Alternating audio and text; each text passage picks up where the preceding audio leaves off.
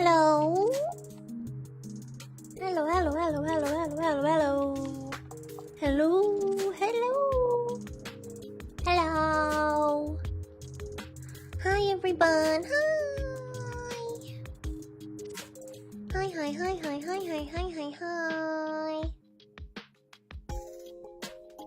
Did you notice anything different?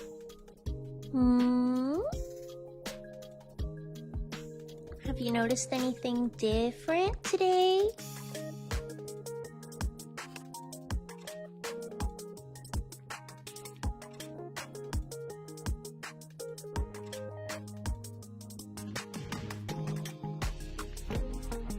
The cup of blood right now.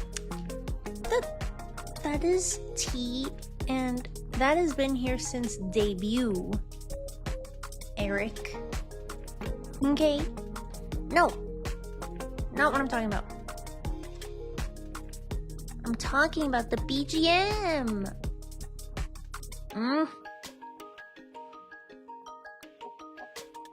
The BGM is new. You didn't notice? You didn't even notice it's different? I see. It's okay. It's okay. It's a little detail. I won't hold it against you. How's everyone doing today? Happy Friday! Yippee! Happy Friday, happy Friday, yippee! Eric says, pretty good. That's nice, very nice. Do anything fun today? Doing anything fun over the weekend? Any plans? Eric says, today was my last day of school. Let's go! Summer vacation hype! Let's go! This is cause for celebration. We gotta celebrate, okay? Oh, not that again. No, don't look at that. Stop looking at that. Stop it. Don't look at that. As I was saying, yippee! That's what I was trying to say. And then it was like, look at this volume. My God.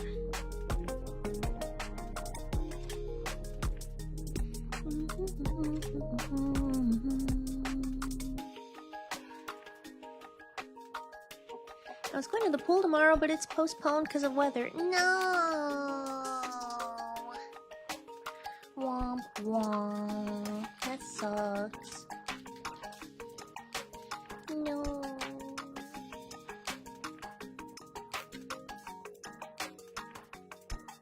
Weather in West Virginia is stupid. I'm sorry.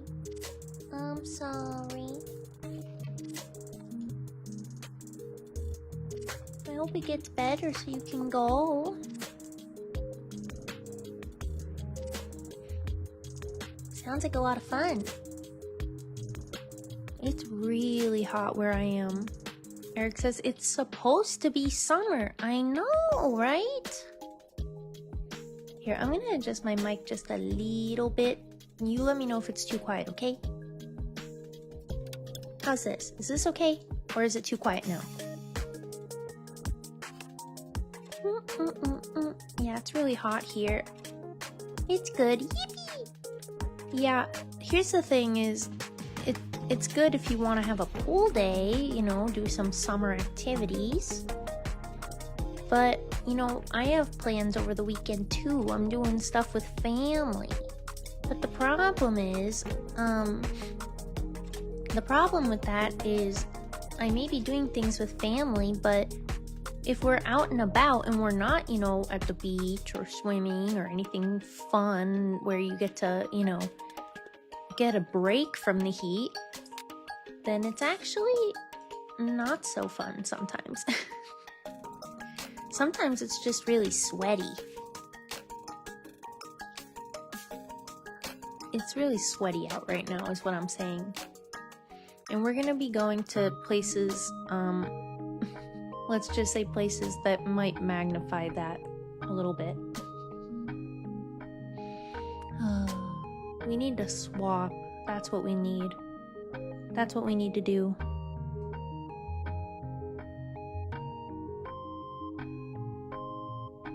Sorry, I'm just checking my notifications real quick. Well, I hope you do something fun instead. I hope you do something else fun. Don't just stay in, because guess what? I'm not streaming this weekend. I'm not streaming till Monday. Eric says, so people at school didn't like me coming out. Hopefully they forgot over break. Got more support online than IRL somehow. That's rough, man. You know, new school year, new friends. New people. New classmates, right?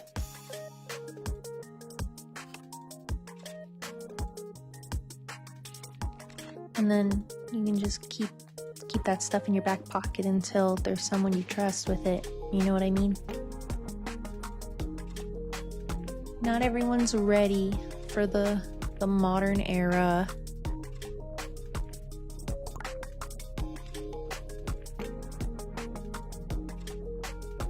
Honestly, if I had came out as bi to the kids around me when I was in high school, I'm sure they wouldn't. They either would be like, I don't care about you, goodbye. Or would probably have, you know, teased me or something. Not my friends, but my classmates. It wasn't until later in high school that, you know, I wasn't generally disliked. I don't know. I don't know if I'm being too harsh on myself. I don't really know how other people felt about me. Sometimes we think other people are hating us or mad at us, but actually they don't really think about you because they're worrying about themselves. They're worried about how they come off, right? They're thinking, what am I doing? Am I being awkward? Am I being silly? What if I'm doing this? What if I'm doing that? I told my teacher that I was bi, and he said, buy, sell, or buy later. And I was like, I wish I was a marketable plushie, and then I just remembered Spampton plush. Seems like your teacher was normal about it. Just joked around with you.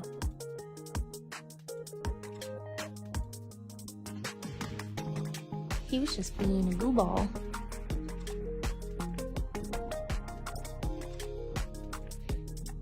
Huggus said, hi, Ooga Booga.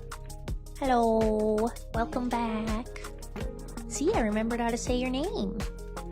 Speaking of welcome back, guess who's here? We have a special guest. Let me get everything ready. Special guest, special guest, special guest. Thank you. Say hello. Hello. How's it going, everyone? Husband, husband, husband, husband, husband, husband, husband. Husband. Husband pilled. Mind introducing yourself for those who don't know you? Oh, hello. I'm Aries, and I am Bunbun's partner, and I'm going to be here today to help with it. Have we discussed the topic? We are aware of the topic, but we haven't discussed it yet. It's in the title, it's in the thumbnail. All right, you know. all right. I'm here for the tier list. I'm excited. Also, sometimes my mouth is gonna move when he talks. That's just how my rig works. That's just how it works. I've considered turning off the vocal sync before, but I don't like how it looks as much. Are you giving the chair to Toby again? He wants to sit with us and help with the tier list too. Of course. Toby Fox himself, guys. Just kidding. Toby is my doggy.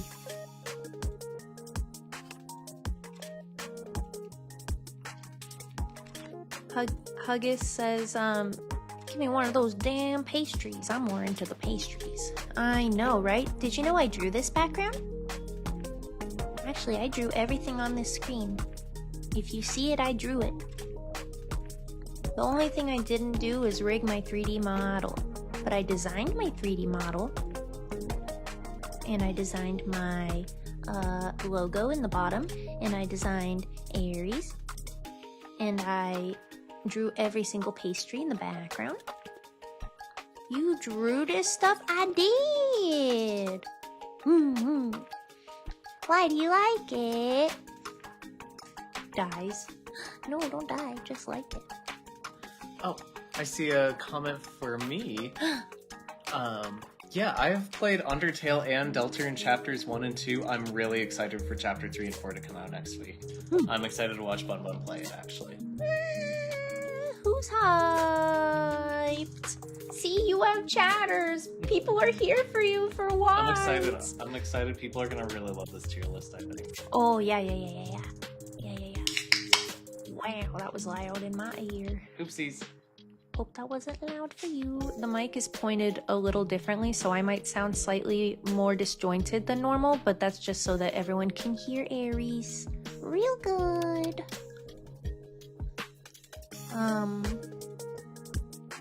Yeah. Alright. Are we good? Are we ready to get started?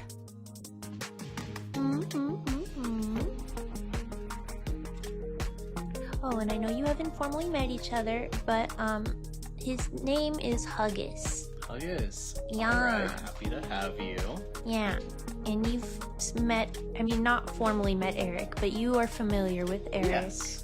Yes. Okay, now we're all acquainted. Let's jump into it. Does Aries know Japanese like Bunbun? I don't know, Aries, do you know Japanese like Bunbun? No, unfortunately I don't. I took a class at one point and really enjoyed it, but I didn't practice at all, so I've lost almost all of it. I don't remember any of it, and I'd have to relearn. Womp womp. Take this as a lesson, kids. Use it or lose it. Use it or lose it. Huggus says the night is pluie. A slice of cheese in the staff room fridge. Chapter 7 is the school staff room fridge, by the way. That's when you find pluie. Damn. Did they leak the ending to chapter 7 already? That's crazy. Eric says we've implemented pluie. Let's go. I straight up think people are gonna be like disappointed when they see what pluie looks like because of all the fan art of pluie. Pluie's gonna be like Newbert. Everyone loves Newbert. You hope, right? That's what you hope. Oh, that smells good. I want to open my Red Bull. One moment. Trust me, I'm Toby Fox. Toby Fox is my doggy. He's right next to me. His name is Toby, and he looks like a fox. So, I'm not so sure.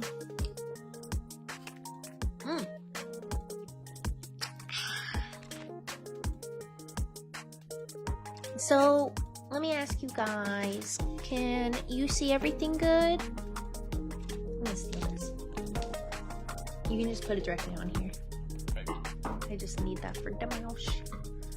Can you guys see? I guess the true friends were the inside me we made along the way. Very true. Wait, because I'm Toby Fox, I don't want to listen to my fans yapping about stuff that's completely wrong, so goodbye. Oh, okay. That's crazy. Bro said, I'm Toby Fox, and then left. That's crazy. Can you guys see?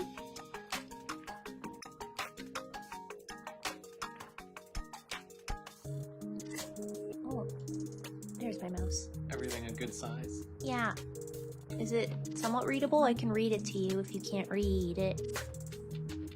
It's pretty standard though. I did add a little bit of flavor. Some flavor text. I like how rune in Japanese is just rune. That's correct. Everything's a little bit more straightforward in Japanese. It's what you see is what you get. I like that about it. I genuinely feel bad for people learning English as a second language. I feel like it's like the least cohesive language on the planet. Well, since no one's saying it's completely unreadable, I'm going to take that as a yes. I'm gonna cover my word list here. Okay, in no particular order. Well, actually, that's not true. I did kind of put them in color order a little bit because I'm a little extra. Well, we should have done a custom cursor. I didn't think. Oh, It's well. cyber themed. And I would have made it green. It's fine. Alright, we've got power. We've got nightmares. We've got stronger. We've got determined/determination, slightly cut off, sorry. We have hell, heck. We have will, as in your will, free will, right? We've got fallen down. We have Neo. We saw some of this recently. We have rotten. This was a later addition to my list. We'll go into that. We have cell, as in you little lighteners in your little cell, like a jail cell. We have freedom. We have heaven. We have cold, ice, freeze, frozen, and froze. I put these separately because I feel like they're used in different contexts. You know. We have deep, deeper, and depths as one thing. And yes, don't worry, we have chaos right here. We have dreams. We have angel. This is bothering me. No, it's not right. Whatever, it's fine. Put that down there. We have dreams, we have angel, we have puppet/strings. I thought about doing these separately, but I think together is fine. They're intertwined. Okay, no pun bro. intended. Okay, bro. We've got magic, big theme in Undertale. We've got big shot and big. We have lost. I like this one. I want to talk about this one so bad. We have make, made, and a maker. Another one I'm really excited about. We have snow and snowy. Kind of goes with these, right? We have gone and a goner. We have roar and roaring. We have friend. And we have a couple numbers here. We have 6, 7, and 9. I chose these numbers particularly because I thought they were the most relevant. Even 7's kind of like an outlier here. Mostly because I didn't want, you know. Anyway, so it just, you know, with entry 17, I feel like we could put 7 in here. Also the 7 souls, right? There's some numerology there. And of course, in red, we have 9. That's an easy one. And I don't know how this got here.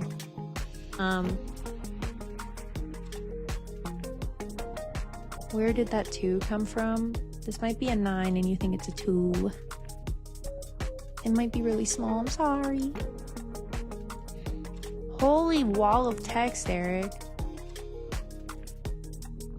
Bro, how am I supposed to read in Japanese while doing a tier list? Is this the roaring? Is this the roaring?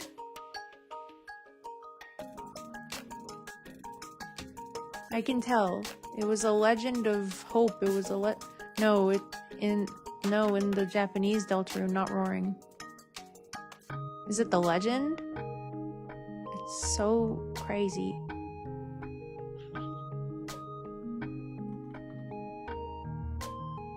Dear diary, today I learned my first curse word, binge.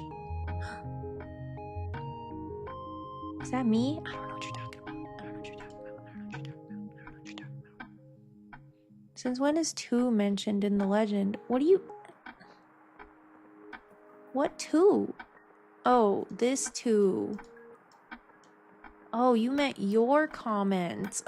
Oh. Here I'm thinking, I didn't put a 2 on here, bro. You're Delulu. That's crazy.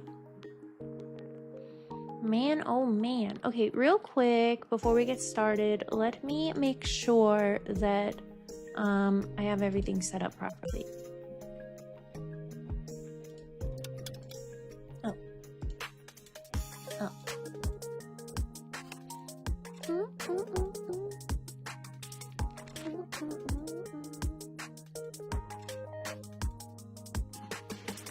Man, is there not a way to edit your description until it's a VOD? That's crazy.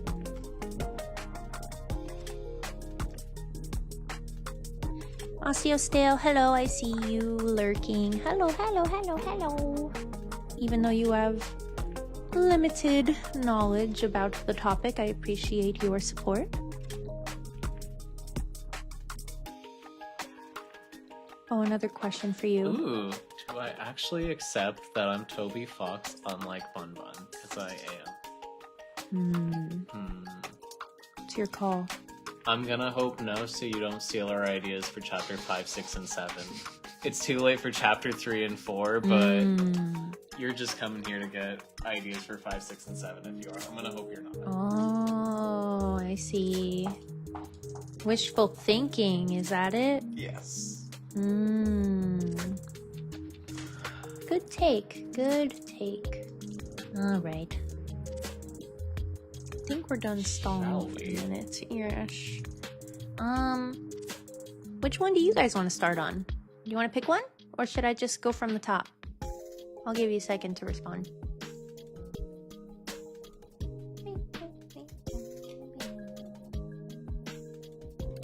Okay, that's it. Chapter 3 and 4 canceled. No, what are we gonna do next week?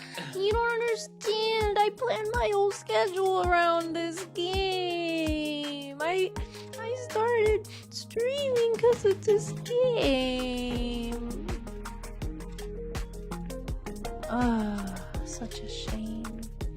Eric says dog. Alright. This is a hard one.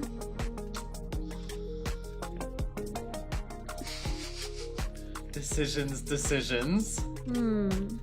I'm thinking S tier. Yeah, absolutely. We can always change it, but we won't have to.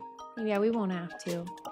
So, okay, I'm gonna stop goofing for a minute. I'm gonna talk about this creature. And I'm not joking, okay? This creature, I'm not just referring to Toby Fox, okay? I'm actually also referring to this dog in the game. There's a reason I used an image and I didn't just say Toby Fox, annoying dog, developer, whatever, right? I'm talking about this thing, this entity, okay? Let's talk about Undertale. And yes, I'm really gonna go this deep into all of these, okay? In Undertale, this dog stops Papyrus's special attack from ever coming to fruition. He lives under Papyrus's sink before, you know, Mad Mew Mew ever moved in there during the Switch release. Okay. What else did he do? He takes the artifact or the gem away in the waterfall area. Right. Where else does he come in? One that came to mind just now is like Bratty and Catty talk about like seeing a cute white cat, and then Bratty's like, I think that was a dog. And from then on, I realized there's no like pet cats in this universe, but they all talk about like pet cats being around in Deltarune and Undertale. It's very strange. He's kind of a troll, right? Right. In Deltarune, when chapter 1 was out, but 2 wasn't out yet, I remember,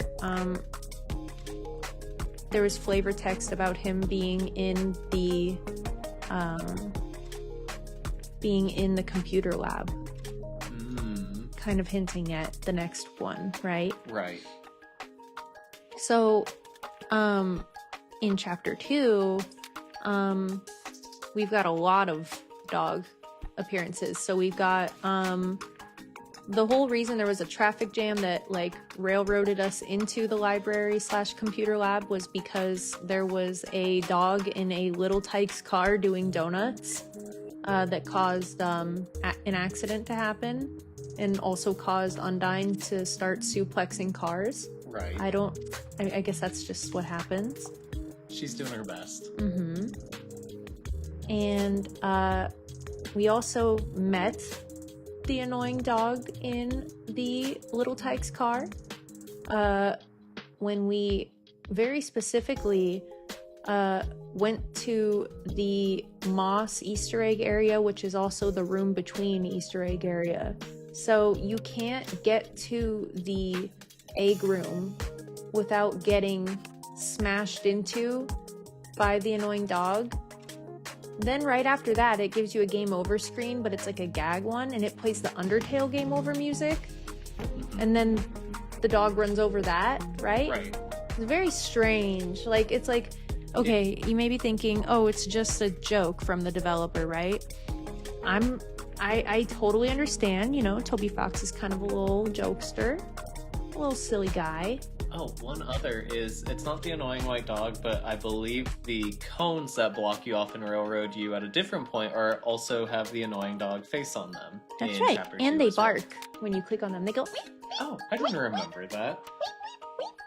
Yeah, so he's a major railroading device. He kind of furthers the plot. It's kind of Toby's hand literally guiding the plot and forcing it in kind of a tongue-in-cheek fourth wall breaking way.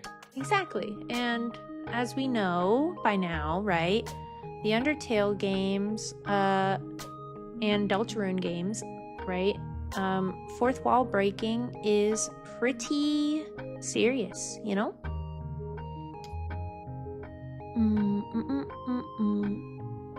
So, if I were to not just put it in dog tier, I would say maybe A tier. Yeah, I think A tier is great. I think that when you see him, he's a sign that something kind of out of bounds is going to happen, something forceful, and not to tie into a later word, but it's kind of limiting your will. It's, in terms of game design, it closes off game design and kind of, in a tongue-in-cheek way, points you in the direction you're going to go. Agreed. And I see a little question for me. Am I a robot? No, unfortunately. All humanoid. No. Oh, I don't have you on screen though. Oh, there you go. Oh, here I am. There he is. He was just still in the bakery. Sorry. No, he's not a robot. He's my husband, and he's not my robot husband either. Beep boop. No, stop. They're gonna think you're for real, a robot. But what's the next one? Real quick, let me see. Okay, I'm not reading that, bro. Eric? No, I'm not reading TikTok sounds on screen now. That's crazy. That's crazy.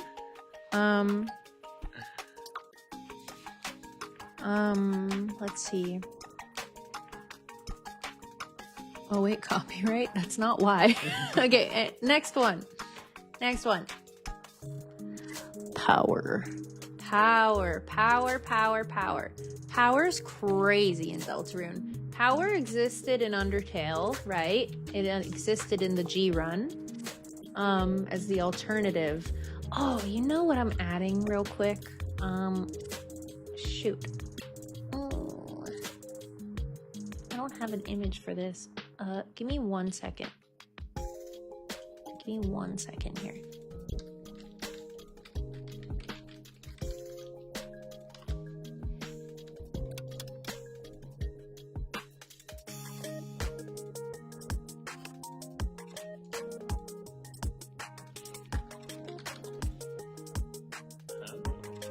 Big one. Oh, huge.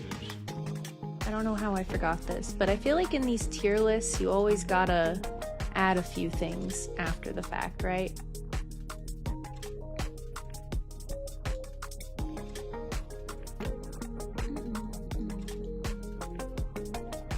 This is a stand-in for Smile both the action and the word. Okay, we're gonna put a pin in that. Okay, but I didn't want to forget. Right? May I field this comment from Eric real quick? Go for it. So, G-Run is kind of a censored word on Twitch and YouTube, but the No Mercy route, the reason why we've been hesitant to use that is we actually generally refer to the No Mercy route as the route you take where you defeat all of the enemies you encounter without taking the time to kind of do the up-down maneuver in every area to make sure that you take care of every single enemy. I hate to over-explain, but yeah, we generally refer to No Mercy route as the neutral route where you defeat all of the bosses because you are forced to encounter them as well as whatever overworld enemies that you have random encounters with. The G-Run is a little more intense because there's a lot of deliberate effort to get through every last enemy without spoiling too much. Oh, so no frisk dance. Yep, you got it. Exactly. Okay, you're on board. You got it. I guess it's the Chara dance. You're not frisk anymore at that point. Ooh, sorry. Okay, so we are gonna talk about power. So power, could frisk dance be a emo? All we have right now is Chris dance. But I'll add it, but it won't be until later. So for power, I'd put that in S tier, and I'm not joking like I was with dog. I think this is like the single most important word in the current meta.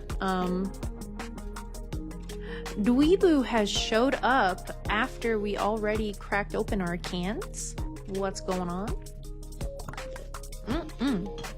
Dweebu, have you met Aries before? Oh, hi Dweebu. I'm also hooked on that Red Bull, and I'm here to join everyone for the tier list today. I'm really excited. Big Undertale fan, big Deltarune fan, and I'm here just to break down all of the key words. You're only here because your Twitch filter didn't work. Oh, I see. I see. That's why. Well, now you're stuck here. No, don't bait him. He'll just people leave.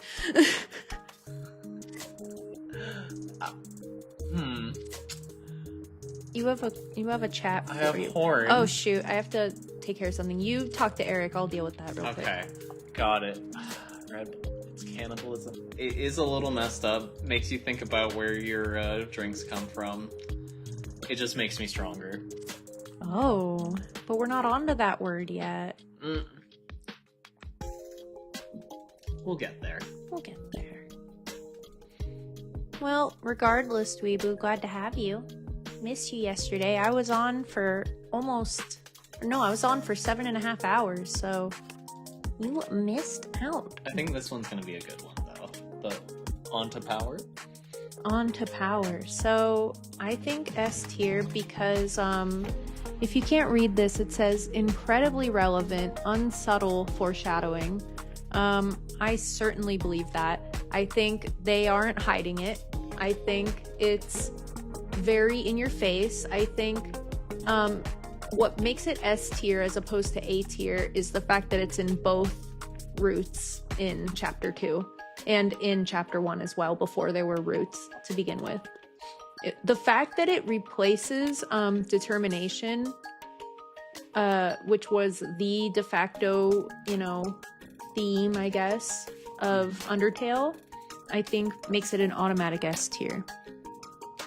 Just to throw out things where I think of for power is, first thing I think of is Noelle. Just gonna go with the weird route first. Noelle. Queen sees her power immediately. It's kind of apparent that the the weird route, is all about her power and developing it and misusing it. It's about power there. The whole kind of premise about the dark fountains is the knight has the power to open up dark fountains. And then one last one that I think of is, I don't know if power is directly mentioned, but I think about Chris's ability to set Spamton Neo free, and that's another place where I think of power. What about you? When you say set him free, what do you mean by that? I mean, in the boss battle, getting rid of the last of his ropes and... cutting his strings. I see. Yeah, what do I think? I think you're spot on. I think that I don't know where it'll be if other things end up in the S tier category, like where in the alignment it'll be. Right. But I think for being our second one, this is like an easy, super relevant word, like follow it everywhere it goes. You know what I mean? Absolutely. Yeah. All right.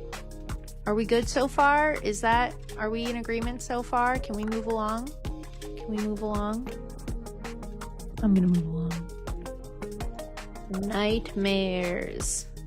Nightmares. Big one. What do I think of when I think of nightmares? I think you already know. I think of Jevil.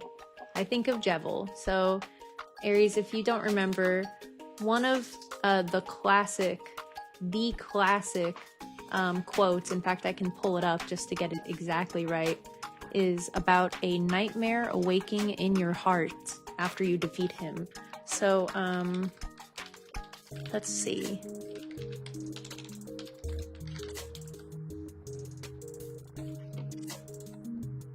Let's see.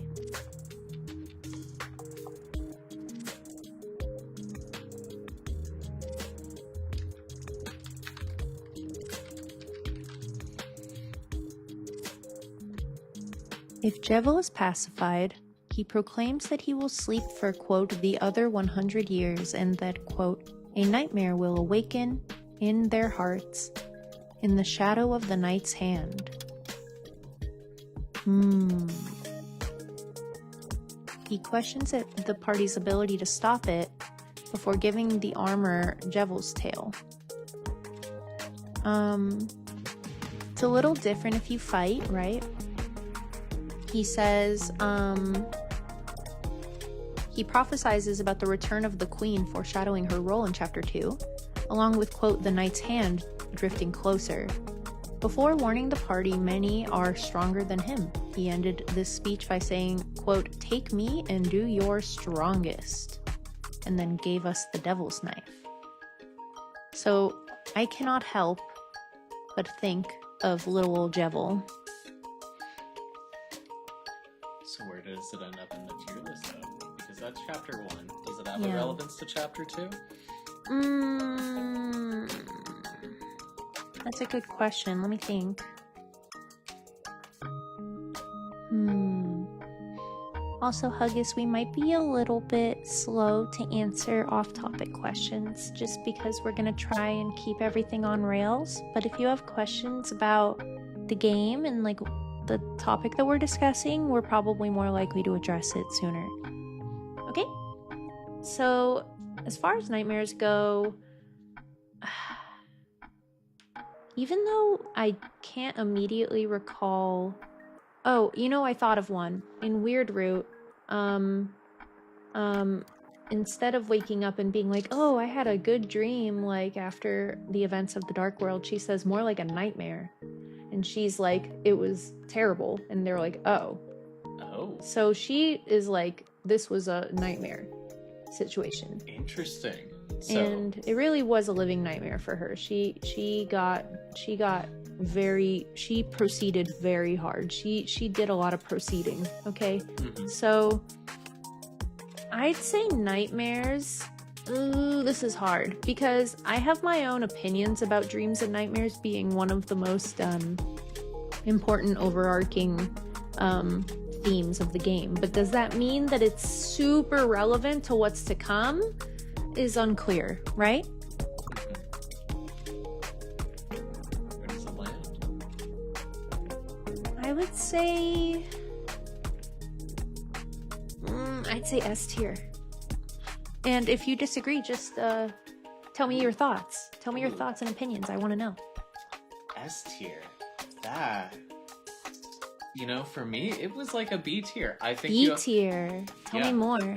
I think there's limited relevance. I think Jevil does have a wild line, but I do think The exception being that chapter 3 happens right as you go to sleep. It might come up, so you can keep it there, but for me, it's not one of those recurring themes, and I don't think it's one of Toby's personal buzzwords where he likes to throw it in to let him know that he's going to kind of rhyme or repeat himself later on.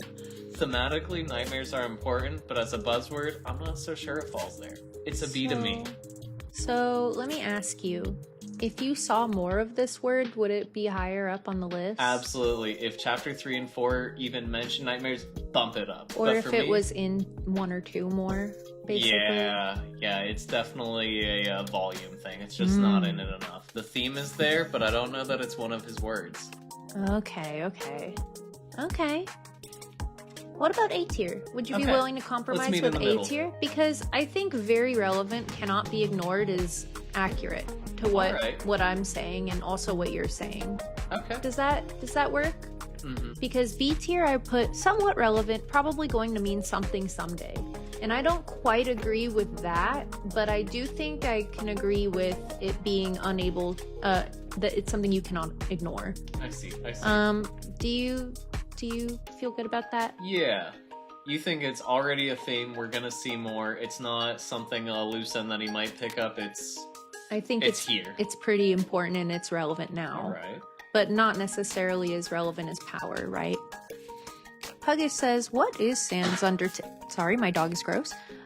Says, what is Sans Undertale? Like, why is he randomly in Deltarune? He might be important, or just a way to, for people to play, because Sans is the most popular Undertale character. I think that's a really, really good question, Huggish. That's a really good question, and I don't really know. I'm of the opinion that a lot of people online have that Sans Undertale may very well be Sans Deltarune, and that based on his dialogue in Undertale about being like, I'm never gonna get back home, I gave up on going home a long time ago, I think he might possibly be oh my god, so sorry if that sounded awful in your ears. I think he might be from Deltarune and had escaped whatever is about to happen next. It's a good question. Eric says, I don't know if this is off topic, but I'm turning my depression into a Spamton OC based on Oswald the Unlucky. I don't know, from Friday Night Funkin'. You probably don't know what that mod is, so viewer discretion. Okay, good to know. Yeah, it is a little off topic just because neither of us have played Friday Night Funkin', but I hope that is something you have fun with, my dude. Alright, I think we're ready to move forward. So, determined and determination. So, even though this is the Undertale word, I am thinking so heavily about chapter 2 because of how we ended last night. You know, the queen talks about determination for the very first time in the entirety of Deltarune. So you don't see the word determination or determined once until the queen talks about it. She uses other words like will as well in place of determination. Like as a synonym, you know? Does Chris have enough determination for this to be relevant? Considering you, the player, seem to steer them around? I would say yes, because, and I'm gonna spoil chapter 2, because they opened a dark fountain. And that's exactly the context that Queen was talking about it for. So I'm gonna say yes.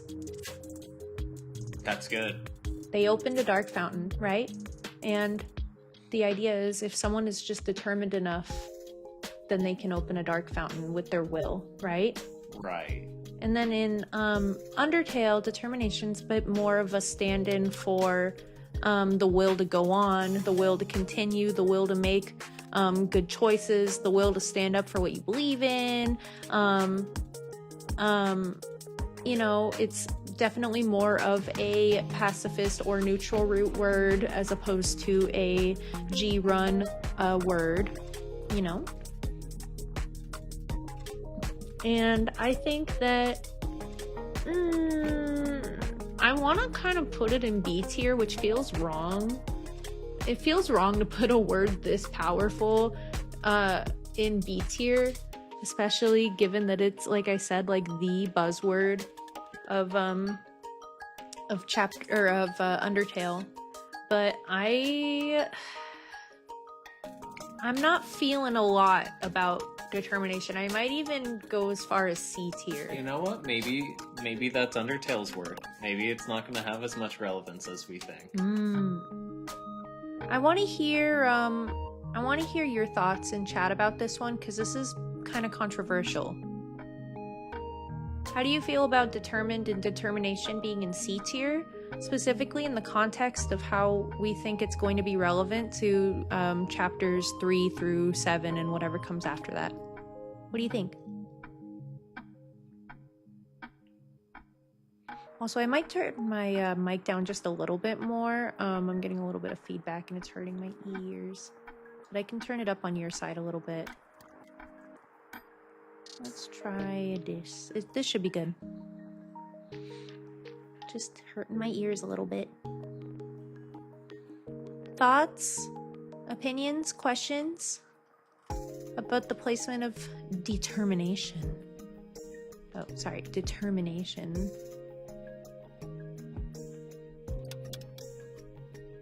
Thanks, Eric. All right. So we're going to move on. Spamton likes it. We're on. So we're going to go with stronger. This is an automatic S tier for me. I think top of S tier, personally. This is an automatic S tier. Yes, power is relevant, but power also, whether you're being good or bad, you're gonna see this almost every time you save, okay? Stronger, you're gonna see specifically around the weird root. And even if 3 and 4 specifically doesn't go into weird root stuff, which, you know, it's looking like maybe they're not gonna have a crazy presence regarding the weird root. That's what people are speculating right now. I think in the overarching story and the overarching route options, I think stronger is at the tippy top. McKelly says, I think cheeseburgers go well with fries. Huge. Welcome to chat. Thanks for derailing. That's crazy. What about piles of Azrael's dust, or just dust in general? Dust's a good one. Oops. Sorry. Let me get a picture for dust. I like that.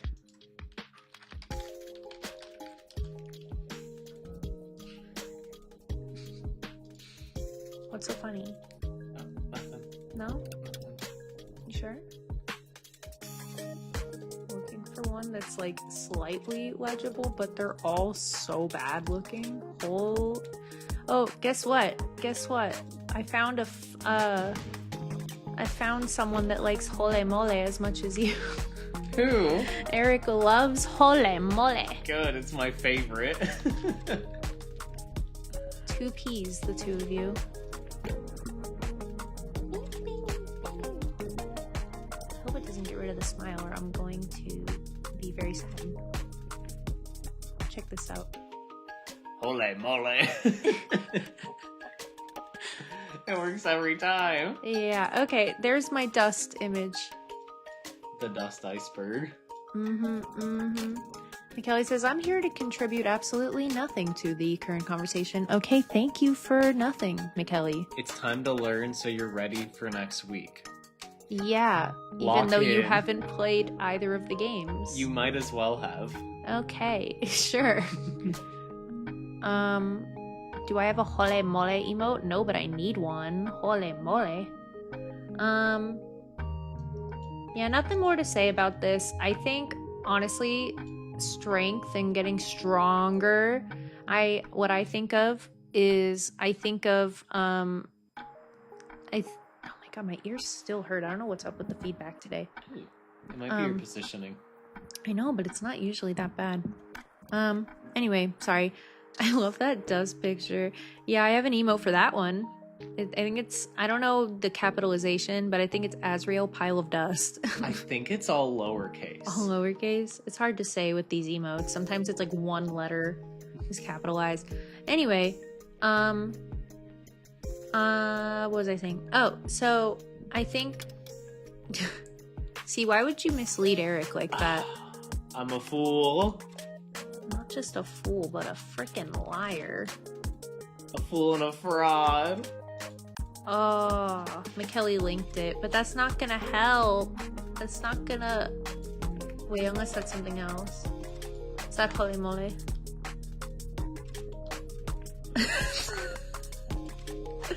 Okay, there you go. I guess, why? What? It won't let me add it. It's like, no. After stream problems.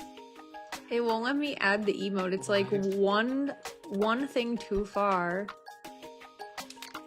Maybe it's the name of it. Oh, I must have a different holy moly emote. Yeah, we'll do that later. I can't do that right now. Shining Neo says, howdy, howdy. What's up? Listen, Shining Neo, I know you're a lurker, but we're gonna need your help, okay? We can't do this alone. We can't do this by ourselves. We're gonna need some real deal, Undertale Delta Tail enjoyers, okay? We need your contribution. And we need you to argue with our decisions. So, yeah, okay. Stronger, top of S tier. I think of, Rousey's,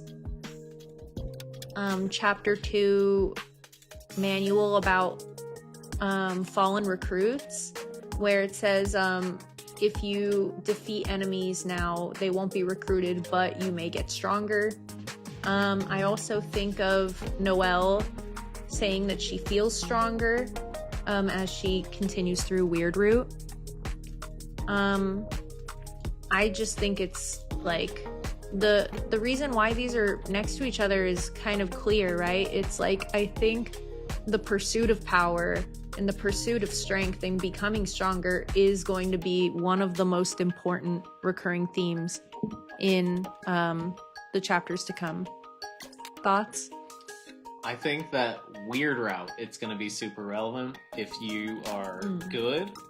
I don't think it's going to be that relevant, but you know what? You have to consider every route for this S tier. You think S tier is okay? Yeah. Okay. If I think Deltarune's all about power, Weird Route's all about stronger. I agree. I agree. I agree. All right. We're going on to hell. This is a kind of a random one, right? I think about Sans. I think about I think about Sans as well, especially, you know, his twist on Asgore's little monologue. Kids like you should be burning in hell.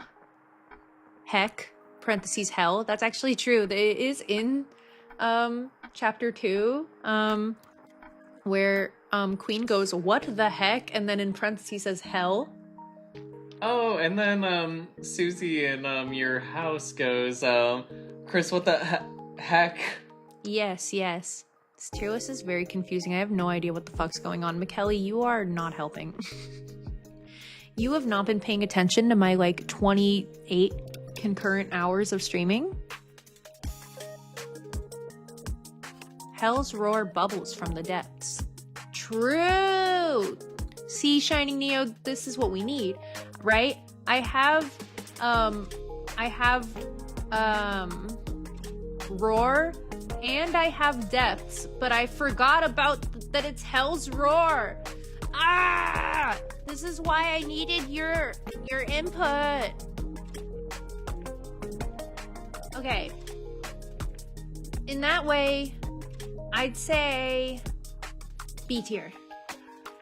Okay. Because I feel like I could even do C tier, because I feel like it's like a euphemism right now, because we don't know what that means. It feels very like symbolic. You know what I mean? Same with like heaven, but not at all the same actually, because it's like Hell's roar, you know, like everything feels so symbolic as of chapter 2 because we don't have any information, right? So everything we have is in the context of like throwaway lines and like the legend and like the roaring legend and stuff. I'm here for a streamer, not the game. That's fine. You're doing a great job. What about hymns? I could add hymns. I can add hymns, so I'm gonna do that a little bit. I'd say maybe B works. Depth seems more important than the hell part. Yep, I agree with the latter part. But you know what? You're making a good point though, because I'm not just like doing an S through F tier here where we have definitions. We have definitions. So for B tier, I put specifically somewhat relevant, and it could mean something someday. And as a result, we don't know. So it could mean something someday. I'd agree with Shining Neo on this one. You feel good about this? Yeah. Leave it as is. Okay, next. We've got Fallen and Fallen Down. So, Fallen Down has way more relevance in Undertale, but Fallen, I think, actually has a little bit more relevance in Deltarune. Specifically, here's what I think of when I think of this topic. All the Fallen Down people, like the amalgamates in Undertale, are actually, like, deceased now in Deltarune. They are in the grave, as far as we know. They have gravestones. They are not, you know, freakish, undead zombies. Shining Neo says Birdly may be fallen down right now. That's true. If you're somehow your only experience of Undertale and Deltarune has been through Bunbun and nothing else, we're officially going to talk about Weird Root, and we're going to talk about Weird Root spoilers, okay? We're going to do that. Birdly gets fugged up in Weird Root. McKelly is caught. Awkward. Okay, McKelly, here's the deal. I'm gonna speak to you directly. Birdly, Bluebird boy, nerd Bluebird boy, he gets turned into a popsicle. He gets turned into a frozen chicken nugget in the Weird Root, which is the equivalent of the G root, bad root for Deltarune Chapter 2. Okay? So, we can make Noelle do some really effed up shit in Deltarune, but it makes me sad. So maybe like down the line I would play it as like a sub goal or something, but I'm not doing it anytime soon. Yes, exactly like that. So this is hard because we don't really know what happened to Birdly. We do, in that the move that was used on him, it was only used on him, not the other like overworld enemies. It was like reserved for Birdly. And in the description, all it says is it's called Snowgrave. So you might hear people call the Weird Root Snowgrave Root. Okay, Snowgrave is considered fatal. That's the one description. It's fatal. So when everyone wakes up in the computer lab at the end, it's the same kind of situation, right? They're like, oh, like that was weird, it was a dream. But the only difference is that Birdly does not wake up. Birdly does not wake up. Birdly is still head down on the desk, and Noelle is just like, well, I gotta go, and takes her books and leaves. Okay? And then there's a few other random freak shit that happens. Yeah, and to speak to not going all the way for Snowgrave, but there's another thing that can happen to Birdly when you wake up in the computer lab, and that's if during the boss fight you don't free him correctly, he breaks his arm. And when he breaks his arm in the Dark World, he wakes up with a broken arm in the Overworld, the Light World. So, actually, we don't know if it's broken, he just can't move it. He can't move it. Oh. He's like, my arm won't move. And then Noelle has to carry his books for him. If you want to know, like, the nitty-gritty on that. So, and that can happen in normal route. You don't have to do Snowgrave for that.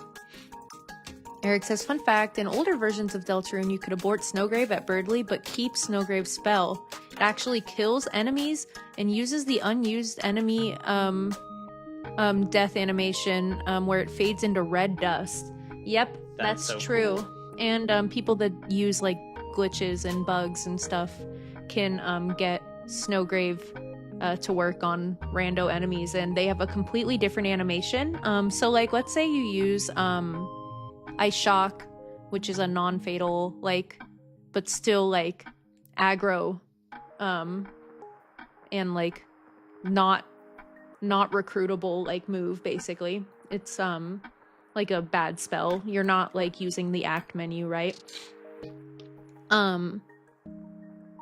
In those cases, well, okay, that's a bad example because Ice Shock freezes them solid. Okay, so you can't recruit them because they're frozen solid. If you were to like attack them with the fight menu, then they run away. They flee, right? And they have like a flee sound and a flee animation. With Snowgrave specifically, it uses a completely never before seen animation that is already programmed into the game, even though it's not used on Birdly, where they basically turn into bloody dust. And instead of being frozen in the overworld like all the other enemies are, they're just like gone. They're dead. So okay, so how does this all tie back into fallen down? Fallen can mean like fallen in battle, right? That's kind of like the use that they kind of mean in Undertale, right?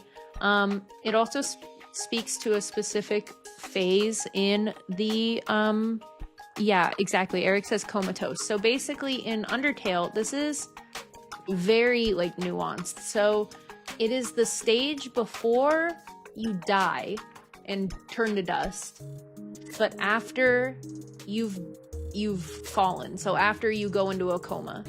And that was the space that Alphys turned the comatose fallen monsters into amalgamates by injecting them with determination that was extracted from I think the human souls that they had. And then the monster souls could not handle pure determination the way that a human soul could, and all of them melted into one amalgamate, and there was like about 12 different people in one amalgamate. And also you can see this when you see Undyne the Undying in the G root.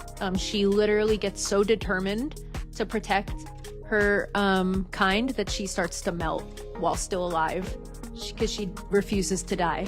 It's very insane. It's one of the craziest scenes in the entire game. As far as how relevant it is to Deltarune, it's hard to say. I think it's I think bottom of B tier might be where I'm leaning, because I think it's less relevant than Hell's Roar, Hell wording, right? But I don't think it's gonna be irrelevant. I think we just haven't seen a lot of fallen enemies yet. I think there might be a good twist in that it's not relevant at all. Right now, we're leading towards B, but I think that the exception might be that we see that people, or not people rather, but monsters don't fall down in this universe. But yeah, that would be a twist ahead. Right now, we're still working off of Undertale logic. Right. Definitely B tier. Oh, I think it's a good time to say one of the most common opinions I'm seeing online about, like, you know, the Deltarune theory community is that people trying to argue that we shouldn't be using Undertale logic to infer upon Deltarune logic because there are a lot of clear differences in the two of them. And while I understand that, I actually strongly disagree. I think it informs a lot. Like, even if they're not made of dust and magic and they can't use like healing magic and shit like that, like they could in Undertale, right? Actually, I don't even know if anyone had healing magic in Undertale, but like, I feel like there's so much in Undertale that informs Deltarune lore. And I feel like it would be silly to throw the baby out with the bathwater because Deltarune is because Deltarune's a different game. Does that make sense? Does that make sense, Aries? I'm rambling a little bit. You work with what you've got until you're proven different. Right. Eric says it's crazy nobody talks about Undyne's producing a lethal amount of determination. Literally, I agree. I think more people should like talk about it because, in my opinion, Undyne the Undying, since it's like more possible to defeat, it's more fun than Sans. I think there's a lot of people that prefer things to be as hard as they can be because they like a challenge, but there gets to be a point where if things are too impossible, you get more ragey than you do get fun. Whereas I find Undyne the Undying incredible, and like it's 10s in every category. It's a 10 in music, it's a 10 in storytelling, it's a 10 in armor design, it's a 10 in gameplay, it's a 10 in difficulty. I just love it. She's so cool. She's the hero of the story. Oh yeah, that's another thing is I think it's isn't her track literally called like something like that? I need to look this up.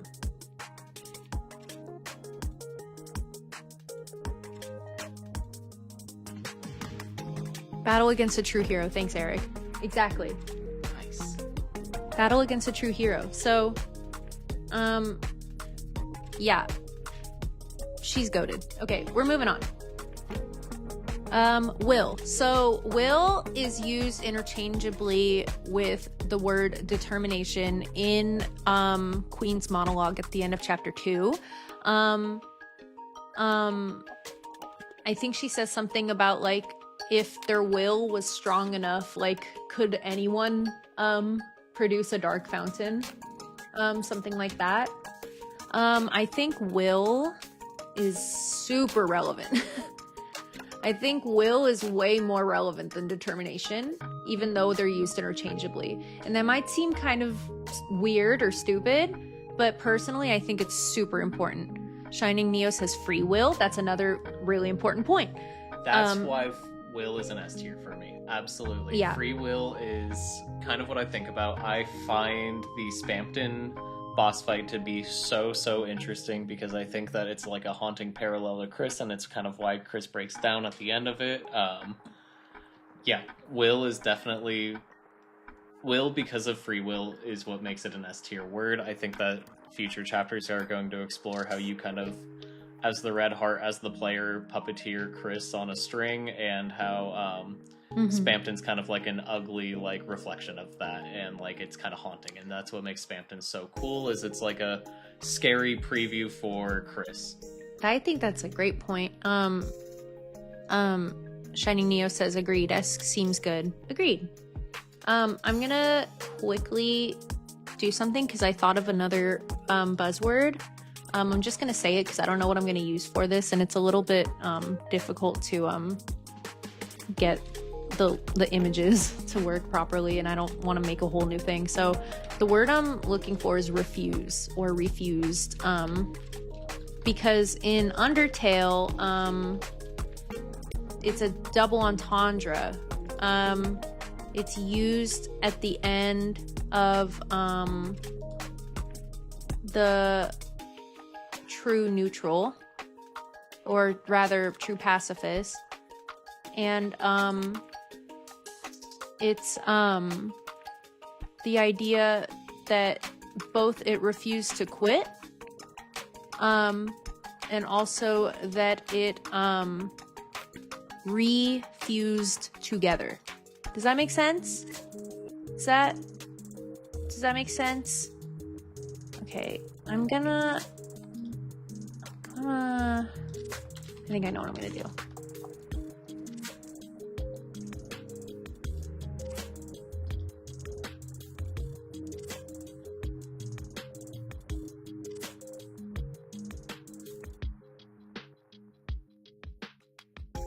Sorry about that. Might be a short delay.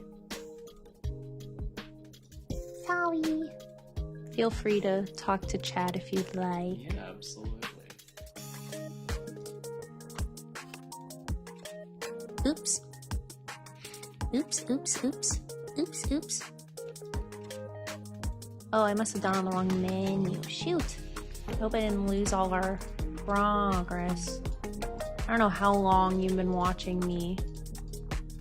Oh my god, this whole time. That's so embarrassing. Okay, well, it saved our progress. That's good. Alright, perfect. Oh, except for my images. Oh no! Oh no. It's okay. My browser's so, like, stock me proof. I've put so much work into that. I'm so locked in, brother. We need Azrael Dust Pile. Of course we need Azrael Dust Pile. Okay, that's why. It's because it popped up on the wrong screen. Okay. Sorry, now you can talk to our lovely viewers. Yeah, now that you caught my big oopsie. But yeah, I don't know what word we're doing next, but free will, I think, is, or will in general, is, in addition to power, one of just like the big themes. That's what goes in S tier for me for sure. Yep. So difficult. I hate WebP so damn much, dude. What's going on, Seagull? I don't know how you sent an empty chat, but I'm scared. I'm frightened. What about Woody theory? We do have friend as one of our words. I'm not putting Woody because that would be like 0 tier. That would be like, how did this even get here tier? It's like harder than you'd think to find what I'm looking for because of all the web P's. Ugh, I hate web P. Oh my god. Oh my god. Maybe screen cap. You're so wise. No, not like that. Sorry. He touched my keyboard and I got immediately angry, like unreasonably so. Just gonna hit the Windows Shift S.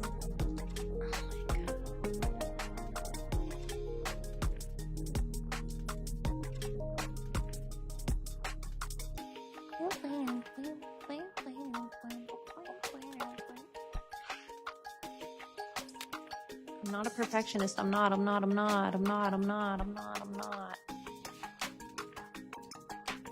Seagull retracted their empty message?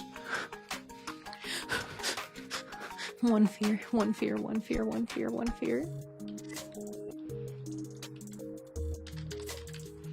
Okay, sorry about the delay, guys. Also, McKelly and Shining Neo, what do you think of my new BGM?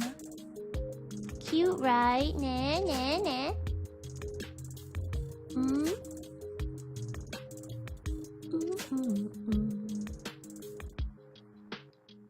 The bakery theme got stuck in my head today while I was at work, and then I couldn't stop thinking about the firefighting clip and started dying. What firefighting clip? The game. Let's shut up. There's no way. Okay, close enough. It's nice and chill. Yippee! You're eating fried birdly? That's crazy.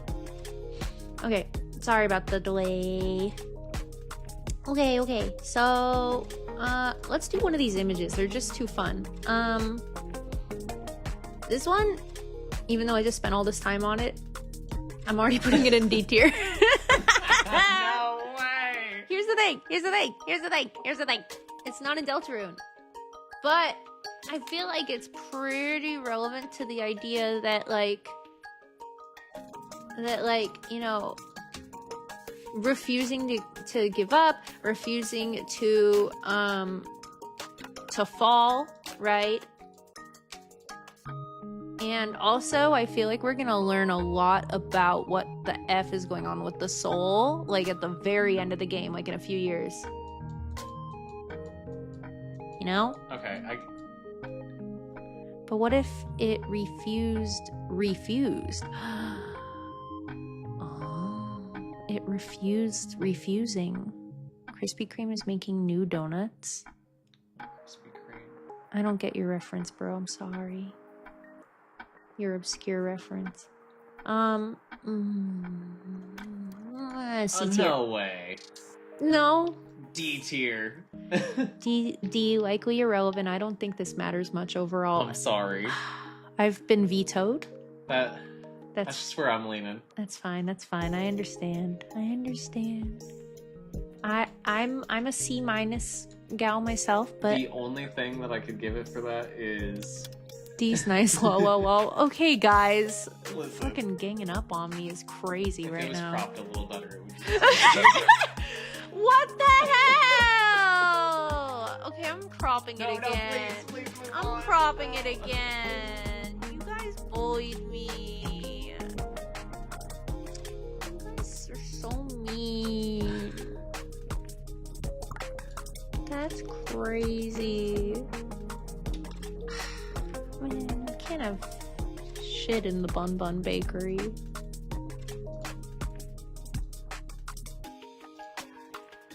God damn.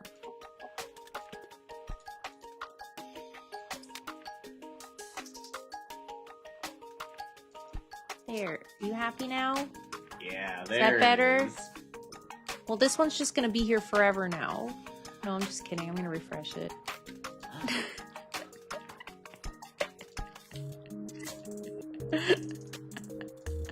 the How face, could you? the face that Aries made. You don't know how much of my decisions are based on like trying to get a reaction out of my husband. You don't even know, dude. What was the other one? The smiley. Oh yeah. Okay, let's move on. Des, I thought about adding Des or December, but I ended up not doing any people. I hope you understand. I even thought about putting like holiday themes, but again, I thought that was a little too broad and it's a little obvious that they love to do holiday themes in these games, so I ended up omitting it. But I hope you understand. All right, we're moving on. Neo, I think. I didn't really have a good opportunity to talk about this. Are you talking about Refused, Shining Neo, or are you talking about the word Neo, which would be incredibly ironic given your name?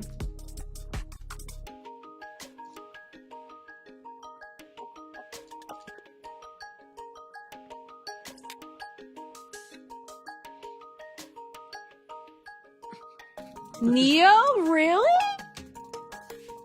Okay. Let's talk about that. So Neo. I didn't have a chance to talk about this much because I was, until today, not doing any spoilers for the G run or for SG run.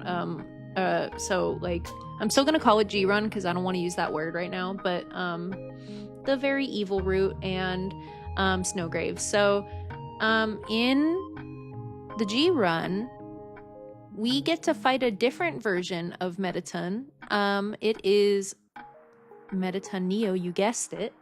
And when you check him, it says, like, Neo is known for its defense. Or it either says that in Deltarune or Undertale. And I think it says it in Deltarune because then in Undertale, you one-shot him. You think you're gonna do this huge fight. It's like a special form. It's got like a special theme, Power of Neo, that ends up being a motif later on in Spamton Neo, right? We did talk about that. And then you one-shot him and he fucking dies. So now that chapter 2 is gone and behind us, right? I could see D tier being a good choice, right? I do think it's a little complicated though. We were so powerful. Well, yeah, that's true. In G run, you're just out of your mind strong. By the time you get to Mettaton, you one-shot him. So, Spamton Neo, attack, I forgore. Defense, I forgore. He is his own worst invention. Is that what it says when you check him? That's interesting. What is G-Run Spamton called again? I can't remember. It'd be kind of funny if it was EX and it was swapped. You have to check him twice? I see. So I think D is a good choice because we've already met Mettaton Neo, and I don't think they're gonna use the Neo body again. It's still Neo? Okay. Yeah, I don't see them using another... Oh yeah, so the reason why I brought it up is because we didn't get to talk about it much, but it's kind of implied like Mettaton in the Deltarune universe kind of daydreamed about the Neo body and like designed it maybe on like either MS Paint or just on the computer in the computer lab and then like discarded it. And that might be why it ended up being available to Spampton. You know, they love doing the discarded themes. That's another fucking word that would go crazy. Oh, God. Discarded would go crazy. Sorry, I'm gonna have to do that. I thought about avoiding it. Add it as a word. Yeah, we're doing that.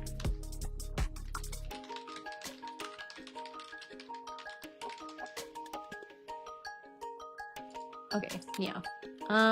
The image I'm using is a whole damn sentence, but that's just because I'm screenshotting it and it has to be a square.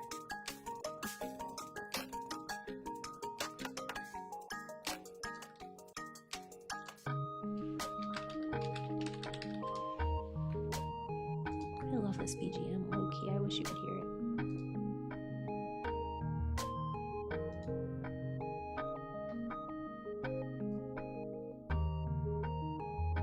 I just felt like bakery wouldn't really go. Bakery theme wouldn't really go with the vibes of like a tier list, you know? This isn't chill, we're locking in.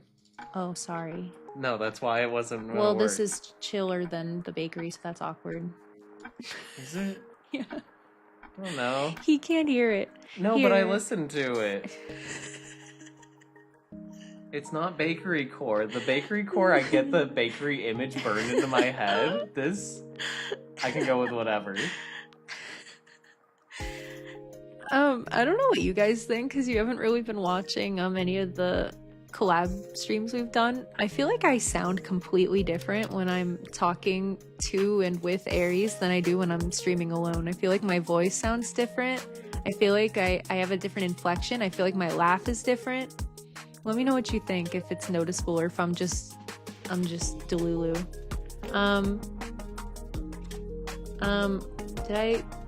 Did I cover all my bases here? Are we good? Yeah, we covered. Oh yeah, because we were on Neo. That's right. So I'm going right into discarded since I just added it. Eric, I want to ban you for the last thing you just said, but I won't. Anyway, so for discarded, I'm gonna put that in A tier. I think it can't be ignored. I think every single secret boss is gonna be related to being discarded in some way. How was that bad? Nothing. It just like is a vulgar meme. I only see it in vulgar context. The things you said weren't vulgar though. That's why you're getting a stern talking to instead of an actual timeout. Don't actually. Hey. Oh yeah, now I see. Okay, yeah. Don't worry. You're not in trouble. You're not in trouble. You're not in trouble. You're not in trouble. Don't worry about it. Okay, so I think discarded should go middle of A tier, personally. I don't think it's as important as whatever the dog is doing in Deltarune, but I think it's more important than the concept of nightmares, personally. I think discarded items is huge, and when as soon as chapter 2 was over and we all saw like how it ended, we all started predicting what would be the next secret boss, and the immediate direction we all went in was like, oh, this discarded thing in Chris's room, this discarded thing in the hallway, this discarded thing in the living room. You know what I'm saying? Like, I think you know, the fans are right on this, and I think it's a super important theme. What about you? Oh yeah, 100% discarding, and I think that in addition to all of the secret bosses being something discarded, I think that, you know, Jebel's locked or we're locked away, but It's all a matter of perspective. I think, again, there's kind of just this fear for Chris of Chris possibly getting discarded at some point, either by us or by some other entity, but that they might not be as relevant or as useful in what will become of them if they've fulfilled all of their usefulness, basically. Fulfilled all their usefulness. I think that's a good way to put it. Because I think that's what always happens, right? So, like, to break it down, you know, Jevil was locked away for, like, being chaotic or whatever. Despite having a super high rank in Card Kingdom before you know, we came along, or whenever they locked him up. It's presumably been a while that he's been locked up. But it's hard to say, right? Because, like, how long did these universes exist in reality before us versus how long they think the history existed before that, you know? Sorry.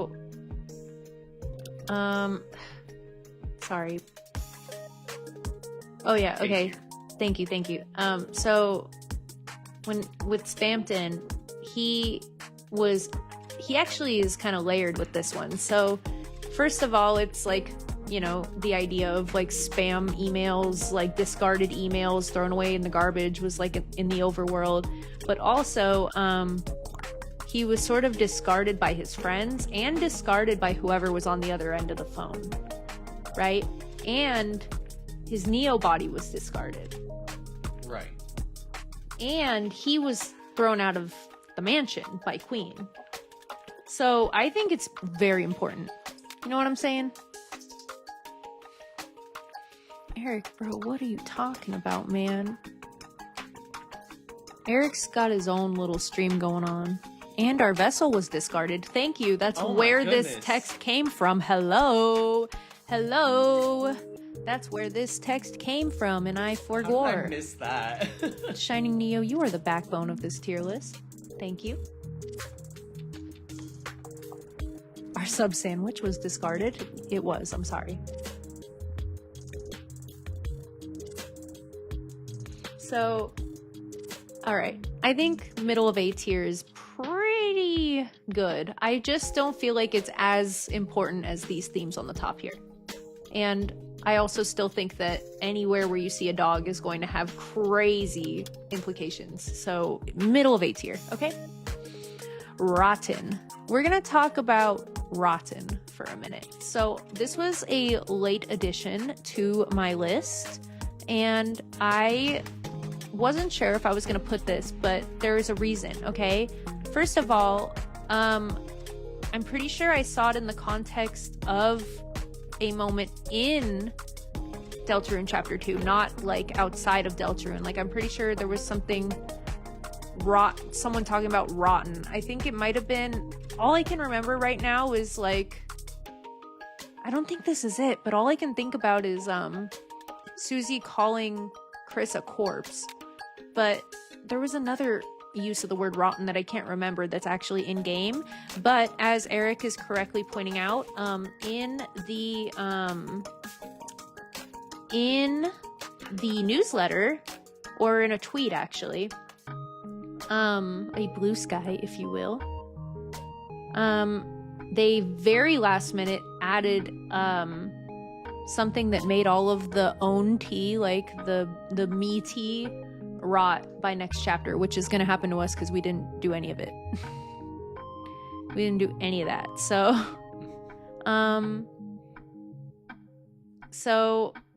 rotten seems kind of random, but I feel like it's got a little potential, right? I feel like it's one of those words that's very particular.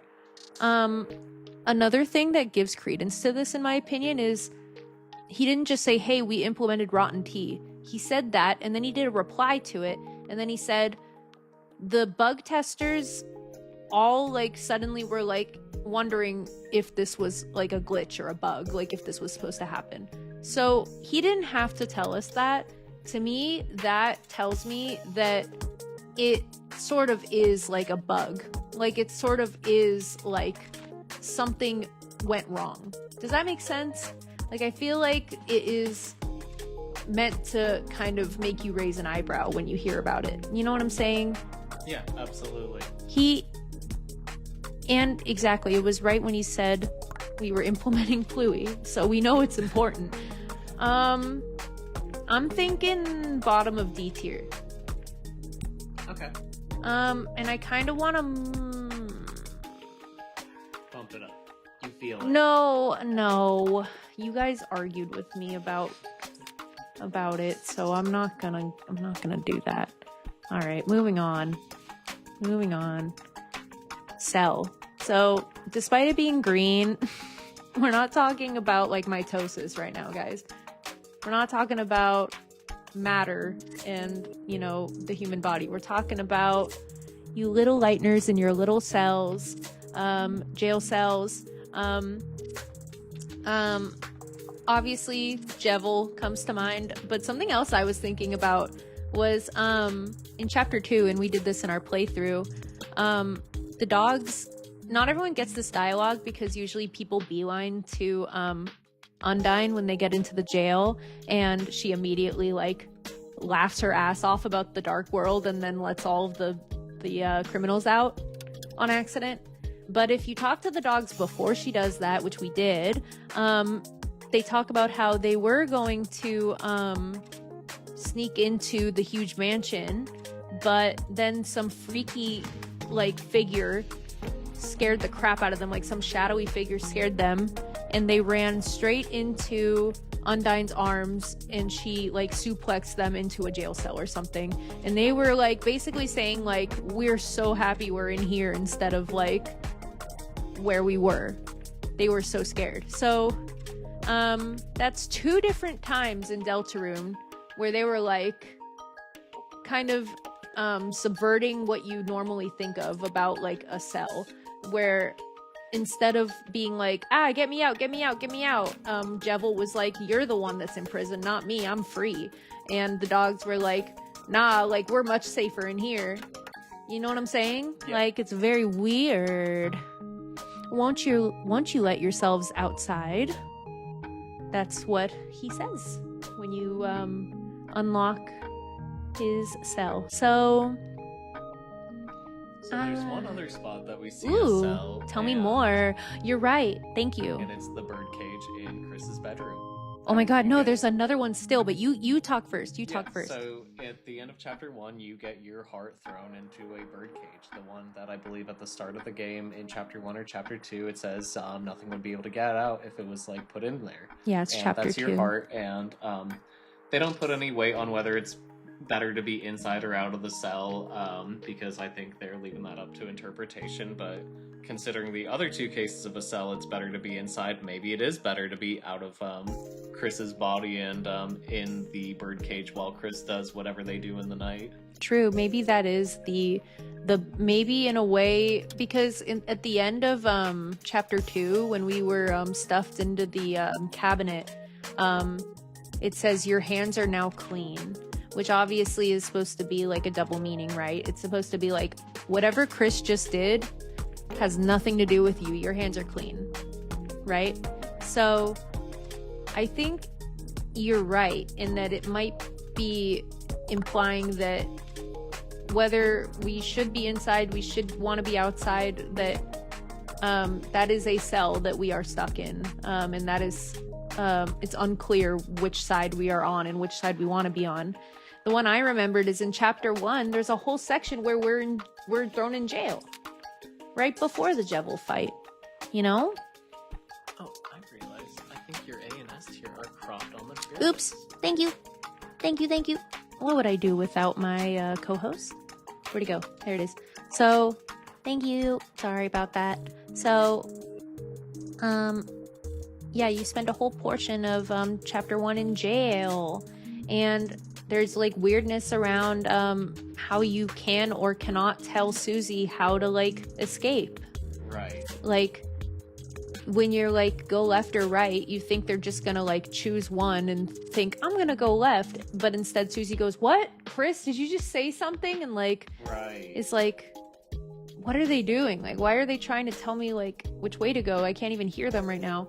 and it's because we were stuck in our cell, and I feel like that's a parallel to us getting put into the bird cage as the player, so, and having no control. So, and plus Susie is like throughout chapter 1 completely out of control. Like that's her whole shtick, to the point where people get like annoyed about it and they're like, God, Susie's so fucking annoying in chapter 1. No comment. So I think Cell is a good B tier. I think somewhat relevant, and it's gonna mean something someday, but I don't think it's can't be ignored level, personally. What do you think? Yeah, absolutely. We're gonna cash in on this like Cell double entendre that we keep going on, this like limited perspective on which side of the bars you're on. We're gonna see something. It might not just be earth-shattering when we do, but it will have a pain. Earth-shattering, you say? What? Are you sending me to jail? Sorry, just sitting up. Alright. Feel good about this? Are we moving it up or down? Bottom of B? I like B, yeah. Bottom of B? Bottom of B is perfect. Okay. Shatterbound. Probably some AU I don't fucking know about. Eric loves to talk about AUs I don't know about. Freedom. We were all waiting for this one. That's gonna have to be an S tier. I don't even have to explain myself, but I'll do it anyway. I'm a yapper. It's the other half of Will. You say more. I want to hear what you have to say. Well, I think that Chris has no free will whatsoever, and freedom is also when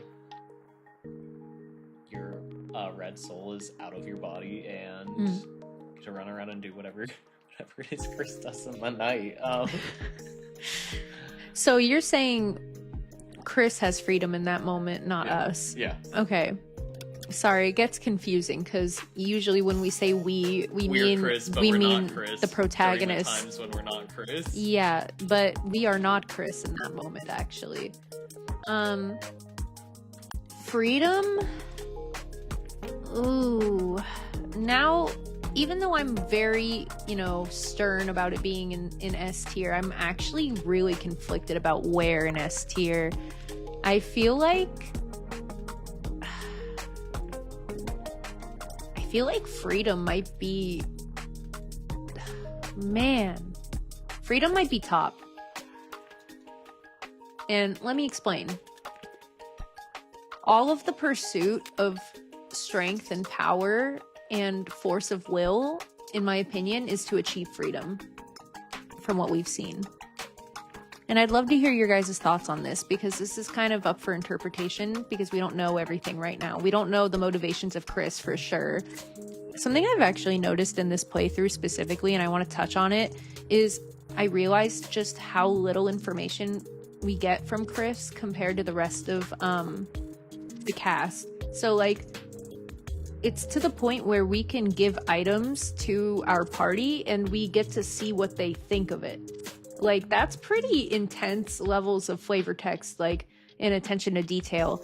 And there are times when we get like a little bit of what Chris wants or thinks, but even then it's kind of muddled by our input a lot of the time, right? Like, I was joking that I think them eating moss might be like one of the truest feelings of like pure euphoria and true like self that they feel in the game, but I'm actually like not even joking. Like they unironically like seem super into it. Like they seem happy about it and like it was their decision. And there are times also when there are things that Chris wants to say, but we still get the last word. Literally, we get the last word on what they get to say out loud and what they think.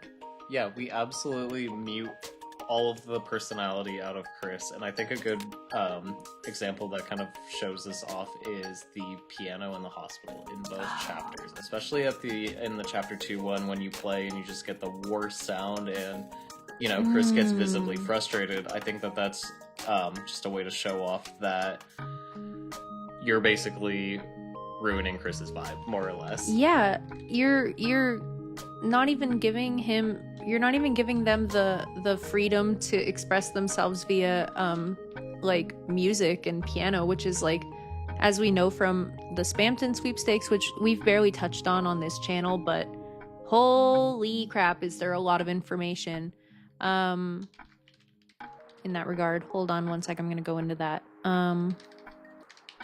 There's this moment in the Spamton sweepstakes where it's this like really intense and strange like flurry of piano playing. I'm trying to find it specifically, but it sounds very interesting to me. Oh, interesting is a good one that I didn't write down. Or very, for that matter. I think the piano actually is a really good point, because I think that Chris actually plays piano as a way of expressing themselves. Not in Deltarune, right? Because all we get is plink. But in the sweepstakes, certainly.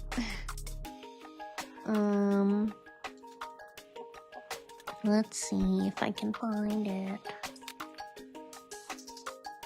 Oh, okay. Is it this one?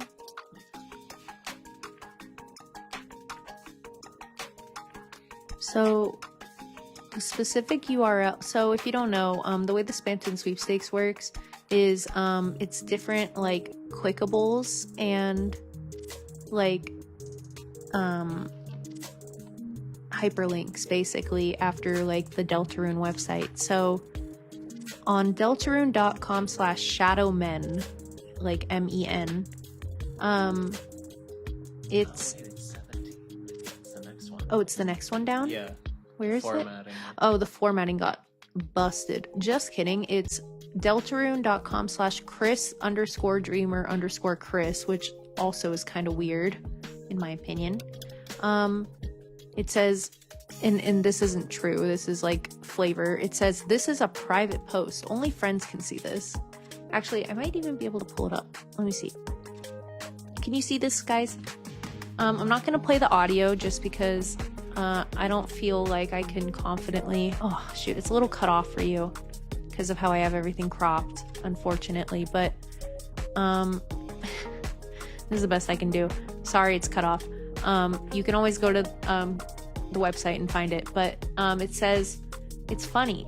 There was a time when they were coming over almost every day. We'd play, and then after a while, they would suddenly get very still, like they were remembering something. They'd go into the dining room to get a snack, quote unquote. Then after a few moments, I'd hear the piano. The first few times I went to watch them play, but when they realized I was looking, they'd always shut the piano and come back. So over time, I just started staying on the couch in the living room. I'd lie there listening to them play, sometimes for hours, sometimes even until I fell asleep. Which, falling asleep, that's crazy. Even then, what were they thinking about me? Maybe they weren't thinking about me at all. They didn't have a piano at their house, so they probably just came over to use mine. Even then, with my eyes open, there were times when I wasn't even sure if we were friends, but when I closed my eyes, it felt like a concert just for me. And the music, I can't stress enough how crazy the music is on that MP3. It's cray-cray. Before the sweepstakes thing was finished, there was way more hyperlinks, but now they've disappeared, blocked even. Crazy. You know, hyperlink, unironically, wouldn't be a terrible word to add, because there's theories that hyperlink also is dual meaning. Like, you know, the prefix hyper is used in Undertale in like the bosses, and what's the first thing that like the narrator says at the beginning of Deltarune, right? It's like, are we connected? So it's like, some people have theorized that the hyperlink is like us getting connected, basically, and that hyperlink blocked is like a reference to that. So kind of like when the phone stopped ringing for Spamton and they yeah, loses that connection.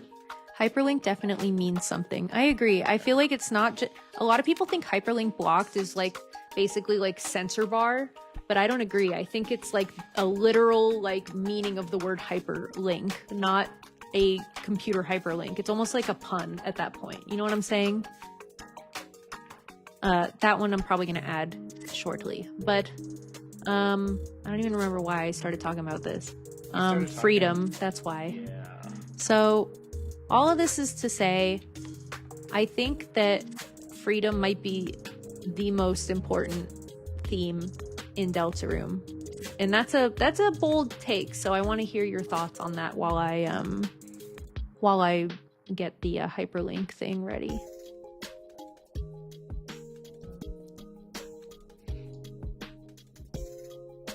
What about you, Aries? What do you think about freedom being the #1 theme? So freedom? You don't have to agree. I want to know what your opinion is. No, I'm right up there because I thought Will was an S tier, and I think that freedom kind of encompasses like the same theme. It's, I would say they're like two sides of the same coin, you know.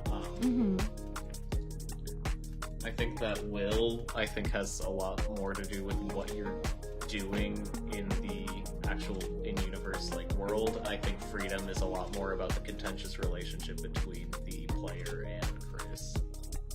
Oh, that's a good distinction, if you ask me.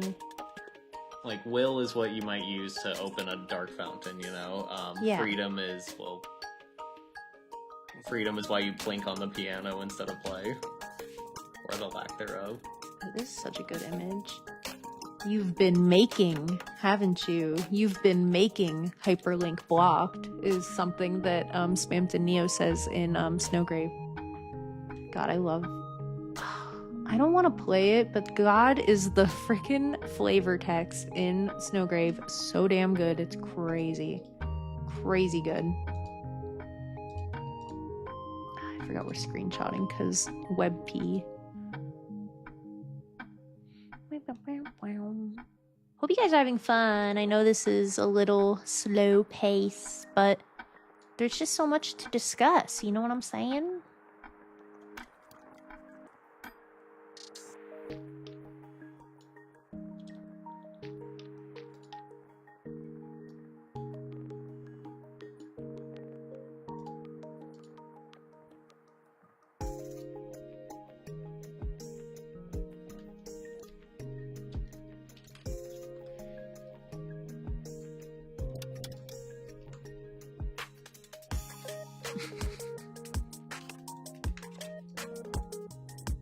Good enough. You guys are gonna be like, what the fuck am I looking at?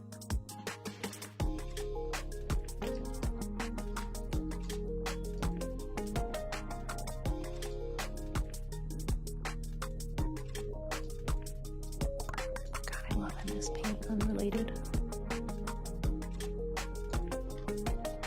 This goes crazy.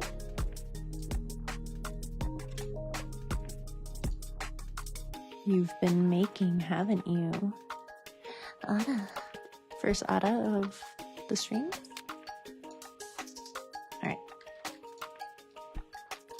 It looks kind of sick, I'm not gonna lie.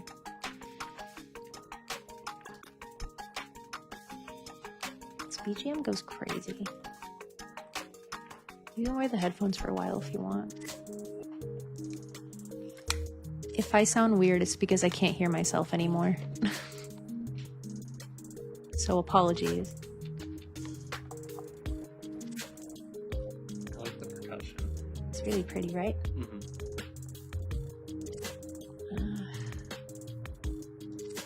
There we go. There we go. Better? Alright, let's talk about hyperlink now.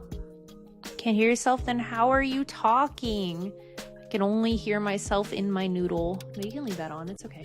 No, please. You sure? Yeah. I got my fix of the music and of the vibe. Finally, now you can have that going in your own brain while we're talking.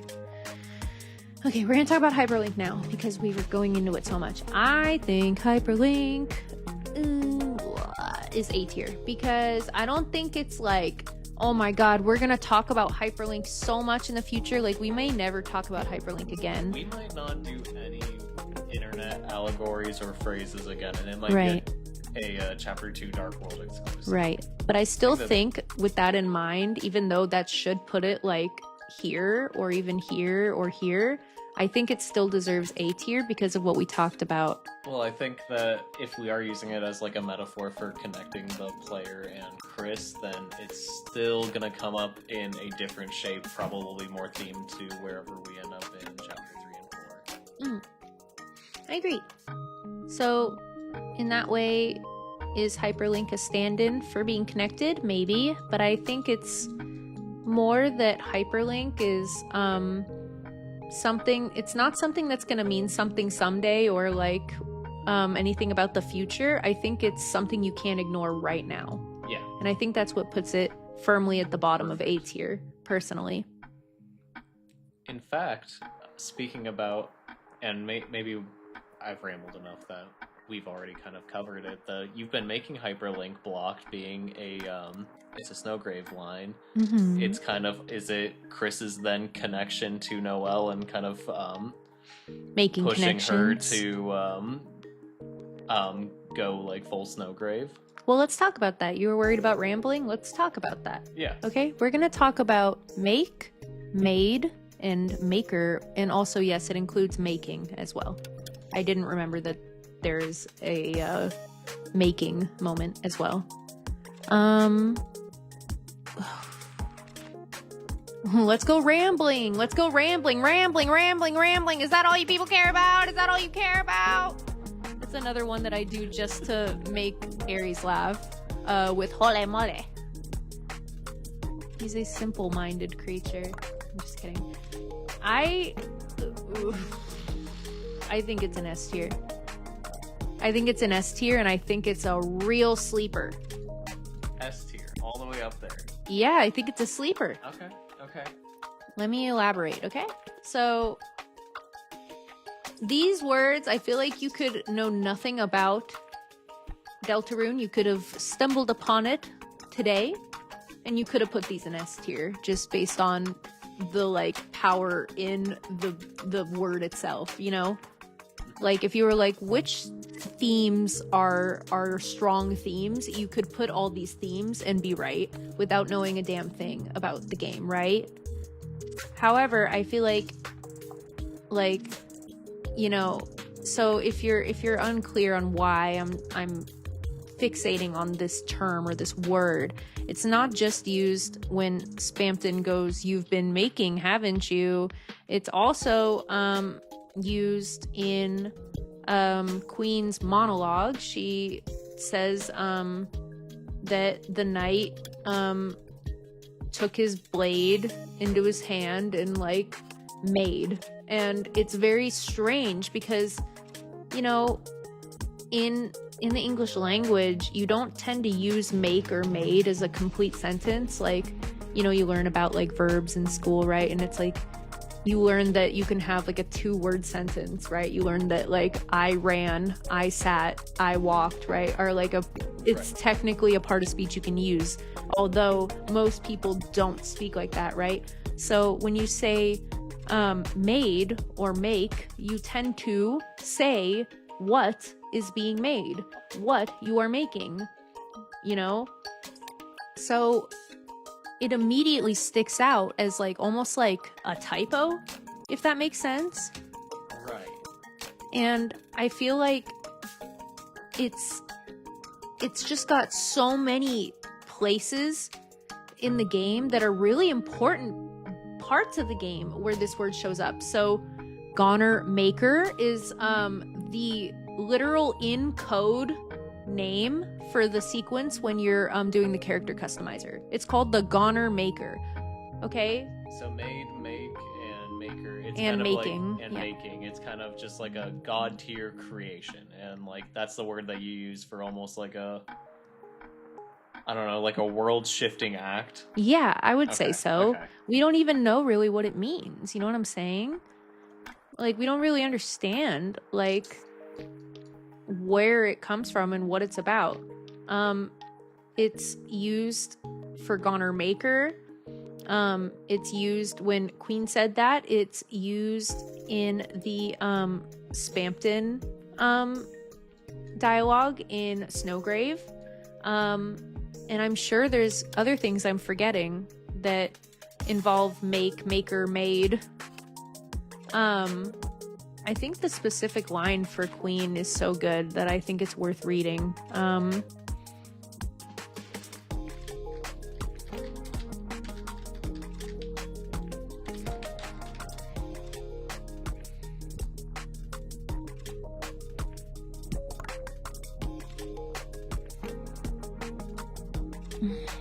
If I can find it in writing, since it's a lot of different dialogue. Shout out, by the way, to Fandom Wiki, because they have so much of the word-for-word dialogue just all written for like each character page. It's super helpful for stuff like this. Let's see.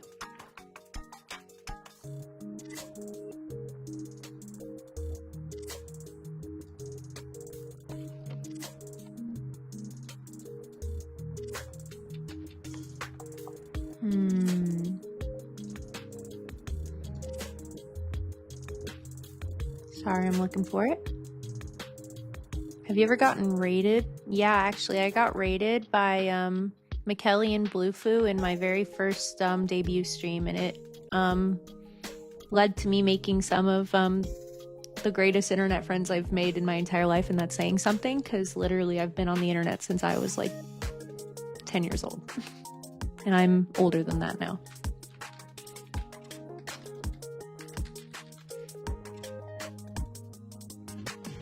And ever since then, I've started rating people, and I never did that before. They're really special people.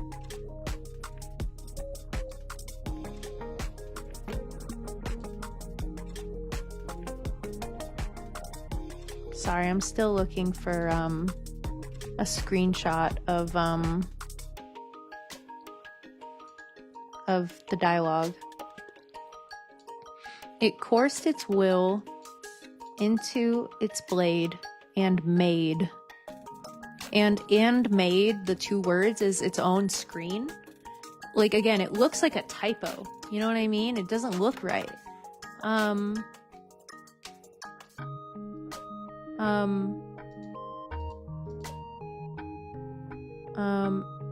If only we had a way to make more darkness, we might be able to cover the whole world. That's when I realized this power of the will, this power of determination. Is this not something that all Lightners possess? If one was simply determined enough, could not anyone make a dark fountain?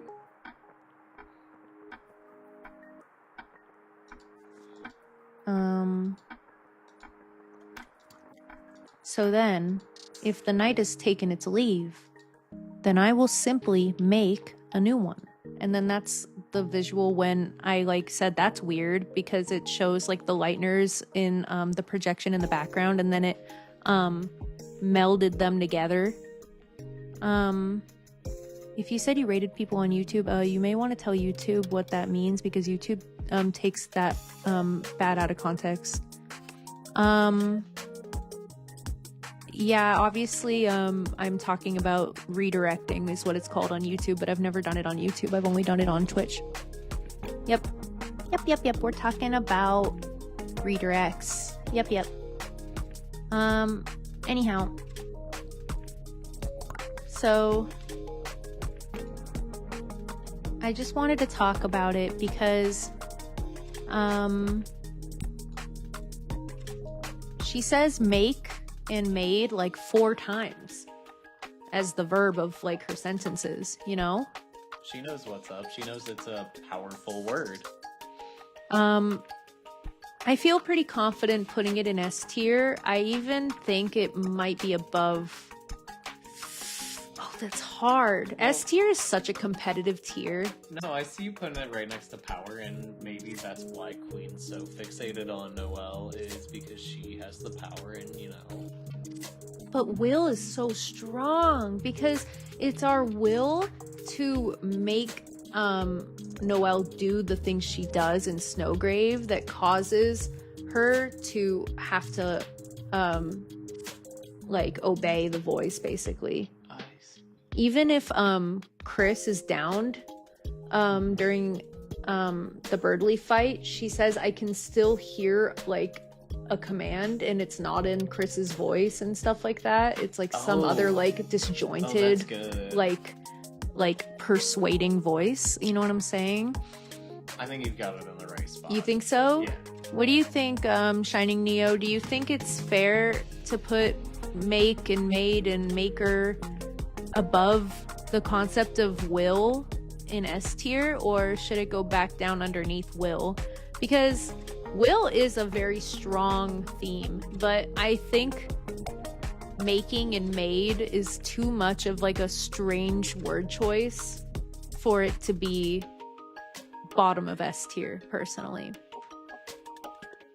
But that being said, A tier isn't a bad tier to be in either. I'm not putting it in A tier, but being in the bottom of S tier isn't like the end of the world, because A tier cannot be ignored, right?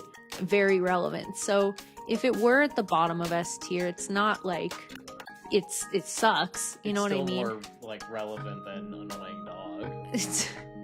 That is true. So there's that. There's that. All right. We should do the opposite of make, made, and maker.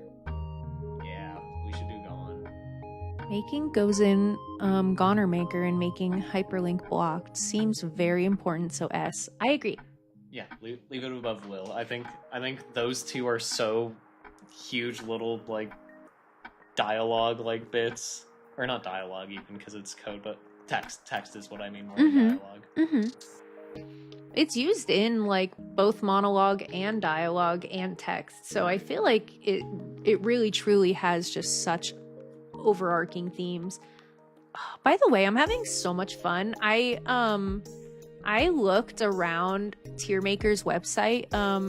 Sorry, I have Tiermaker cropped out, not because I don't like them, but because I didn't realize that I could use this like mode of this presentation mode until literally right before stream. And anyhow, I was looking and I looked through every single tier list in Tiermaker under the Toby Fox Universe tag, which is the tag that encompasses all of this stuff. And there was a lot of like character tier lists, music tier lists, like, you know, fan game tier lists, like things of that nature. There was dozens of them. I did not see one buzzword tier list. So this might be the first of its kind. And you know, I'm not just saying that to be like, wow, we're like inventing something. We're doing something brand new. I'm saying it because this is something I've wanted to do forever. I love watching tier list videos, helping make one. It's really fun. I'm gonna be honest. Are you having fun doing one? It's your first time doing a true tier list. Yeah, no, they're Me really too. awesome. Also, Eric, that's actually really cool. I didn't know that on the wiki. Oh, can you read it? I the wiki is outdated. It says the king is the only one that can move your battle box with Swampton Neo when he goes big when he's vacuuming the battle box. That's interesting. That is outdated. Anytime any enemy or actually I guess anyone messes with the UI of the game, I find it so fascinating that like fourth wall break, moving the battle box is crazy. Anytime that like sand shows up in front of your UI is crazy. All that's so fascinating.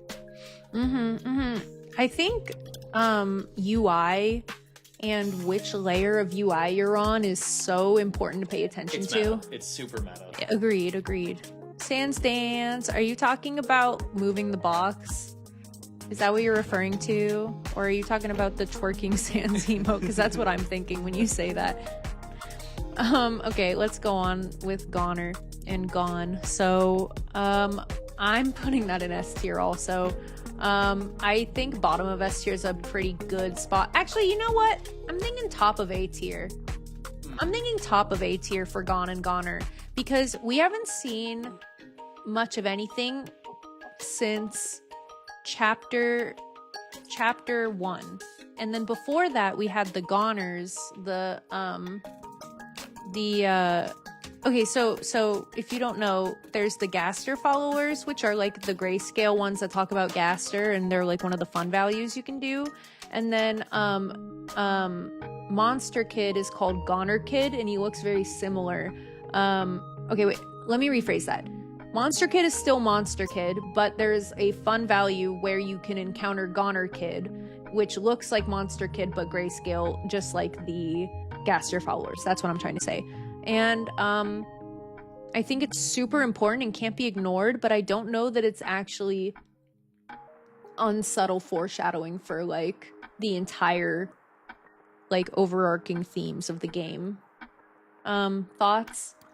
I have a weird suspicion because I think what makes Gaster so fun in Undertale is actually how little they give you, and there's kind of two ways they can go with it. They can make it a main part of Deltarune and kind of address Gaster kind of being a part of you, the player, and Chris's relationship, and kind of like where things fall in the world. He might be the man behind the tree, giving you eggs, like weird stuff. He might be relevant, but they also might not give you that much more. And I think A is cool.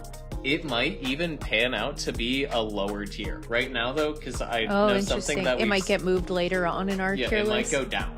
Understandable. And I think that, like you said before, though, let's just work off of like Undertale logic. Let's work on what we have. We think we're building towards Gone, but I think it might be kind of like a fun like switch to keep Gone and keep Gaster just as much of an Easter egg and as unexplained as he was in Undertale. And I think that that gives it kind of a mystique.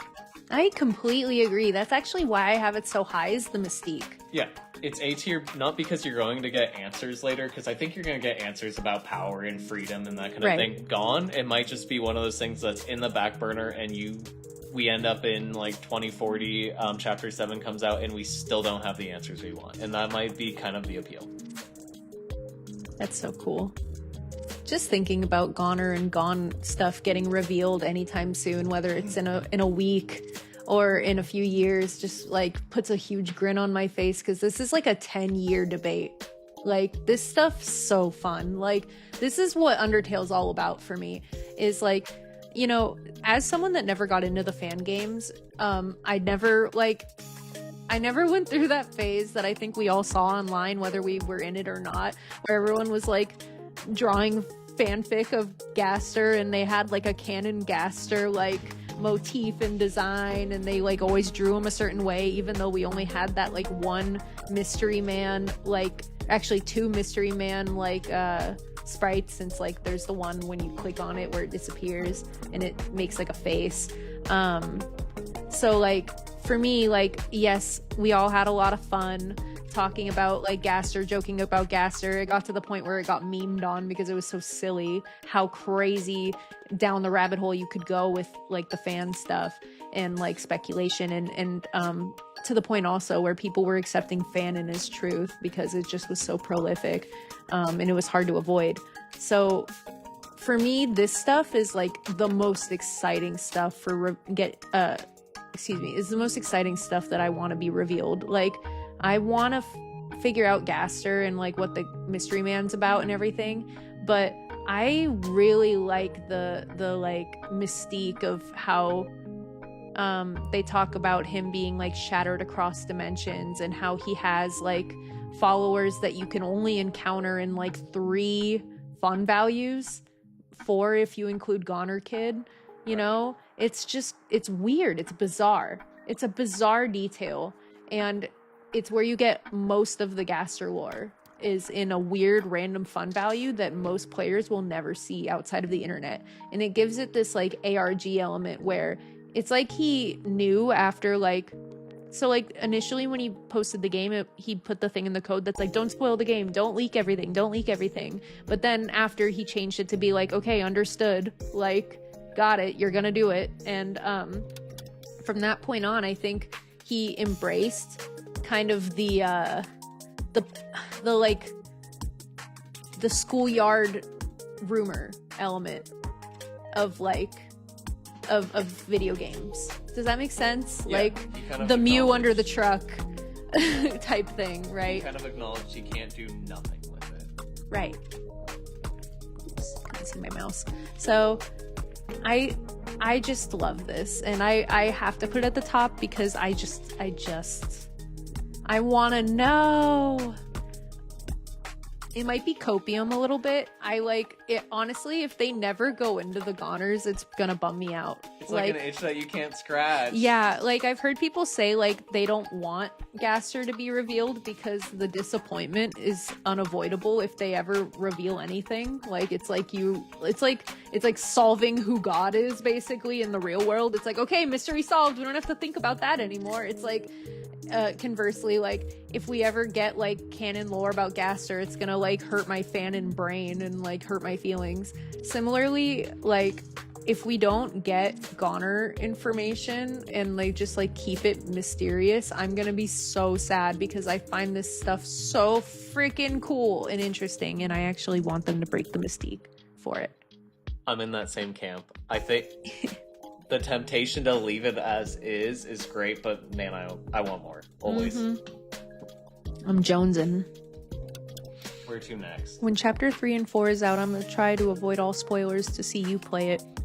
That's so sweet, dude. Oh my god, that's so kind. You'll be playing it right away. Yeah, I'm going to literally download it the second Steam lets me download it, and I'm going to stream it the second I can stream it. So it'll probably be what, like 2 o'clock on the release day? So what is that, Thursday at 2 most likely? I might stream before 2. Oh my god. I might stream before 2. Alright. I don't know if I can wait till 2. Yeah, be an early bird. Yeah, the only something I was thinking about though is I'm either gonna get the most viewers I've ever had, or I'm gonna get the least viewers because people are all gonna avoid spoilers. Like I remember when Undertale came out in 2015, Toby was basically saying, let's players feel free to play it, but can you please, like he pleaded with them to ask watchers to maybe defer, that's not the right word, to maybe not watch right away until they've maybe had a chance to play through it on their own. So I'm a little unsure if either everyone's gonna tune in because they want to watch like as many people play the game as possible even before they themselves have picked it up, or if it's gonna be a thing where this is what I would do as like a fan, where I don't look at a single playthrough until I myself have done everything blind, and then I will start to watch other people's playthroughs after. So I have no idea how reception's gonna go. Okay, so you're still working on that time frame. Yeah, I'm probably still gonna play early, but I don't know who's gonna show up is basically what I'm saying. Makes sense. Eric's gonna show up, actually. I do know. All right. Let's go. Are you gonna take the day off? You talked about taking the day off on the day that the game came out. I could. I'm busy, I think. Oh, you know more about your schedule now that we're getting closer, and you're pretty I sure wish you I can't. could, and I can't. Earlier, before he knew like what was going on at work, like in the coming weeks, he was like, I'm taking the day off that day to play the game myself. And now that he knows what's going on at work, he's like, I don't think I can get out of I it. think I'll be earbud in. Reminder that he got home at like 9 p.m. last night doing overtime. So life's pretty tricky right now. Be an earbud Andy listening in. I'll be you know, you should learn how to do badges, because you can put a badge that says audio only. Ooh, I might just do that. It's really cool. I actually love that about Twitch. That's really neat. I didn't know that. Yeah.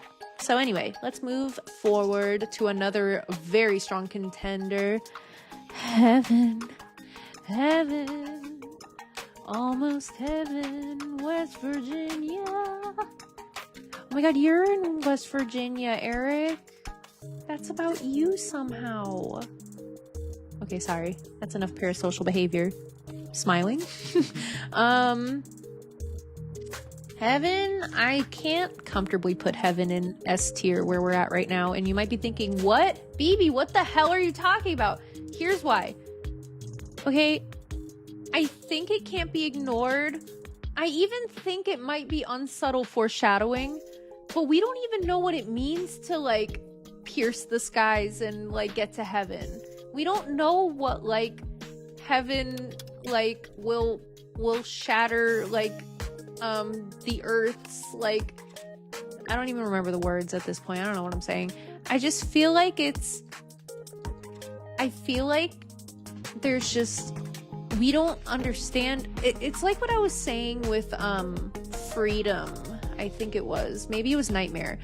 It feels like an allegory. It doesn't feel like a literal truth. It doesn't feel like a place. Like, also, I don't know if you've seen Frieren, but I'm thinking about Frieren right now because Frieren, this isn't a major spoiler, but she's also she's headed to heaven. Okay, she's not dead, she's alive, but she's on a journey to go to heaven, like heaven on earth, basically.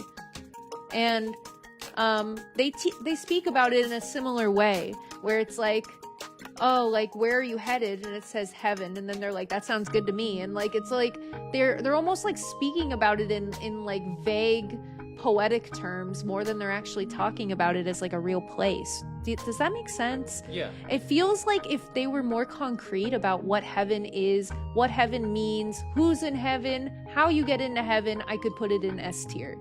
But I feel like I can't as of chapter 2. You know, right now it's May 30th, 2025, okay? I don't feel good about putting it in S right now. Jet Black Joe, let's go! Good to see you, man. I've heard all about you, man. Hey, can I real quick take a break with my tier list and just say, thanks for being like a really cool guy to like my bro Eric. I'm really glad that Eric is here in my chat, and it seems like it's because you guys have chit-chatted in the past, so thank you. And thanks for being here. We're doing a tier list right now.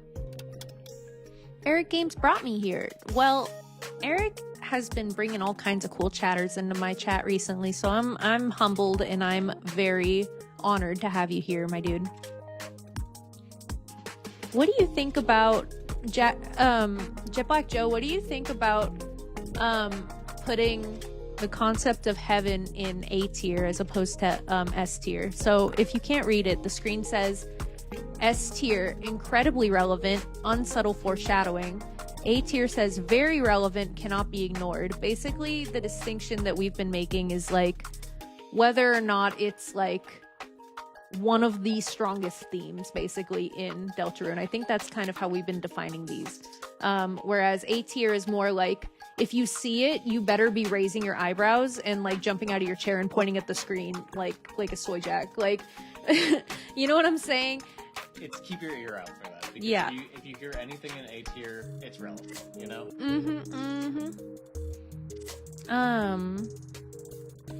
So yeah, what do you think, bro? And also everyone in chat, of course. What do you think about having heaven in A tier as opposed to S tier?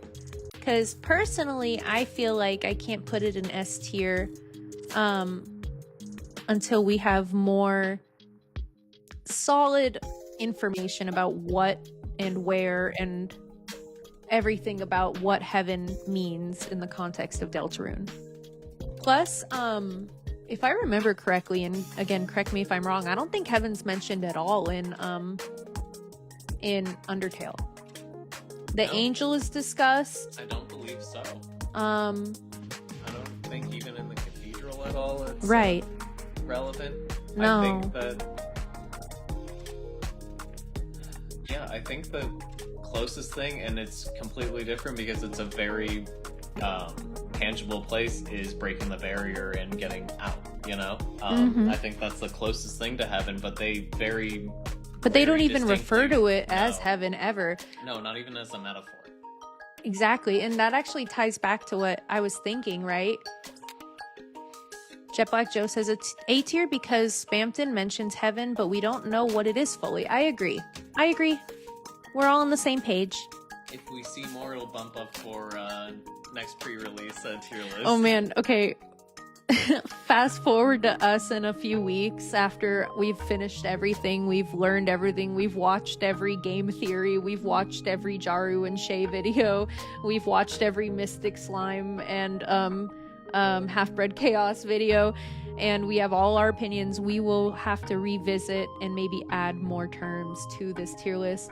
Wait, that would be so fun if we had our finished tier list, like we save it and then we move things and like reevaluate how we feel about it after. Joe says it's mentioned as heaven in Spamton's dialogue, but we don't fully know the concept behind heaven. I agree. That's kind of my hang up as well. We've read every book. We've burned every book. Yes, yes. Okay, so I think bottom of A is even a good spot for it. Yeah. I was going to move it, but I don't think we have to. No, we're in the right spot. All right. Also, hope everything sounds good audio-wise. This is hopefully our best audio with Aries in it yet, because we've had bad luck in the past. Also, since you're new here, by the way, I'm Bun-Bun. I'm your low poly dough-bodied bun-bun with buns for buns. And this is my spouse. He is Aries. He's my husband, and we like him, and he's very cool, and he's a cookie. And he also, quick shout out, hold on, I'm going to show you.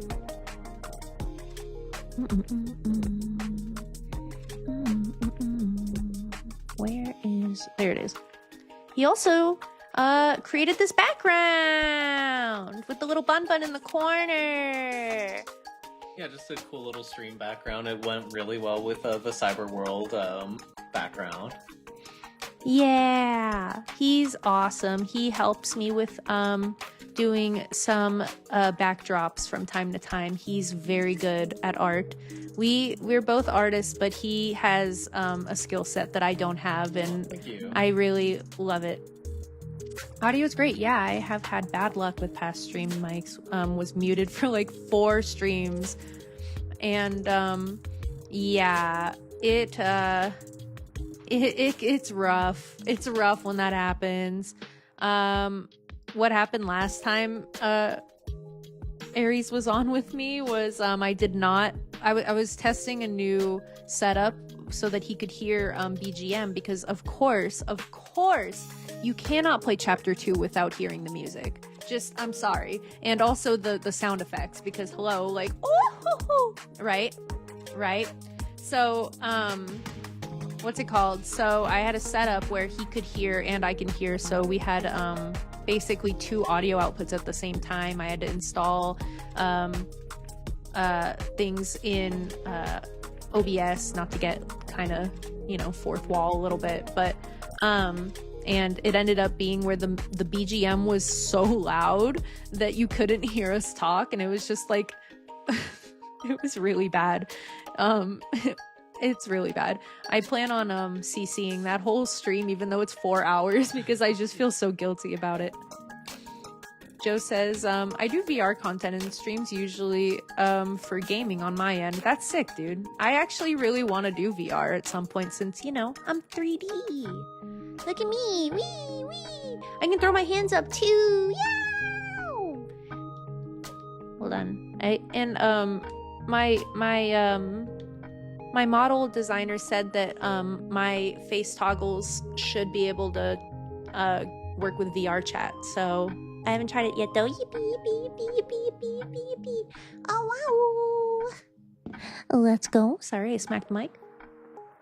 Okay, we're moving right along. Just realized you've been saying BGM, not BPM. I get those two confused. That's fair. I get the same way with acronyms. Hardcore. Yeah, BGM is background music. Oh, I was about to just keep going with the tier list without it being on screen. Thank you, Aries. All right.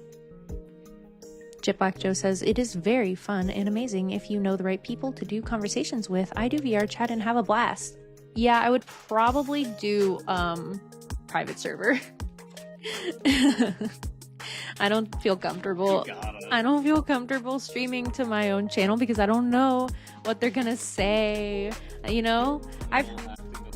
Exactly. Like, I've had wonderful conversations with people off stream in VR chat, but I don't feel super confident. So I'll have to give it a try though.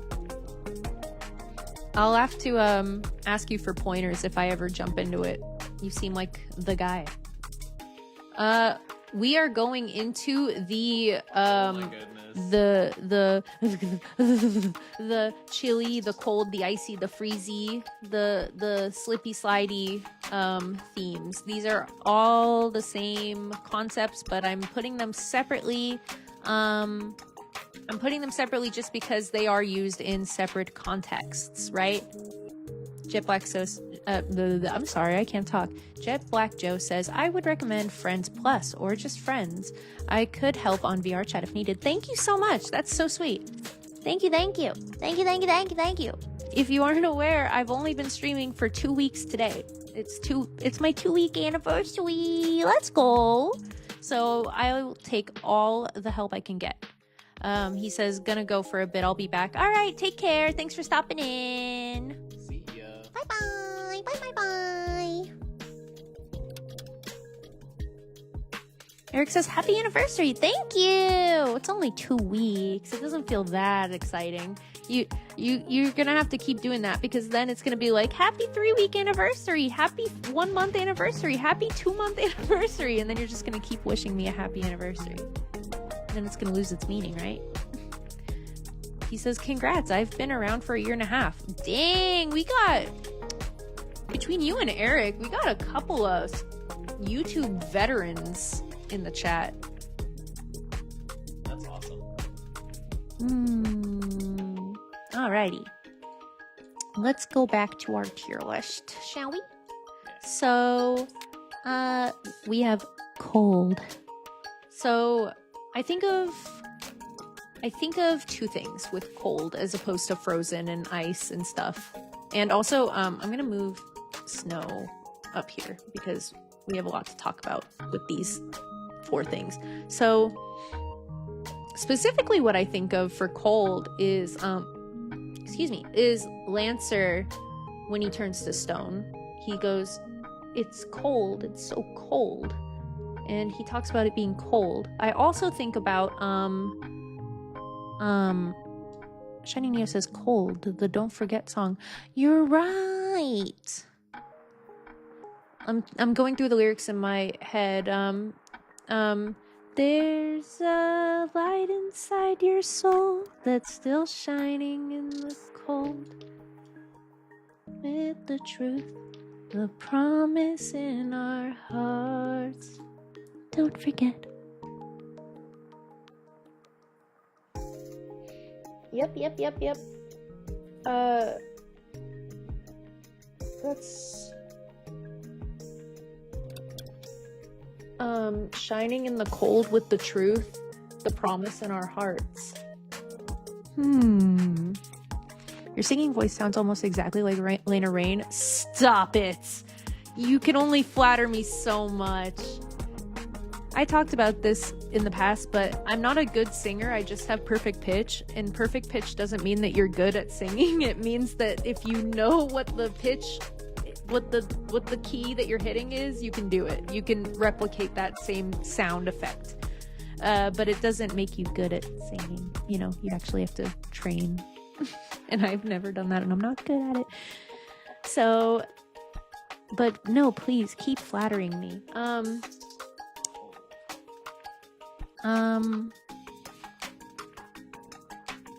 Jet Black Joe says, final thought, lol, VRC user Jet Black Joe 18 if you want to chill and get some help on VRC. You got it, bro. I'll hit you up if I end up doing VR chat.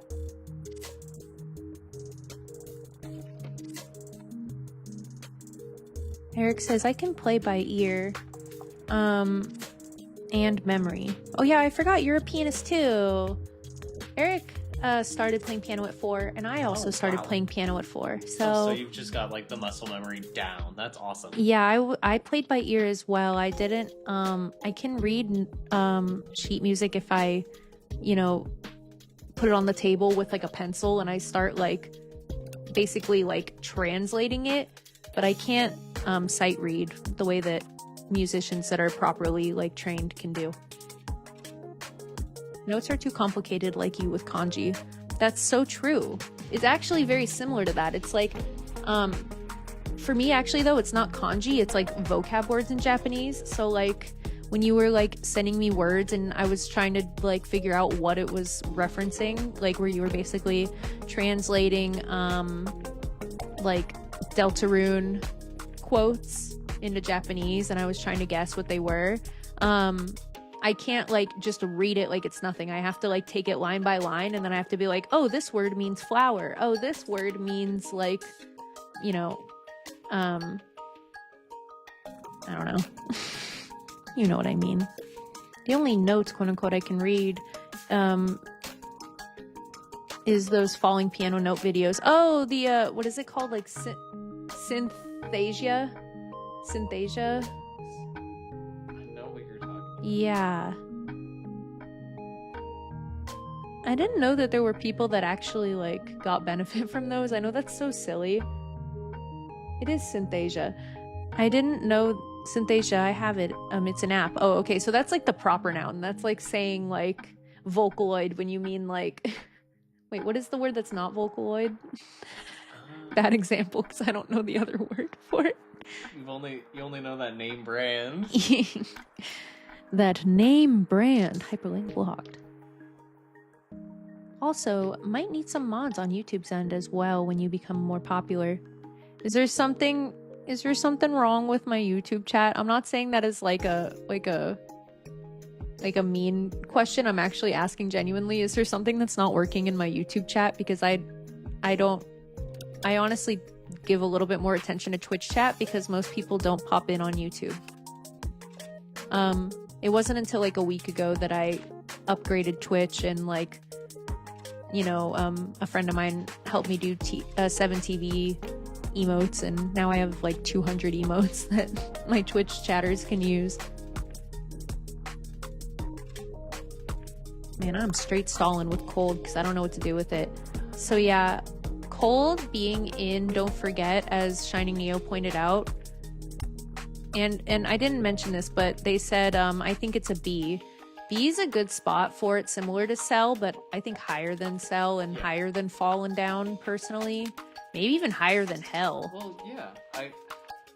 But we have other similar words than cold. You feel me? Is I feel like Don't Forget is a gold mine. I think that he's a very careful musician, and he didn't write anything without like explicitly putting meaning into it. It's such a short song that every word instantly gets like pretty top tier meaning. Right. You're really right. Oh, you mean moderators.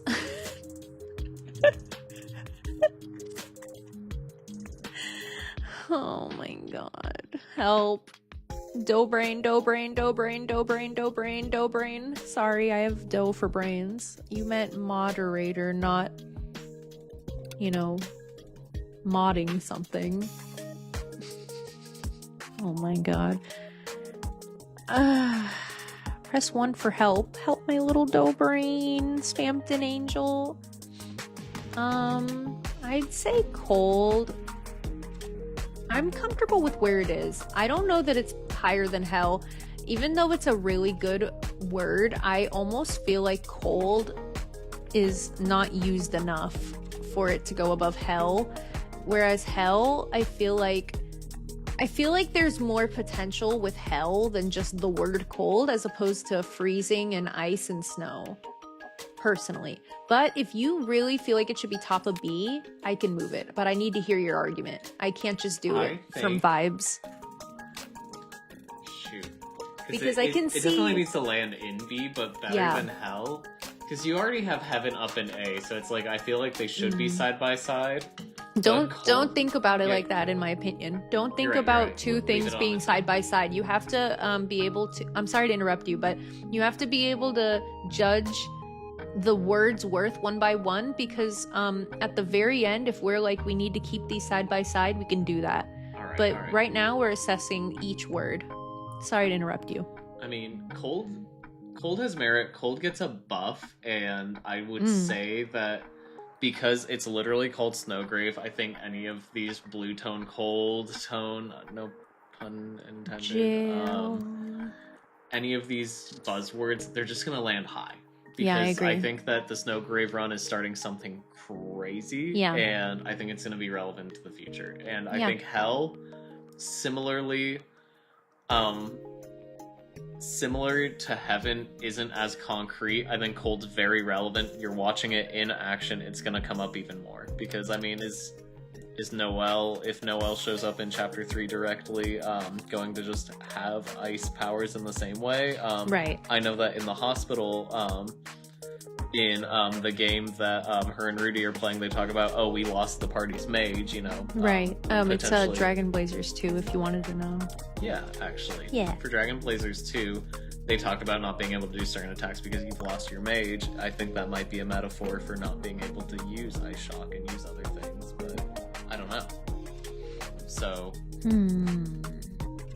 I agree, and I feel like that ties it into ice. Yeah. Right? Mm-hmm. I think we keep Cold right where it is right now, Okay. and we come back to it later once we've gotten through these ones, right? Alright. Is that okay with you? Yeah, that works for me. All right, we're going to talk about, this is a big one for chapter 2. Bun? Was that a Dragon Blazers 2 reference? Oh, God. That moment in chapter 2 this time made my skin wiggle in a way that I've never experienced. Eric's referring to when Susie makes a gamer girl reference to, like, teach a lesson to Burgley, and it made him go like, a gamer girl that actually knows about video game. And then he started, as he put it, pursuing Susie in the VN of life, to quote Burgley. What a way with words. God, his, like, vernacular just pisses me off. They wrote him so well. I feel like I know him. There's someone in particular he reminds me of in real life. And if you know this type of person, this is what these people are like. Obviously, it's like turned up to 11 for the game, but this is seriously how they are. It's crazy. It's so annoying too if you're like a woman. I talked about this at the time. It's like you either get, oh, you're a gamer, name 20 video games, or you get, oh, you're a gamer, I'm in love with you, I'm in love with you, I'm in love with you, I'm in love with you. There are no other girls that play games. I'm in love with you. And then they like project on you like crazy. Bun, you're not only a good friend, but a true gamer as well, anime face. Perhaps I underestimated you. That whole scene fucking kills me.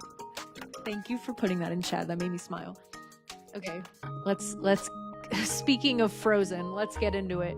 So, as I mentioned earlier, we are going to spoil Snowgrave. We are going to spoil Snowgrave, even though I spent this entire last 2 weeks not talking about Snowgrave, not talking about Weird Rude, aka Snowgrave.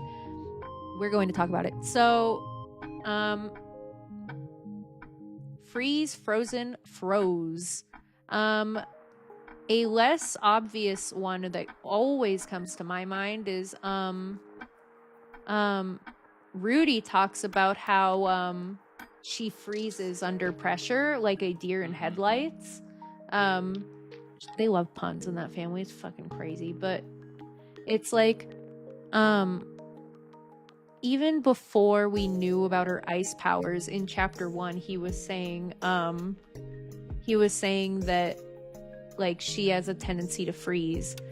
In my opinion, I think it's foreshadowing that this kind of thing has happened before.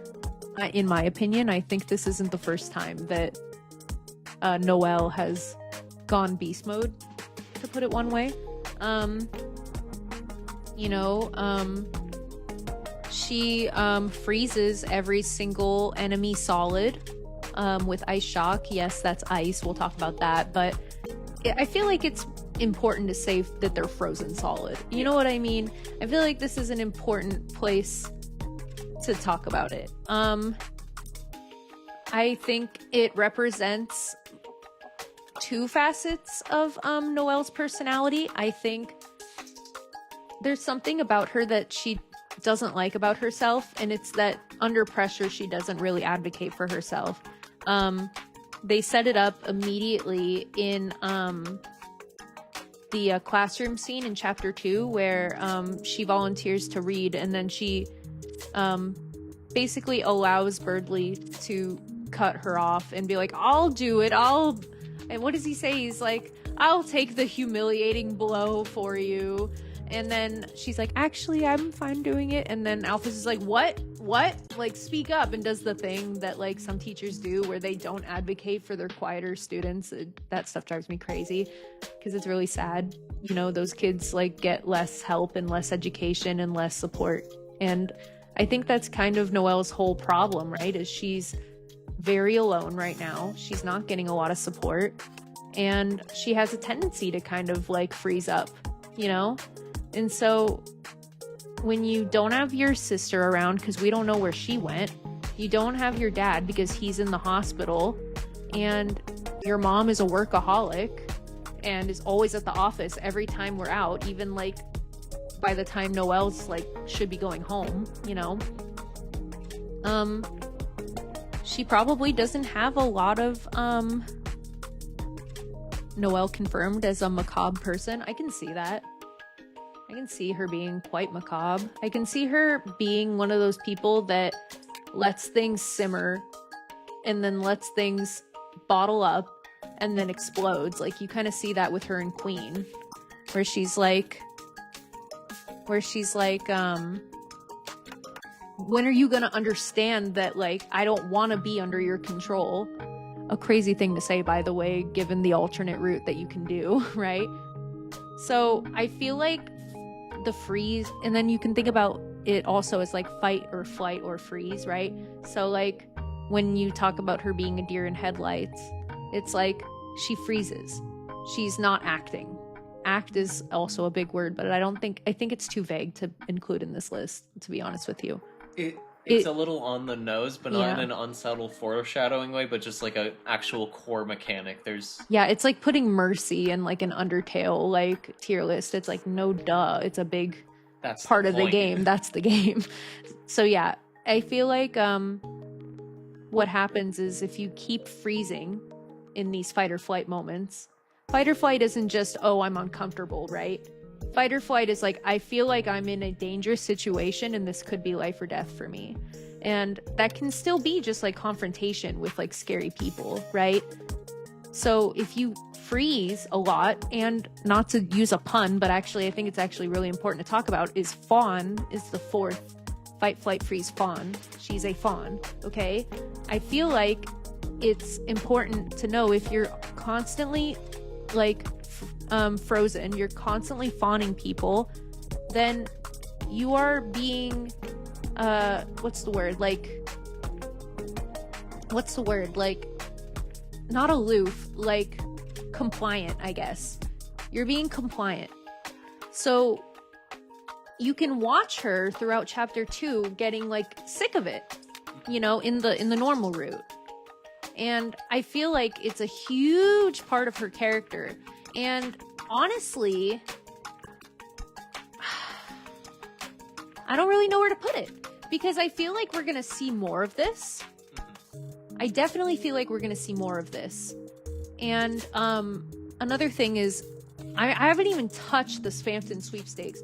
There is even more than in the base game. Stuff about snow, stuff about freezing, stuff about her freezing as in like fight, flight, freeze. So like I will touch on that briefly. There's one story in the ARG where she basically watches Susie bully Chris, and she hid in a locker and like couldn't come out. Basically, she was so scared. She was shaking. She was so scared. And then eventually Chris like can tell she's in there and opens it, and then just like looks at her, and I think they like slowly close it and just leave her there or something. Like a very Chris thing to do. Unfortunately, Eric, I don't know the song reference, so I can't sing it and joke about it because I don't get it. Speaking about the deer in headlights, Noelle will hide behind Chris in the car walk sections and put her head down so she doesn't look at the light and freeze up and get hit. That's true. In the Hold on 1 second, I'm gonna mute.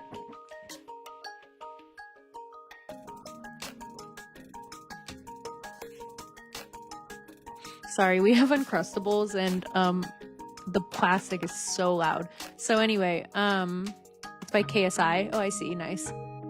I think that's a good point because even though they describe her as a deer in headlights, when you force her to cross like a busy intersection and there's like a time limit where the cars will go if you stay in the street and you will get hit, she like darts and like hides and covers her head and is terrified. And if it were her alone, she probably would just stand and stare, I would imagine. You know what I mean?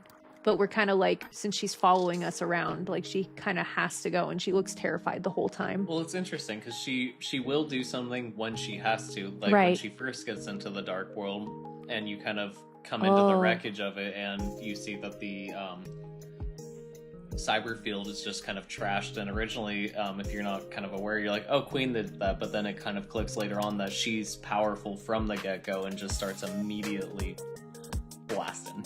Yeah, it's interesting. You don't see Queen do any kind of physical violence until you get to like Mecha Queen. So it's heavily implied like Noelle went apeshit when she got to the Dark World because I don't remember if the werewires are still called werewires before they get plugged in, but the little like pink version of the werewires at the beginning of the game are like, stop, she's gonna hurt us, like she's gonna like, and you think they mean Queen if you know that like there's a female antagonist going in.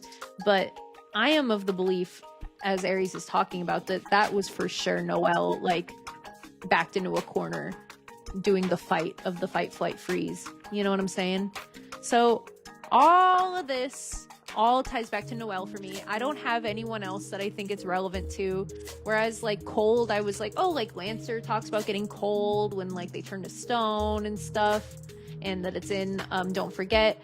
Freezing, the reason why I separated all these words is because I feel like it's important to make distinct differences between them.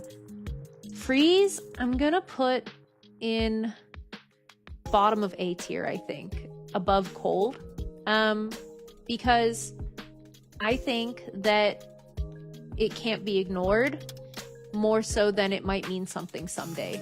I think that it's something that is actively a huge deal right now. Like it might be the biggest deal right now, and she's only going to get stronger. Like there's no denying she's going to get stronger. Yeah, as Chris is to Will, I think that Noelle is to Freeze, Froze, Frozen. I agree. Thoughts before we move on, because I did a lot of yapping on this one, so I actually kind of want to know what Eric and Shining Neo are thinking about this placement. We're talking about Freeze, Froze, Frozen for bottom of A tier. And I'm stretching too. It feels good.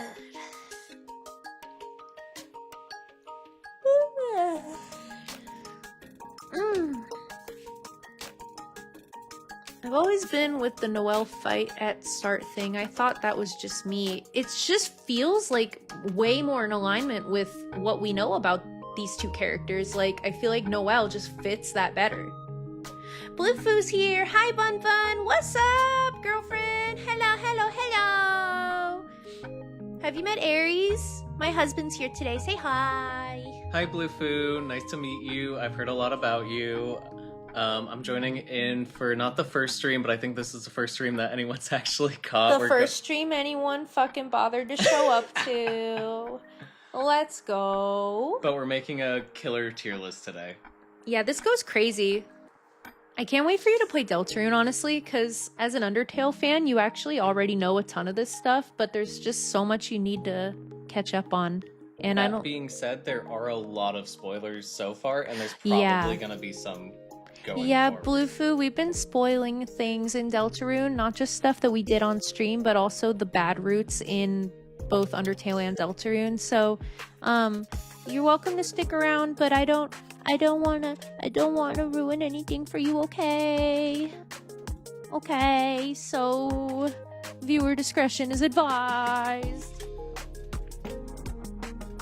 No way Jet Black is here. Yeah, dude. How do you feel about it now, Huggus? Not so shy about the Bun-Bun chat now, are you? Not just getting the Eric Games 1997, but the Jet Black Joe. As if this isn't all Eric's doing, including you being here. Yeah, I'm hearing on the download that Bun-Bun chat's where it's at. So it's the place to be for on-topic conversation. All right. I think we're getting all we're gonna get from feedback about Freeze Frozen Froze. All right. Ice. This is a big one. I think it needs to be up high, especially considering we're going to end up at Ices at some point. Man, I somehow didn't even start to think about Ice-E. I'm always thinking about Ice-E. You know what? That's so fair. It's living rent-free in my mind. Yeah, you and freaking Noelle and every other fan of Undertale since, 2015? It's crazy, dude. Eric says, I'm getting all my cult members in your stream. Dude, you are the best. You are helping a small creator out. So with Ice, we've got so much. It goes all the way back to Undertale, where they showed Ice-E in the crossword before Ice-E was a thing. And then circa 2018, 3 years later, Chapter 1 comes out. Come to find out, it's a mascot in the Deltarune universe that you hear about all the time, and they all refer to him. Chapter 2, they go into it even more. Not only does Susie talk about it, it's on the Speak and Spell puzzle. Does Noelle talk about it more than once? Rudy talks about it too. And you can go inside of Ice-E's Pezza in Chapter 2. Whereas you could only talk to the people that worked there in Chapter 1, because it had flavor text where it was like, it seems like all the employees are outside. So there's no one there, so it's closed. Which I really always thought that was funny. Bone Custom, welcome! Shining Neo, you always have the best things to add! Shining Neo says Ice Palace, and if you're like, what's Ice Palace? You are forgetting something from the ARG. I'm pulling up Ice Palace right now. It's going on screen. Hold on. Hold on a minute.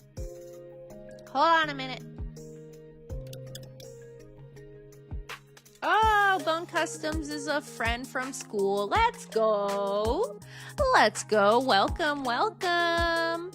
If you like tier lists and you like Deltarune and or Undertale, you are in the right place, my friend. Welcome. Hi, I'm Bun-Bun. Ice Palace, Deltarune. Thank you, Shining Neo. Oh man, I love the Ice Palace. I think about it all the time.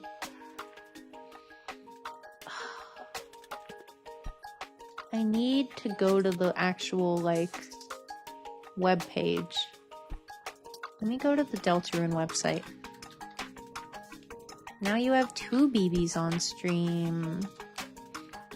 In what way? BB who?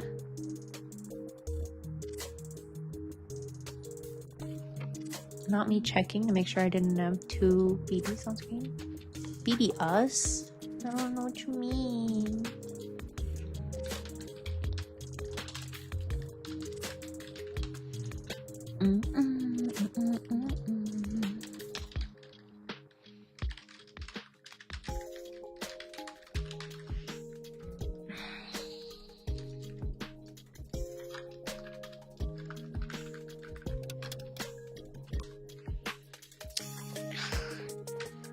Sorry. I'm bad at everything.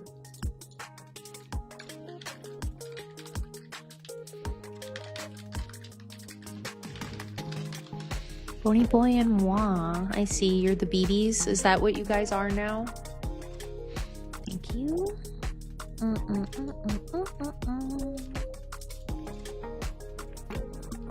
Bunbun and the BBs actually kind of goes crazy. But that's my name though. You guys can't steal my name. That's kind of effed up.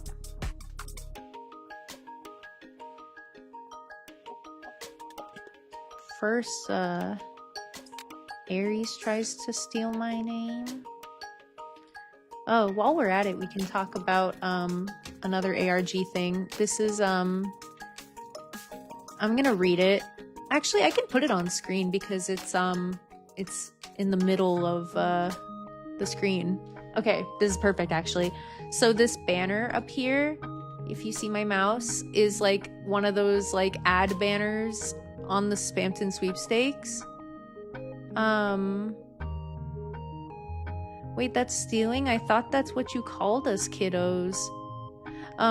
Anyone watching only on my screen, Bone Customs sent me a gold medal. I'm honored. I can see it, don't worry. I have YouTube chat open, so I see you. I see you. Anyway, so this is supposed to like be like those old school ad banners on websites, and it says, "Have you seen him?" and it has ICE and it looks really weird and messed up. And then it says, "Recent sightings." This sighting comes again courtesy of Noelle Holiday. It says again as if like this is like a recurring issue in her life. It says, "The other night I went down to eat leftover pizza, but when I went down it was dark and I couldn't find the switch, and I saw Icy on the box and he winked at me. I screamed." Spelled wrong. Only my sister believes me. An update on the sighting. Story update. My sister burned the box in the grass to kill it, and it smelled like charcoal pizza. She burned out Icy's eyes, and he looked evil.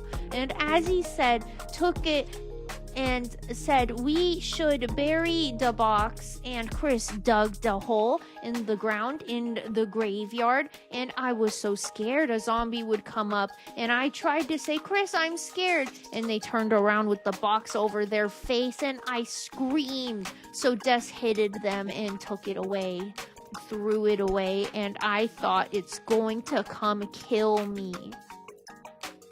For those that enjoyed these sightings, be sure to take a look at the ones from her sister, and then it's a link. You click on sister, and then it's a fake 404 screen. I wish I could get it to show properly on stream, but I can't without changing everything. But it's a fake 404 screen from back in the day, and it says, "The page cannot be found. The page you are looking for might have been removed, had its name changed, or is temporarily unavailable." It's weird because it's deltarune.com/December, which is her name. But then if you type in Des instead of December, you get this image of a guitar, and I'm not going to play it on stream because I'm not doing any audio from the ARG right now, but it plays like a melody. And then on the top in the tab descriptor, it says it's a red guitar in parentheses. Very spooky. Very spooky. All right, now that we've talked about Ice-E a little bit, since we're still on ice, we can talk about the Ice Palace. All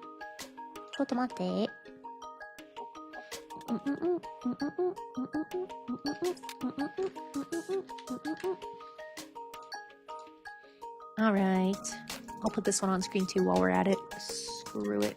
Wee ball. This one's gonna be a little off for you guys too. I'm really sorry.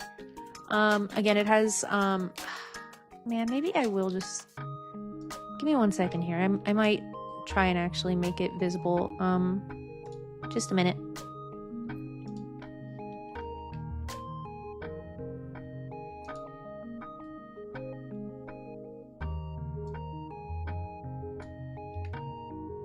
Okay, actually that might be enough. You guys see that? I know it's a little bonk, It's a little better. It's not perfect. It's a little better, right? All right. I'm gonna read it. I'm sorry it's still a little cut off, but at least you can see a little more of it. Eric is dual wielding. It says, "Did anyone else wander around this screen as a kid?" And then it's supposed to look like a broken link to an image, like it at one point was an image, but it's dead now and you can't see it. Spooky. The cross-shaped maze in the ice area from Dragon Blazers. Also, off the bat, she seems a lot older here. She sounded like she was maybe very little in the last one, and now she seems like she's like a tween here, maybe a teenager. Like, maybe a few years before the events of Deltarune. I don't know. The cross-shaped maze in the area from Dragon Blazers. Once you go into it, no matter where you go, you'll always be brought back to the same room. Normally, one of the characters is supposed to guide you through the maze, but it became one of the most famous, or should I say infamous, XP parts of the game, because if you go there without the character, you'll get basically stuck forever, referring to like a soft lock. The developer actually said something about this in the manual. It warns you this glitch is actually, quote, one of the bad guy's magic spells. Yeah, sorry guys, I think you were just eating a little too much fruitcake when you made this part of the game XP. Does this not give credence to my theory that there's going to be a glitch run? Like a canon glitch run? I'm sorry. There's too much content that he then, you know, like with the Spampton fight, goes and makes adjustments to things that are glitches, but never takes them out. So there's clearly things that he's aware of, but keeps in the game. He's probably gonna keep feeding into that. I agree. I feel like he's basically saying here, I have bugs that aren't actually bugs. Things that are meant to look glitchy that I'm making canon, basically, is what he's saying. Whether it is or isn't truly a bug. For those that are new here, I have a theory that there's going to be a run that I have different names for it. Unused run, scrapped run, and glitch run, and like dirty hacker run are like some ideas I have for the name, and basically they would have to do file manipulation on purpose to get a certain ending. Things that are considered hacking in other games or even in this game would have to be done in order to get a third like route of the game. Whether or not it's a different ending, I don't know. That's something I'm chewing on, and I might make a video about it. I think even in one of the fun values, I think it's one of the Gaster followers, or in Undertale, obviously. Yeah, in Undertale, I believe that if you talk to, I think it's one of the Gaster followers in the debug menu, you get a different set of dialogue. So he's very open to acknowledging that you're hacking in the game, basically. Yeah, there's also where I got the dirty hacker like route is because famously there's an ending. You know, like how there's neutral run. I gotta go live, or I gotta go amazing live. Thanks so much, Bone Customs. Consider subscribing, and then it's free on YouTube, and you'll know whenever I go live. I'm live on weekdays, usually at 2 p.m. PST. I started an hour late today. Thanks for being here, though. Thank you, thank you, thank you, thank you, thank you, thank you, thank you, thank you. Excited for the game to come out in a week. Let's go. There's where I got the dirty hacker route idea was I am quoting a famous ending, like, you know how there's like neutral endings and stuff in Undertale. There's one called the dirty hacker ending where Sans says, hey, if you're getting this ending, you shouldn't be getting it. Maybe let the guy that made the game know, but you're probably just a dirty hacker, aren't you? And then he hangs up on you. So I feel like it's entirely possible. Bone Custom says bye. Bye bye. Bye bye bye bye. Bye bye. Thanks for coming. Thanks for coming. Don't forget to like and subscribe. Bye bye bye bye. Watch this. Watch this. Shoot.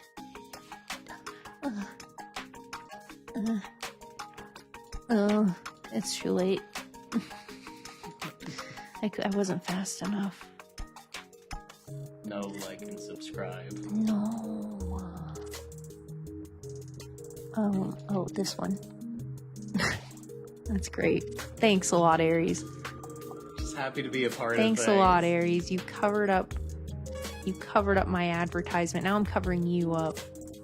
Yeah, get covered, bozo. I feel like Mike Wazowski. Wait. Look, I'm right there. Look, I'm right there. I'm right there. Look, there I am. Look, I'm right there. I'm so sorry. I'll stop teasing you now. I'll stop teasing you.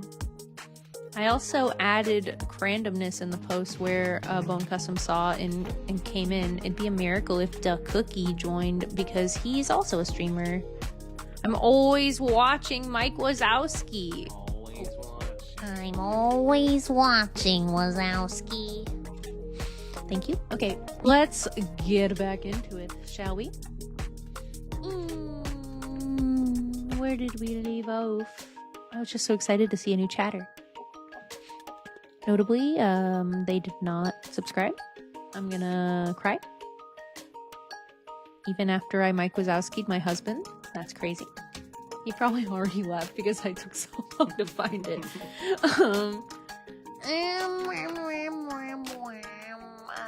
Oh yeah, this was all because we were talking about how I think there's gonna be a hacker ending.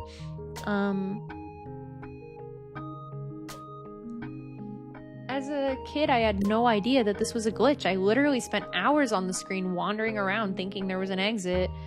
The thing is, there actually is one. Somehow Kid Me was so stubborn, I think I went every single possible direction somehow, XD. Then the last direction you go is up. Which, last direction you go is up makes me think of, right after she Snowgraves Birdly when she walks straight up and out of the battle, which like looks insane. It looks so fucking scary. If you do that, you'll find a door that doesn't appear anywhere else in the game. Weird hidden doors. This shocked me so much as a kid. I screamed and pulled my console so hard it unplugged the console. I actually started crying, but I knew my mom would turn off the game if she heard me, tyrannical mother, so I held my breath and started hiccuping and gasping. I literally thought I was going to choke on my tears. It only made me cry more that I had to plug the game back in myself. I was so scared that I would get electrocuted and die from the wires. Okay, this is Aries coded. This is what Aries was like as a kid. Just a little on the anxious side. This is totally me. Oh my god, if I plug it in wrong, it's gonna electrocute me. I died, dude. I'm sorry for roasting you. I was actually always afraid of electrical sockets too, because I thought they were looking at me. This is something I referenced when we were setting up for the Spampton secret fight. That she's always been afraid of electrical sockets. I feel like they tied this into the game so well. I feel like that explains like the alligator clip enemies in the overworld. Come on, I wasn't a weird kid, I promise. She's also really sensitive about being seen as the weird kid, and always like ties it back to like Chris being the weird kid. Like she's like safely in that way. I hate to say it, but she's kind of like Birdly because she's using Chris as like camouflage basically. So she's to quote one of my favorite things, being puppy cat, so that she's safely not last. She's safely not the weird kid. I got over that. Yep. That's Chris's job. That's what I'm saying. I think she likes being the normal one in that way, even though she worries about being the weird kid. Similarly, she probably keeps Birdly around because it makes her feel good. You know what I mean? Absolutely. I think it's really easy to just like have rose-colored glasses with Noelle because she has such a sweet like fawning demeanor, pun intended. But I think that like that's the thing about people is what you don't say doesn't like mean that you're not doing things that might be a little bit kind of transparent. You know what I mean? Let's see. So I started the game again, and with my hands shaking, I went back into the maze. But what's super weird was that somehow I was able to get right back to the door. I was so happy I almost started screaming again, but remembered to hold my breath halfway. Now I was going to be able to see what was in the secret door, or so I thought. I was locked, and I've never been able to find any key in the game, or it was locked rather. I was never able to find any key in the game that opens it. Since then, I can actually get to the door pretty consistently if I concentrate. I find this super interesting because I talk about how I think a lot of what's going on in the Dark Worlds is what you're able to conceive and like what you can imagine, and also I think it's about intention. So I feel like I don't know if I've got any Adventure Time fans in the chat, but there's the episode about the door that said egress on it, where it's one of the really weird, like, kind of philosophical, wacky Adventure Time episodes where basically Finn had to keep his eyes shut in order to be able to walk out of the dungeon, and then as soon as he would open his eyes, he would appear back. Eric goes, Adventure Time! Sorry, whenever I see that emote, I go, wada wada boop, wada wada boop. And then it makes Aries laugh. That's another one. It's like a horrible, hellish cycle. And I feel like this is kind of similar to that, where it's like she can go into like a gamer zen focus mode and then like end up at the like secret door that no one else has been able to ever find online. And even the image is gone already. So I feel like it's interesting. I feel like this kind of ties into the idea that like if you tap into like your potential, you can go freaking beast mode in the Dark Worlds. That's my opinion. Yeah, it's kind of like your limit is arbitrary. It's what you set for yourself, and you can kind of manifest whatever, like whether you like consciously can control it or not. It's kind of like the manifestation of like what you think and what you believe. I agree. And like that kind of like then off topic from Ice completely, but that's kind of why both Dark Worlds have like such like parental themes for the main villain. Right. I think that is true because it's like those are the overarching like issues, it would appear. Although we don't know like who King represents for the Light World. I just theorize that there's some kind of toxic dad figure at home for Susie, because he says the exact thing of quiet people piss me off, and I feel like that's like one of those things that you say because you learn it from your toxic or abusive parent. You know what I'm saying? Like the idea that like the bullies are getting abused at home, like it's a common trope. Also it, you know, happens in real life, of course. All right, I'm going to continue. Unfortunately, I don't know exactly what I'm doing, and it feels different every time, so I can't give advice. So that's another thing. It's like, it feels very vibes-based. Like, it's kind of based on, you know, like, her confidence in her will, right? Her, like, desire to get there again. Oh, I thought that was just a, hey, that's my line gag. She never says that, though. If Susie said, hey, that's my line, I would maybe be like, oh, it's just like a gag.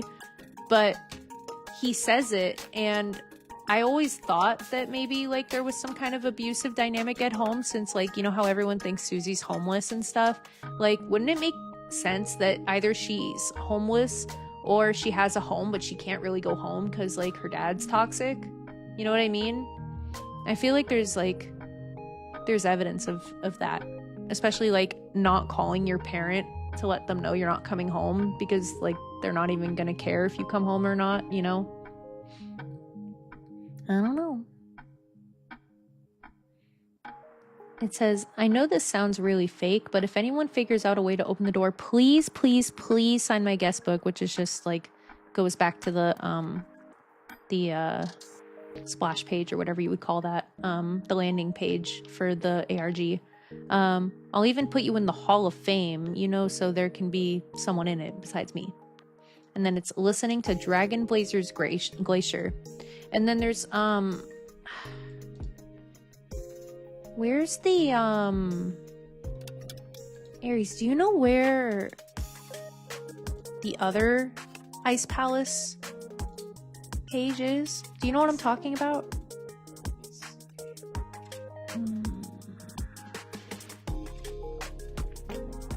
Because then there's also a very specific like screen. Here, I'm gonna switch back to our tier list for a second. Okay. So on Damn You Tenna, can you guys see this? No, you can't. Just a second. Oh my god, it's loud TV static in my ear. Jeez. Huh? No, it's not that. I probably typed it wrong. Hold on a second. Underscore in between all of them. In between each letter. Oh, T-E. Oh my god, there's a YouTuber that pronounces this name as Tina, and it pisses me off so much. Oh, it bothers me. Oh, all of it. I should have just copy-pasted it. You can't even see this on stream, sorry. Okay, it says... Wait, let me get rid of this other one. The TV static's really bothering me. Okay, oh, that's better. It says, that damn boob tube in the Spampton. This is all in like the Spampton speech pattern, right? That damn boob tube. You're the one that should be having a refreshing night's sleep in the recycling bin. Also tying it back to the like spam emails in the recycling bin is like him in the dumpster in the dark world, right? Everything is his. Everything is his fault. Pay. Everyone is going to pay. Everyone is going to pay 5 easy payments of $9.99 until they're all in the disposal area begging for my, where's my bleep? Everyone except, and then it looks like there's nothing. And then if you highlight in black, it says, Mike. Everyone except Mike. And then if you click on the TV, obviously you can see my mouse has like a clickable here. Now it's playing like decently loud TV static. We're looking for hidden stuff here. So here it says, what are you doing here? You shouldn't be here. You're early, it says on the like tab info. And then if you keep scrolling, there should be like a square that's out of place, if I remember correctly. You see this? Sorry, this might be like a photosensitivity warning. I'm just putting it out there. But see these squares that are moving in a way that doesn't make sense? You, him in the dumpster, Bunbun 2025. Thanks, Eric. Then if you click on one of the squares, now we're in like a blue screen, literal blue screen, and there's like a waxing and waning like static noise, almost like it's trying to replicate like crashing waves, but with like TV static. And then you scroll up. I'm scrolling up. I'm scrolling. Eric said I turned my brightness down because yes, I'm epileptic. I'm so sorry. I'll try to be more careful. Thanks for telling me, dude. I'm sorry. Now I scrolled up and we're getting something. Look at this. And then this seems to be the Ice Palace. And this seems to be the door that she's talking about. Did you know about this? Or I didn't remember this at all. I had a feeling because I've talked about this with you before, right. And I talked about the maze and things like that, and you didn't really seem to know what I was talking about. So then this seems to be the door that she's referring to. You click on it, and then it's the page we were on, right? I thought there was more than this, but I can't remember. I forgot.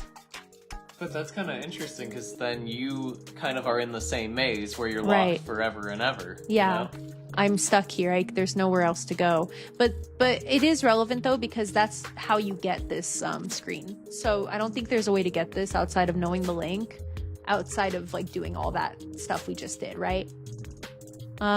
Well, I'm glad I said the photosensitive warning thing. My goodness, I'm really sorry. We'll be done with this in a minute. But yeah, that's basically everything. But there's a lot of scrolling you have to do before you get all the way up here. Also, something interesting is it looks like the game capture sees extra... Wait, what the hell? Oh, I see what's happening. It's doing like a double because I combined these two screens here. Okay. That's enough of all that. You can turn your brightness back up. I'm sorry, Eric. Alright. Oh, there's 2 of them. Help. Oh, there's my like and subscribe. Get out of here. Shoot. Top Bun-Bun moments. Dumpter, Ara, Queen Bandicoot. What? Slip and slide and tummy ache week. Man, this is my legacy. This is one of those moments where I'm like making that one Noel face where it's meant to look like icy, and they always use it with the like Christmas just a week away. You know what I'm talking about? Let me pull it up.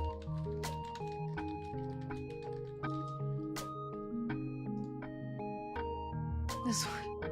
I love this one. Oh, I know this I love one. this image. Hold on a second. I gotta pull it up. It's just such a good one. This is the face I'm making when you say this right now. Also, I don't know what the fuck is going on Reddit, so I'm not responsible for any of that, okay? Oh no. Okay, never mind. You can see only good things. That's good. It says, "Can you believe it, guys? Christmas just 364 days away. Woohoo!" I love this image. But this is the face I made when you said best Bun-Bun moments, top Bun-Bun moments. I was like,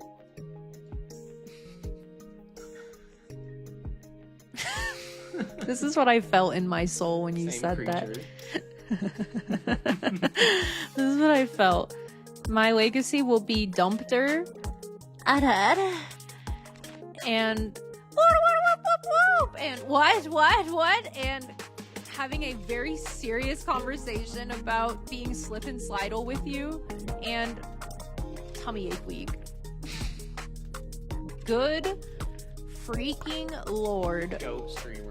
Oh my god, help. The fact that I spill my juice help isn't on there is crazy. I'm just joking about that part. Alright. Let's keep moving.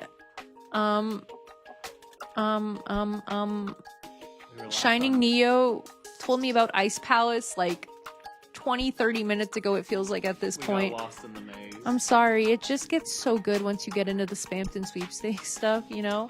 It's what's kept us fed in between like the 5 years of chapter 2 releasing and this literal week. Literally though. Okay. So, with all that said, S tier. Easily S tier. I think it surpasses cannot be ignored and goes straight into unsubtle foreshadowing. It's broken through into the ARG, and the ARG isn't exclusively where we get information, it only enhances what we already have, which is a lot. I'm convinced you're secretly Lena Raine. Stop flattering me, or never mind, I was gonna make a joke, but that's too far. Stop flattering me like that. Lena Raine is bass. She makes the Celeste soundtrack. She's incredible. She's probably my second favorite composer next to Toby Fox. So imagine my pure seguin, my pure delight when I see that he brought her. Yeah, she did make Pig Step, and it goes freaking hard. That's such a good track. It goes hard. Actually, I'm not even messing around. Her Minecraft music goes hard. Gosh, that whole update gets really killer music though. Like not just her, that whole yeah. Is that the Caves and Cliffs update? I think it was either right before or during Caves and Cliffs. Was it Caves and Cliffs or was it after? Pig Step came before that, for sure. It was before. It was before the traps, the Traps the one. Tricky Trial? Yeah, it was before Tricky Trials for sure. Except duh, the Nether update. Yeah, another update makes sense, right? Yeah. So Okay, good. Minecraft music is always winning. I got into Minecraft actually only last year, and I actually really like it. I haven't played in a while because I've been locked in on the Bun-Bun stuff recently. Alright. Shining Neo, if you're listening, I'm sorry for the yapping, but I guess you're used to it. You literally were like sitting through 7 hours of this shit yesterday, so thank you for being here, I should say, instead of sorry. Alright, we're moving on to my favorite of the 4 ice, snow, frozen, which is Snow and Snowy. That to me is also S tier, and I'll talk about why. This is also talked about in the ARG. No, you know what this is talked about is in the newsletter, where there's like a hidden link in the newsletter ARG style. Oh man, I love. If you haven't heard me yap about Toby Fox's newsletters, I freaking love his newsletters. When he gave the option to sign up for it and you could like pick your tier of insanity that you can sign up for, I immediately went for the high tier, which is truck free. Heads up, by the way, in a moment, not right this second, I'm gonna put a really like bright white screen on here. I usually do everything dark mode, but this one forces your screen to be white, so I'm just letting you know, Eric. Shining Neo says it's good. Yap is good. Thank you. Thanks for being here. Thanks for being here. Oh yeah, Deltarune newsletter. This is notably the most recent newsletter we've gotten, and it's probably going to be the last newsletter we get before the game drops. Let me make it a little bigger for you. It's cold. Snow has blanketed the ground. In this state, it's hard to know where to find anything. Let's start by looking up.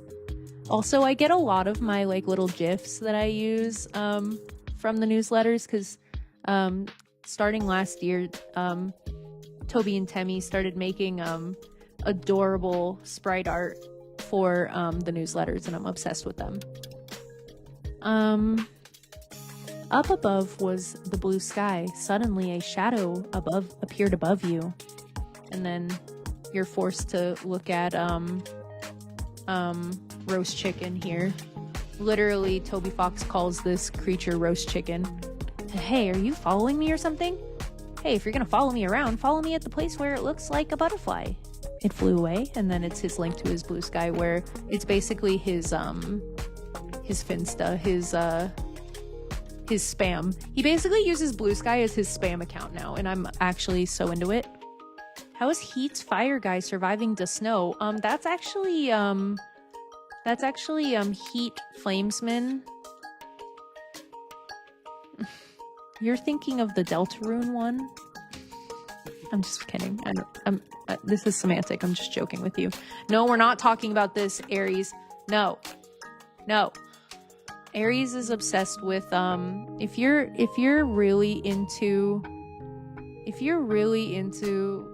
Toby's brain rot, you already know about check it out, I'm in the house like carpet. We're not going to talk about it. Keep it relevant. No, we're not talking about it. No. Buried in the snow was a kind of ancient crystal with a typo. It sure is ancient. It might even be 2 months old. And then it's him talking about how he didn't really discuss Deltarune's anniversary. Immediately you dug it out. It seems that the dog will thaw with the passage of time. Don't use the defrosting setting. It will make the fur curl up and get sticky. And then it shows a frozen solid Temmie drawing of Toby Fox, or the dog, or whoever you want to call it. It's very obviously Temmie's art style, though.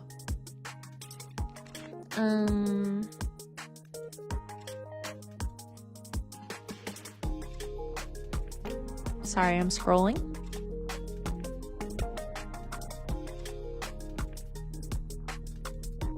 Okay, I'm gonna touch on this even though it's not relevant because this is something that gets talked about a lot recently. Toby Fox sells the important person shirt.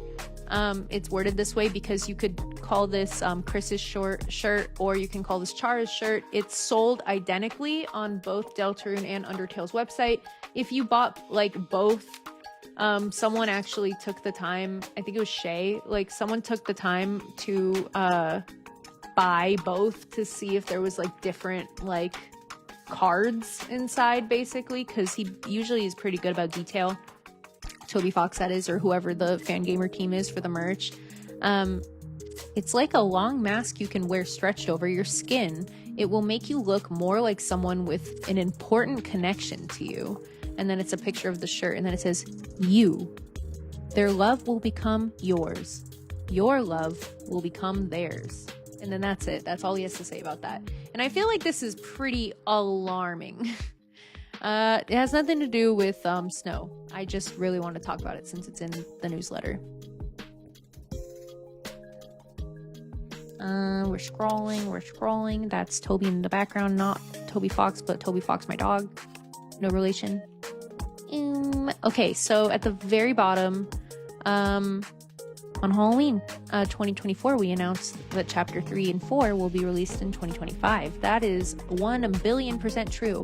We're also working on some other exciting things that we can't talk about right now. It will take a good while to get going, but 2025 looks like it will be an interesting year. And then there's this cute little like snowman thing at the bottom. And this is why we're on this newsletter right now, is because this is a link. So even in the email, like if right now we're on the Fangamer website where he like logs all of these newsletters for people that like didn't get them or like don't want to be getting garbage from Toby Fox in their inbox.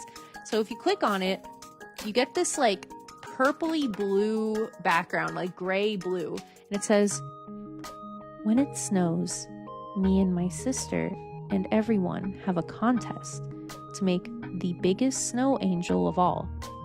We lie on the ground and spread our arms and wave them until we get a shape just like us. I'm the smallest, even smaller than Chris. But I don't lose, because after we stand up to look, Des always tells me, hey look Ellie, yours has more hidden underneath, and pushes away all the snow I couldn't reach, so I have the biggest wings of all. I wish it could snow whenever I wanted. There's a very different vibe here than anything else we've read today or in any of the Spamton Sweepstakes links. She's very serious here. First of all, she's talking in the present tense. So it sounds like even though she might have been young, she's not talking in like her quirky like blog way. She's not using internet speak. She doesn't have typos. She's not like being playful. She's very serious here, even though it's not like a retrospective. It looks like it's in the present, like Des is still around, right? And or maybe even if Des might be missing by this point or gone, she's still like talking about her like there's still a chance that she's out there. So like maybe this is right after things happened or like when things are really fresh, you know? And I'm bringing this up mostly because of all this talk about snow and how she wishes that she could make it snow whenever she wanted. And I feel like that's just like literally Snowgrave stuff. Yeah, Snowgrave is just like a sick twist on it. Like obviously I think everyone in this room has seen Snowgrave in action. I don't think we've managed to keep any non-Deltarune fans in here, but I'm gonna talk about it as if you didn't anyway. The animation is awesome. You should look it up if you're not just gonna watch a Snowgrave playthrough, which you probably should just do that or play it yourself. But it does show like basically a blizzard happening on screen, and then it like is like this geyser of snow right over Birdley, and then he freezes solid, and then the battle ends and she walks out. Actually, she walks out and then the battle ends, I should say. So, how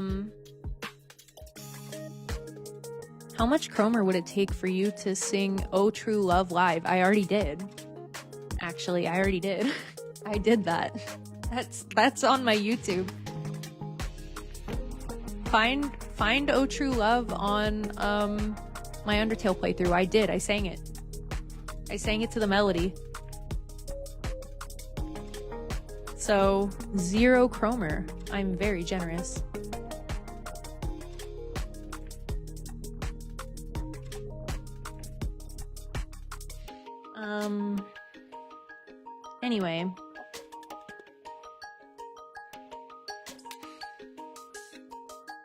Anyway. Anyway. So Snow is S tier then, right? Yeah. I mean, also this the what's it called? The link is fangamer.com, toby.fangamer.com/snowman. And then the header on the tab is snow, just snow. So now that we got that out of the way, that's why it's S tier. In addition to all the snow stuff in Deltarune, we got Snowgrave. We have also Undertale relevance too. We have there's a reason I put snow and snowy. Snowy is what Snowdrake's deceased mom, as an amalgamate, calls Snowdrake. It's the only words she says, I'm pretty sure. Or one of the few. So, yeah. It's important. It's important stuff. It's important. Is it more important than ice? I'd say it's more important than ice. Okay. Ooh, but icy. Ooh, Ice Palace and Icy. Okay, but Ooh, and she does Snow Ice Shock, but she does Snowgrave. the run's called Snowgrave, and also going It's on. not though. That's a fan name. It's called Weirdroot in the files. But Snowgrave is the more important move of the two. But you Right. can't get Snowgrave without ice. Ice Shock. You feel me? Right, but I mean, she's trying to will that it can snow whenever she wants. Now we're just using all the words in the S tier. Trying to trick you into putting it above ice. What the hell? Okay, so clearly you seem to want it this way. Tell me about it. Tell me about it. Tell me your argument. I'm just going based on that letter of I wish it could snow whenever I want, and it again kind of parallels. It reminds me of how Susie and Chris talk about, oh, I wish we could bring Rousey and Lancer out and they can like go to school with us. I wish it could be real. And then the next scene is Chris opening a dark fountain. Right. Similarly, it's the Snowgrave run is I'm making it snow whenever I want. Right. And it, in my opinion, happens after whatever the snowman. Even though the snowman post happened pretty recently, it happened this year. Right. In my opinion, I think the events of Snowgrave happen after. Oh, absolutely. Because- I think any of this like text stuff is in the past. I don't think there's any That's true. in between. Oops, muting.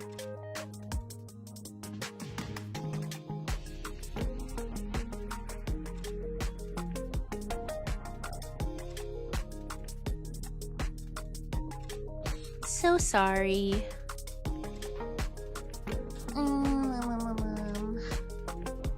So,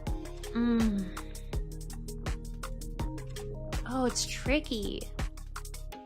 It's, if this were an Undertale tier list, this would without question be above Ice, right?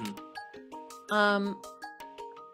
But we've got it all. It's Undertale, it's Deltarune, it's ARG, it's the newsletter. You have to consider it all. I'm thinking. This is all the Toby Fox content. I'm thinking. I have one more argument for Ice being above. I'm pretty sure in Snowgrave her title is Icemancer.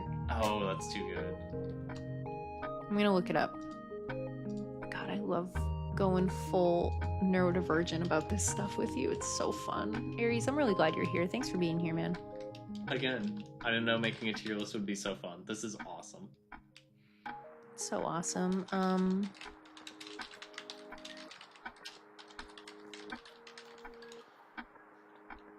Frostmancer, so it's a different word.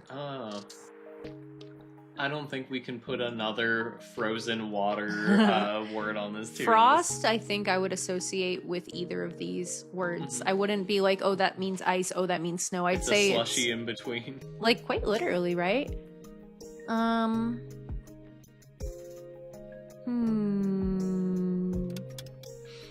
This is difficult. I think I'm gonna need someone to mediate in chat. Whether it's Eric, whether it's Shining Neo. Ice over snow or snow over ice for S tier, because me and Aries are actually on opposite camps. I think ice should be first, he thinks snow should be first. And we're both flexible, but I can't pick. Ice over snow, what's your reasoning? I'm gonna need some how do you pronounce the name of the Thoust Fools person? How do you pronounce that? Thoust knowsteth, I pronounce it. Rules. It's rules. It's always rules. Always has been. Also, I know you're typing about why ice over snow right now, so not me saying ose over snow. Oy, oy, oy. Man, I love this PGM so much. It's so chill. Bird equals ice cube, so ice. But then that would be frozen. No, frozen's in its He's place. frozen into ice. Yeah, this is... He becomes ice. He's a birdsicle. Frozen chicken.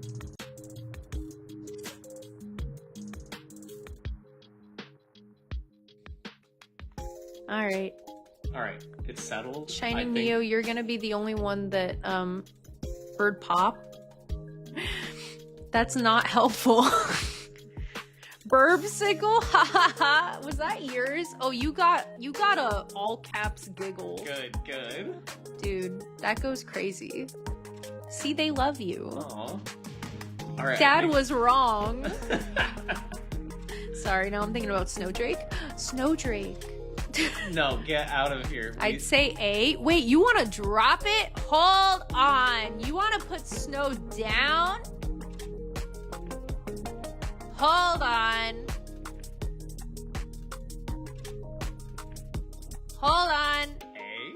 You can't just be a lurker now. Now you gotta type a small paragraph. You're gonna have to show your work on this one, bro. I'm sorry. You're gonna lose your lurker privileges for just one moment. I'm gonna need an explanation, or you're getting half credit.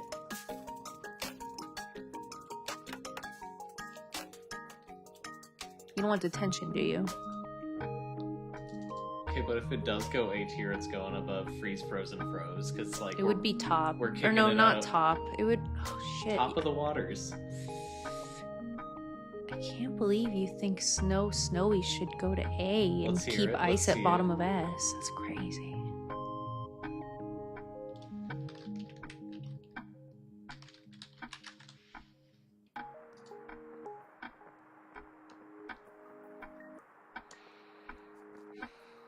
Because Noelle seems to freeze things to ice, not bury in snow. Ah, that's a good argument. Oh, that's interesting. I'll tell you what. Here's my compromise, okay? I'm not gonna put snowy on, but ouch. I could see it being an A tier now that you mention it. Because if ice stays in S tier, but snow is so relevant too. I agree that she doesn't bury them in snow, but if you like look at the Snowgrave animation, it's like her doing a blizzard. And then they become frozen. It's like, not to be really, morose and like vulgar, but like, it's like people that like die because they freeze to death in a blizzard in real life. You know what I mean? You drop it down. But he though? really did become an ice cube. Yeah, so maybe we do drop it and make ice the focus. Yummy, hypothermia. Alright, but you have to put it above freeze, frozen, froze. There's too much... Man, that's a hard one. too much Man, and here. there's a really hard one after this one. Hope you guys are having fun. We've been going for a while, so. Oh my goodness, how the time flies. Are you, like, good food-wise? I'm all good. Alright, just checking. I'm snacking. Good. You can have that, too, if you want. I'm good right now. All yours if you want. Okay.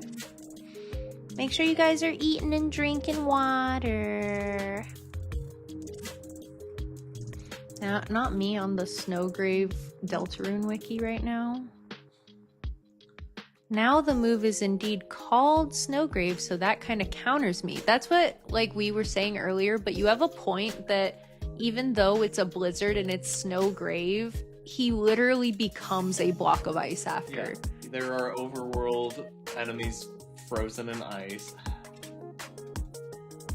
I imagine, like, if it weren't, like, in the context of, like, a mono black, like, fight screen, that it would look like an ice cube surrounded by snow. Right. You know what I mean? Yeah. Like, kind of like, actually, the Toby Fox Temmie art that we just saw. In fact, that dog in the, like, hexagonal little diamond ice cube really looked like the Snowgrave ice cube, low-key. Yeah. So I feel like it would actually look just like that, like artist rendition. Is it settled? It is, but I'm gonna read just a little bit in this wiki real quick just to make sure I'm firm on this. Also, something I haven't talked about is the item before Thorn Ring is the Freeze Ring. Just wanted to mention that. Oh, that's cool. Honorable mention. Yeah, I'm not moving it, but that's where Freeze solidifies also come. Okay, bro. In a... Okay, bro. Relax.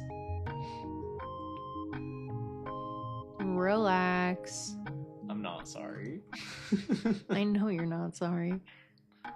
Oh man, this stuff's so fun. Sorry, we're almost done here.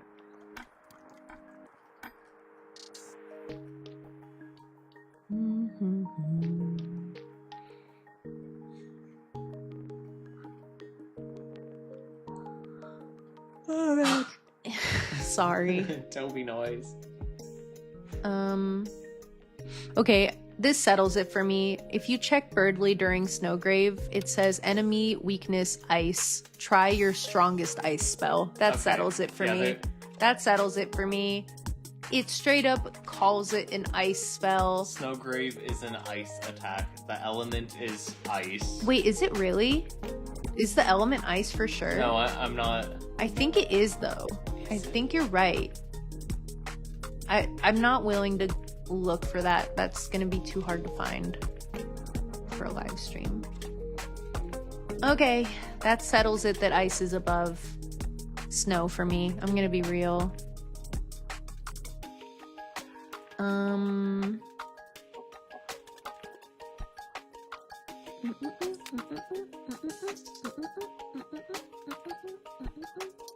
Also, I mentioned that there's different dialogue in Hometown after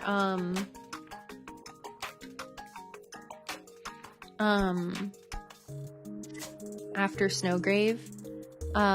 When she's playing Dragon Blazers with her dad, instead of using Fire Shock, she tries to use Ice Shock on it. And they're like, on the ice enemy? Okay. Like, that's weird. But I guess she's just like comfortable. And then when he's like, here, let me do it, which is something that he does in both runs, instead of being like, Dad, I got this, she's like, no. Like, she's like scared to give her power away as opposed to like confident. She's like, she didn't learn to like trust herself and gain control. She learned to like not relinquish it ever. Yeah, it's like the difference between like confidently doing something and like gripping it for your life so no one takes it from you, if that makes sense. All right. That's enough of this. But I do feel pretty strongly, and I'm glad we've settled it. All right, I'm gonna close this tab. Okay. New topic.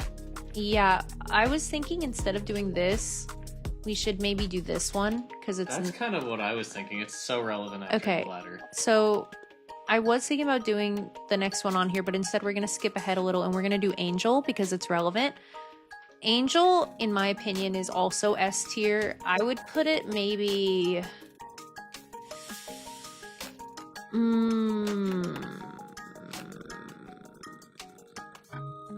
here.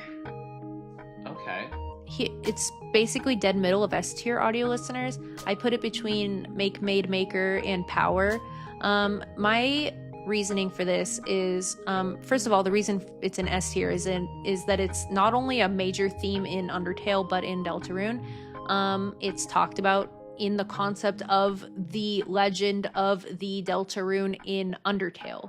So like if you don't remember, Deltarune as a topic, as a word, is in Undertale. It is the religion in Undertale, and it basically is used as a device, like in a meta sense, it's used as a device to explain the two routes. So like Gerson basically says it's either like an angel that will come down and release them all from the underground, or it's an angel of death that will destroy them all. And it's basically hinting that like you can get two endings. That's like kind of the point of him explaining that. He like talks about how those things tie into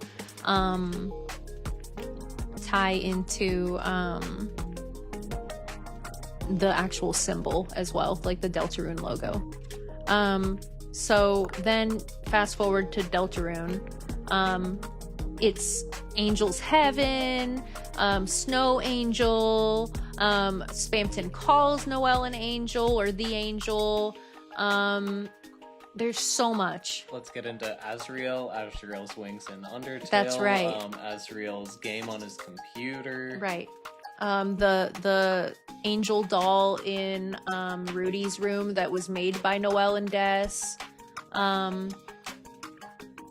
And like it's the only time someone other than Noelle talks about December, if I'm correct.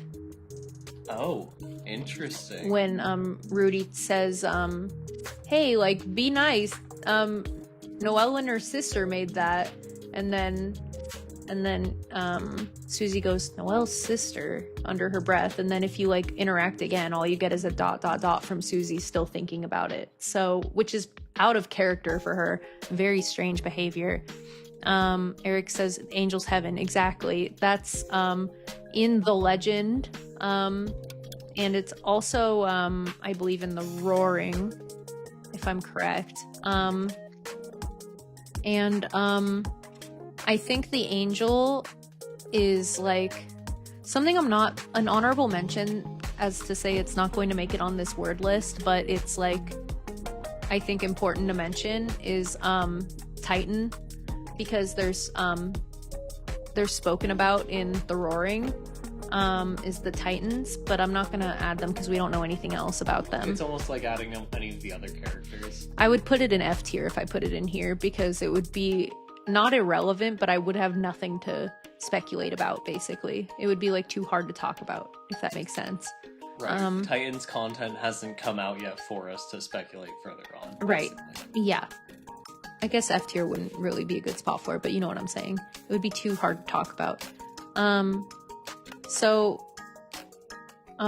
Yeah, we've got Snow Angels. We've got the fact that it ties into Noelle and Des not once, but twice. Specifically Noelle in December, with the doll that I just mentioned and the Snow Angel thing that I just read from the email, the newsletter rather. What else? Angel's Heaven, right? We've got Spamton being like, hello, Angel, I think in Snowgrave. What about Noelle being Spamton's Hochi Mama? That's another thing is, he says the word Hochi Mama, and then people in the Q&A portion of Spamton Sweepstakes, which was like a donation goal, they basically said like, is Noelle your mother? Because there was like a common like curiosity about that. I never thought that. think that's like maybe some people taking it a little too literally and not seeing it as like an exclamation, if that makes sense, you know. And he was like, what? No. Hold on 1 second.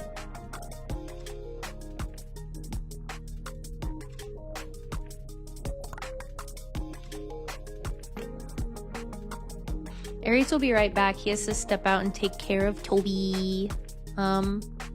I won't continue on to another like word without you, but I'm probably gonna keep talking about Angel and the placement and stuff. So much to talk about. Yeah. So he'll be back in like 5-10 minutes max. But I feel confidently about Angel being an S tier. I feel like if you felt silly enough to like ignore the use of the word angel in Deltarune, then you would just be incorrect. You would just be wrong. I think also Alvin Boom, Gerson's son, refers to the angel since he's like a priest or a bishop or something. He's a holy man. Yes, angel is S, right? What do you think about the placement, Shining Neo? Between power and maker.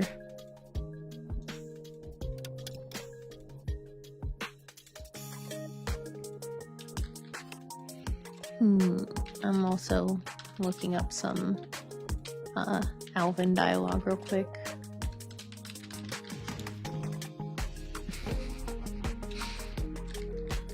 Not me looking up Alvin the Angel and getting Alvin and the Chipmunks on Google. Thanks, Google.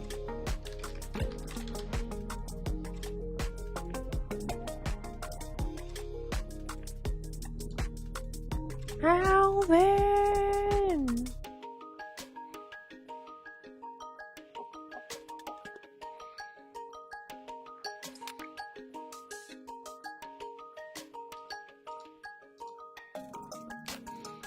Let the angel's power light your way. Oh man, light isn't even a word that I added in here. I don't even know if I'll add that. I'll talk about it when Aries comes back, but I'm not sure I'll even add that. It's not crazy that he would say, let the angel's power light your way. I'm more honestly alarmed by the use of the word power in that sentence than the word angel. He's literally like a holy man. So I feel like it's not that silly to, it's not that crazy for him to talk about the angel. He literally is in a religion that, you know, that like is a follower of the angel, right?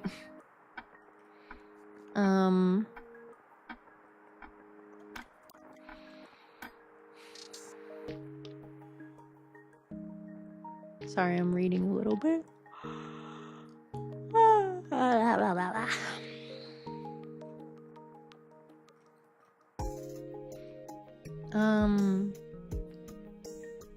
This being Bun-Bun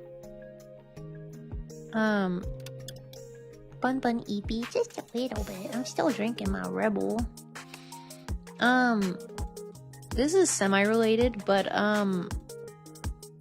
with the angel being a blatant stand-in in Undertale for the player, like in my opinion, there was no debate over who the angel was before Deltarune. I think in Undertale it was pretty clear that the player is the angel, right? We're literally an otherworldly being that came down from nowhere, and we didn't like, you know, take someone over in the way that we did with Chris, where like Chris existed and then we came along and then they were like, dude, Chris, you're acting freaking weird, dude. You're looking like pale. You aren't acting like yourself. You're talking more than usual. This is weird as hell. Whereas like in Undertale, you're like the embodiment of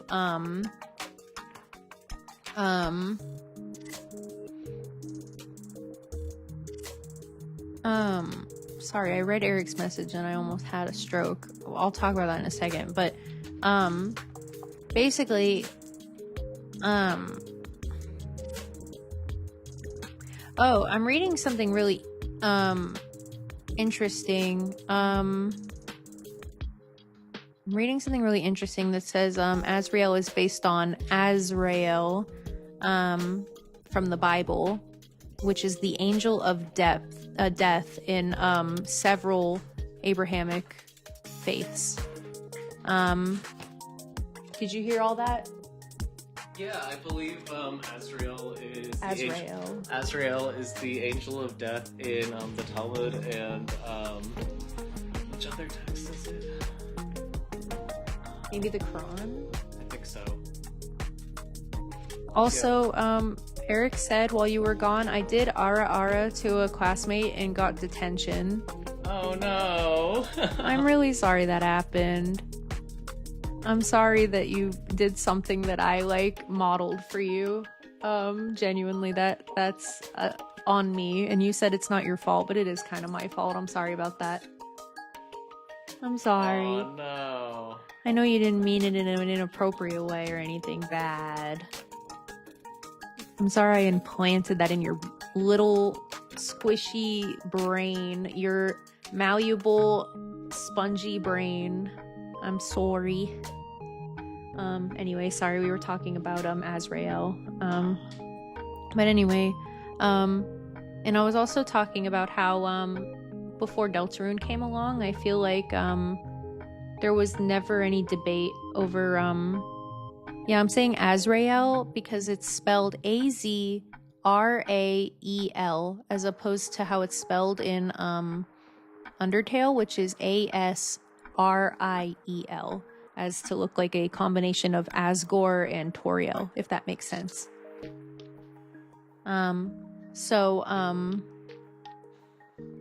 Yeah, you know, you said like Rouse, and even though it's not spelled like Rouse, it actually has a way closer pronunciation to Rouse. It almost sounds like you're moving around the like sounds in the word Azrael, which is, I think, interesting and kind of makes Rouse a little more spooky. Anyway, what I was saying was, before Deltarune came along, I feel like there was no debate over who the angel was in Undertale, because it was just so clearly the player. Like, the angel is either the angel of death or the angel that like releases the monsters from the underground. You don't like take over someone's like living body who existed before you and had a personality before you came along, and then you come and like literally like control them and puppeteer them.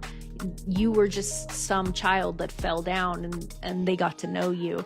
And whether you're doing G-Run or neutral or pacifist or whatever, right? So I feel like in that way, if we're talking about Undertale, there was no question that it represented the player and the way that we're otherworldly and like not of their dimension, and we come into their world and we intervene and then we affect them in a way that like aligns with their religion, right? So like, but in Deltarune, this is actually one of those few times where I feel like you can't apply one-to-one Undertale logic to Deltarune, because I feel like it's too easy to say that we're the angel, because I feel like there's something about Undertale that feels so much more like storybook and like fictional, whereas I feel like Deltarune's supposed to feel like the light world is like very like realist and like replicates real life, and like, you know, they kind of have like a vibe of like, you know, life isn't like how it is in movies and storybooks and video games, you know, it's the real world. And then the dark world is like fantasy and dreams and hopes and like desires, right? And like trauma and struggle and like hidden thoughts and truths, right? So all that to say, I feel like it's really interesting that the angel is now like a different topic and it's spoken about differently, and we have like a priest character that follows the like religion of the angel of the Deltarune, right? I don't think anyone says the word Deltarune in Deltarune. Oh, interesting. I might be wrong about that one. Don't take my word for it, okay? Anyways, that's the end of my ramble. That's basically what we talked about while you were gone. Oh. There's no denying I'm putting Angel in S tier, but I just don't know if I put in the right spot or not. I'm kind of conflicted because I think it's like incredibly important. Where did it's in the perfect spot. You think so? Yeah. Feel good about that? Yeah, I think it's literally middle of the road, but I think that freedom, stronger, and power are like, I don't know, more relevant themes to like I don't know, the growth of the characters. I'd agree with that.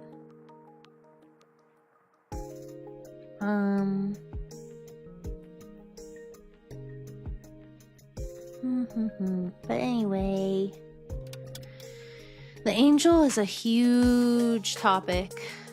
It's a huge topic. There's also the fact that Noelle is literally in like a angelic gown in the dark world, and like I said, she gets referred to as an angel and stuff, and does snow angels and snow, and it's like, whether or not she is the angel, obviously we don't know. I'm of the opinion that she's just like a red herring, or like meant to kind of make you think you know what's going on when you don't. I think she's too like innocent to like actually have that much like intention. You know what I mean?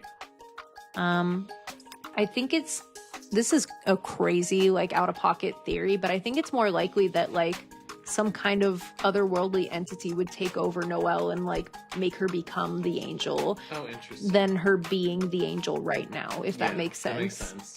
Like, she isn't the angel, she might be the embodiment of the angel. Become the angel or be like the vessel or something. Yeah. Although that might be my supernatural brain rot speaking. There's a lot of like otherworldly entities have to possess humans as like a MacGuffin for like there being human actors on screen. And them having to have no budget for CG. No CG, no practical cosmetics. Shouts out to the worst brain rot I have. Alright, we're moving forward. Deeper in depths. Deeper and depths. This is also a big topic. I'd put this in A tier, I think, right here. And it's between the dog and but I'm thinking about Out of Bounds, and it makes me want to put higher. Okay, so I think the depths is Out of Bounds. I don't know if I've articulated this on stream before, but I think like what the depths and like all the people talking in the code and stuff, if you know what I'm talking about, I think that's like referring to like deleted content or things that are like in the out of bounds parts of games. Like a lot of developers, when they're not using assets, they just like drag it into like the void, you know, or they have like things standing out of bounds and stuff. And I feel like that's what like the depths is. And my interpretation of deeper and yet deeper and darker yet darker and stuff is like that it's like basically breaking out of bounds of like the confines of the game. That's my opinion. I for a while kind of just was unconsciously thinking that was just like canon, but I realized that's definitely not canon. That's just like my brain speculation. Yeah. I'm conflicted about putting deep and deeper and depths higher because it's a pretty broad, it's probably my most broad square here, because depths could be considered a separate thing than the deep and deeper thing, you know? I gotta go. I'm getting EP. It's 10 right now. Thanks for being here, Eric. Thanks for all the feedback. Hope you get some sleep. Also, I hope the weather turns around and you can do some nice stuff. Happy first day of summer break. Let's go. Enjoy. Hope you like the tier list. Make sure you check back in tomorrow and see what we ended up doing with everything. Reminder, I won't be on stream over the weekend, so I'll see you Monday. Bye-bye. Bye-bye. Oh, my arm's broken. Berkeley. Bye bye. Bye bye. Bye bye bye. Bye bye bye bye. Bye bye bye bye bye. Oh bye bye. Oh bye bye bye. Oh bye. Bye bye. Alright, so we're thinking right below the annoying dog. Yeah.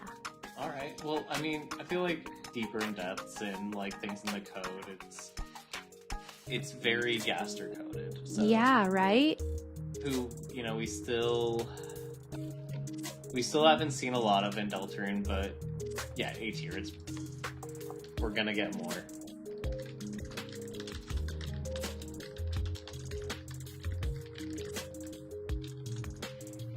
So, I think that discussing the depths specifically, I think that what I think of when I think of the depths is I think of the Goner Maker sequence, because I'm pretty sure that's the like file name for the image that's like mirrored and warping in the background is like depths or something like that. I'm gonna Interesting. Google that. I might be getting it 'cause wrong. it's just 4 quadrants of like the same JPEG, right? Yes. I see.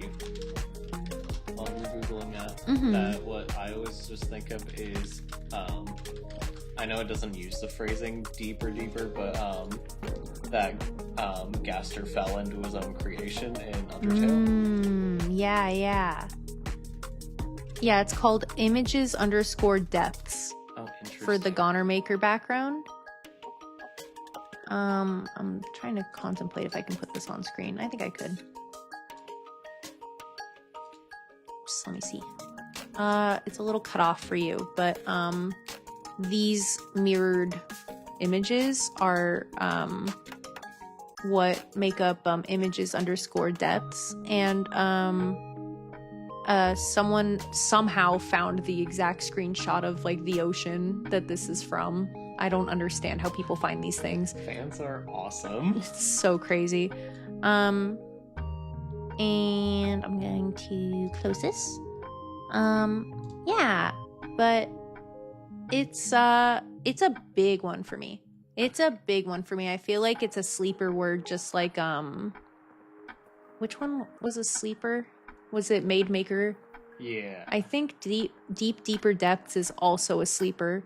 I think we don't know how good it is yet. That's my Right, but then opinion. we're just gonna get like immense payoff soon.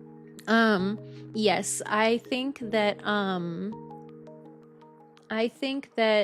it represents a lot of things. I'm thinking about, I'm also thinking about Onion Sand in chapter 2, talking about the song in the ocean that he hears, Interesting. you know, and he goes, Yeah. it's not a new song. It reminds me of something I've heard before, but I can't remember. Like, and he's like, I'm gonna investigate more. Like, I'll see you tomorrow, basically. But yeah, I think I'm almost tempted to move it up because, Really? like, over the dog, to be honest. Yeah, you know what? I think that the dog, it's closer to Gone and Goner, whereas it's not things that we explicitly know, like how serious it gets, whereas like the annoying dog is kind of like this is a sign that some weird out of bounds or rather forced inbounds thing is gonna happen, that like you're getting railroaded, or like something that's very game design or plot Right. point relevant. It breaks the fourth wall, but it actually keeps things in order so that we don't have to go meta. Yeah, it's almost like clobbering it together with glue, Yeah. in a way. It patches holes Right. in like a lighthearted way. Agreed. And like, it's like him saying, I'm making you stay on rails. Like, I'm making you like continue the game. Right, whereas like the depths is, hey, for those of you who are jumping into the code. Before we move on, I'm curious what Shining Neo thinks about this, just because this is probably one of my more crackpot thoughts, in my opinion, out of all these. I think that there's obviously like the deeper yet deeper, which like everyone's like Gaster and like, you know, soy jack pointing, but like more than that, it's like for me it's the stuff about the depths and like the Goner Maker sequence having like images underscore depths as like the backdrop, and also like there's ocean sounds when I guess what it is also is I associate depths and deep with like the ocean because of the fact that the image is of the ocean, because when you fall into the dark world the first time, there's like ocean.ogg playing like the ocean sound effects. Like I don't know, I kind of just like have them all tied together. What about the bunker? That's another thing, is I kind of associate it with the bunker too, but I feel like that's like not related. But is that bunker not going to go underground? Is that not? Yeah, but see, now you're equating going underground with deeper in depth. Okay, it's a stretch for the word. Yeah. Maybe we keep it at A tier. Okay. Okay. We'll keep it at that for now. All right. The depths makes me feel like someone may have drowned. That's what I'm thinking too. That's a good guess too. Maybe Chris? Oh, interesting. I wonder if someone drowned. Also, another thing is I'm thinking about Shiren when I think about depths. In chapter 2, Shiren is in the hospital and it says she's like, her vocal cords are damaged, so she can't really like speak or sing or anything. And also Shiren's sister is properly dead in Deltarune, whereas she becomes an amalgamate in Undertale. And they become reunited and everything's good and dandy.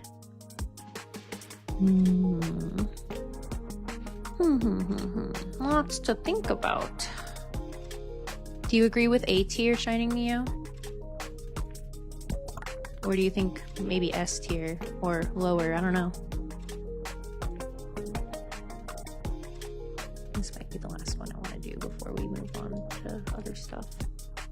I feel like it's relevant to all this out of bounds talk and stuff. Okay.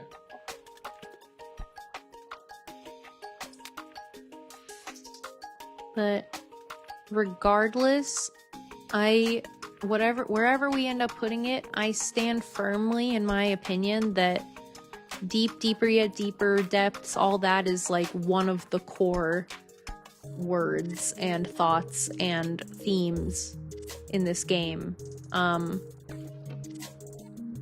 In that way, it really is truly A tier for me because it can't be ignored. Yeah, A seems fine. Okay, let's move on then. Oh, this is a good one. We have Lost. First thought, easily Lost Girl. Oh yeah. Lost Girl. Second thought, in the chapter 2 like manual, when you learn that there can be recruits that you don't recruit because you did violence on them, the term for that is they become lost. In my opinion, I think that lost refers to more than being like not found, although that is really relevant to like Deltarune, or not Deltarune, sorry, December, Des and stuff. I think lost refers more to the emotional meaning of the word lost.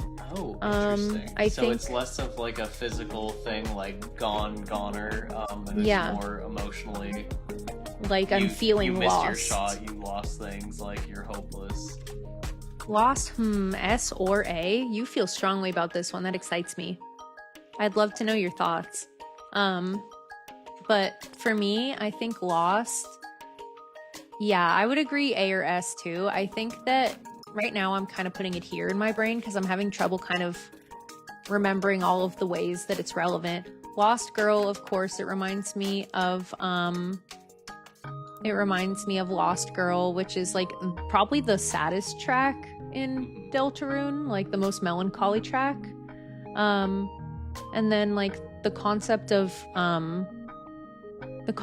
enemies becoming lost is like such a kind of like, I guess, sinister like game mechanic that it's like not explained to you by Rousey, but written into a book by Rousey for you to read, if that makes sense. So like I feel like it's very like telling that he won't like explain this concept in a more tangible way, but instead is like writing it in the manual and being like, hey, I wrote something about this like in chapter 2, and he goes like, yeah, anyone you don't recruit because you were violent will become lost. I feel like it's very telling that he won't just like explain it outright, you know what I mean? Right. Castletown's really the like base builder recruiter element kind of caught my attention this run, yours that you just did, and I think it's mainly because it's I don't know, it's like somewhere between like conscription and like winning the hearts of like your enemies, but like it's you rip them out of their old dark world and then bring them to Bunbun's Castletown, not Chris's Castletown, but Bunbun's. It's very much a like... And also not BB's Castletown, which BB was the name of our vessel that we made. Yeah, it's Bunbun, the player's specific Castletown, and it's like, well, if you're not with like the player, you're lost. Like they're gone. You've lost their... Wait, so you're bringing to mind, you're making an excellent point. We will eventually find... Okay, Shining Neo says, we will eventually find out what it means to be lost. Seems crazy. I'm gonna say A. Yeah, that's a good point. I think that's solid. So, you're making me realize that anyone you don't recruit, what the hell happens when you fucking close the Dark Fountain? They're lost. So, like, I was under the impression, like, yeah, you were violent on them and they had to run away, so like that's us punishing you. We're saying they're lost now. This seems different to me. This, if I'm remembering correctly, the specific like dialogue isn't just using violence on them, it's whoever you didn't recruit properly becomes lost, right? It's not just you killed them or you hurt them or you scared them. It's specifically you failed to recruit enough of them to Castletown and now they are lost. They're gone because you destroyed their Dark Fountain. They either existed before or at the moment that the Dark Fountain was created, and now you've closed it. Now they're lost forever. They've ceased. They're like they're in the void. Yeah, they're either in the void or they cease to be. Or both, or neither. Man, that makes me want to push it up, honestly. Ooh. It's kind of the same vibe as Discarded, right? Mm-hmm. But it's different, because Discarded is not the same thing as... Right. You took something and you discarded it. It's like a mindful thing that happened, right? Even if it's like a, you know... a abandoning in a way, it's still something you're doing, whereas something becoming lost is a passive thing. It's like something that you failed to do. Does that make sense? It's like if you fail to recruit them, they become lost, whereas like if you like don't choose to keep them around or you choose to discard them, then you have discarded them. Like, I don't know if I'm explaining this properly. So it feels like, I agree that it seems crazy, and A tier is like really good spot for it. Oh, it's so good. I'm putting it right here in the middle here. I think it's higher than Nightmares for sure. For sure. I'm also like contemplating some swaps already, but we'll get there. We'll get there. Chaos? Okay, chaos. High? Give me your gut feelings. I'm gonna throw it out there. I think Chaos is a C tier. Oh, do tell. I think that Chaos is a chapter 1 specific. You have your chess pieces, you have all of your rules card, you have all sorts of games with rules. That's what it's based off of, and I think Order and Chaos are like the dichotomy for chapter 1. I don't think we're gonna see much more about it in future chapters, actually. I think Chaos is a buzzword for chapter C, and I don't think the other Dark Worlds are going to have the same kind of, relevance for Chaos. I could see Chaos being a Jevil exclusive, but I actually also kind of associate Chaos with like, not... Okay, let me elaborate. Not literally Susie, but kind of with how Susie acts, how everyone keeps talking about how she does what she wants, she breaks the rules, she, like, doesn't like listen when you tell her to stop being violent. You have to warn people that she's violent so that they don't get hurt. And even though she's not associated with chaos, I think the fact that, first of all, Task Manager talks about any Jevil item on you kind of ties it back a little bit more. I think also that chaos represents not playing by the game's linear path. That's my opinion. I think my opinion is that chaos actually might be a little more B tier. Only because I think, didn't they call King Chaos King? They did. They did. I think it's a little more B tier. I agree that it won't be as relevant in the future. Like, in that way it is kind of C tier, right? But my personal opinion is that it might mean something someday more than it already does. And I'm not saying we're going to put it in B tier, but I'm just making my case a little bit. Because I feel like chaos represents breaking the rules in the linear, like, game logic of Deltarune, our video game. What's interesting is I really support this idea, but I think as far as a buzzword maker, you're not going to see him bring it up again. I think you're just... all of these things are things that you, the player, would understand as chaos. It is chaotic, but I don't think that in universe, in text, that they're going to call it chaos. How do you feel about top of C? I'll take it at top of C. Top of C, I think, is fair because it's way more relevant, in my opinion, than determination. Although, side note, if the determination extraction machine ended up being relevant in Deltarune, I think I would shit my pants. Sorry. Oh my goodness. Sorry, just something that came to my brain. I think top of C is fair as a compromise because I think it really probably won't be used as a buzzword much more in the future. But I do think it is like something that might have a callback. Who knows? Maybe it'll have a comeback because yeah, I said chaos and order I think is something that is relevant to chapter 1, but then you do mention the tasks and the task managers. You do mention Queen trying to, or I know you didn't mention it, but in like a similar sense, Queen is trying to like recruit her willing peons. Yeah. So, you know, there is order in chapter 2, so maybe... But I feel like at that point it's more about control than it is about order and chaos. Right. In fact, I think control could be its whole own word that we added here, especially like, you know, the plugs in chapter 2 are all about like control. In fact, I might add control because that's what Snowgrave is about too.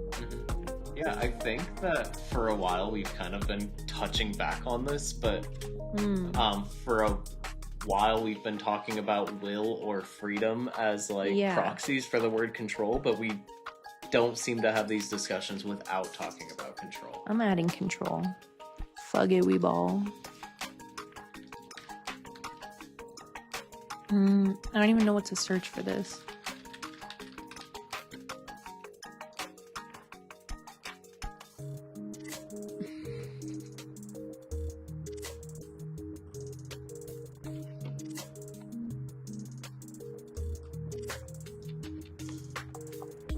Maybe I would just use some... Can you just do a wire? I was thinking that, but I think that's too vague. I'll just literally make it in MS Paint. I'm not kidding. Bucket we ball.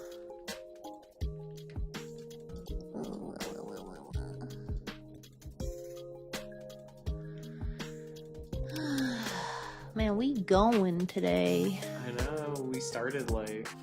Oh, you're right. I was like, why am I already like, why is it already 7:30, bro? I was tripping. Alright, 1 second.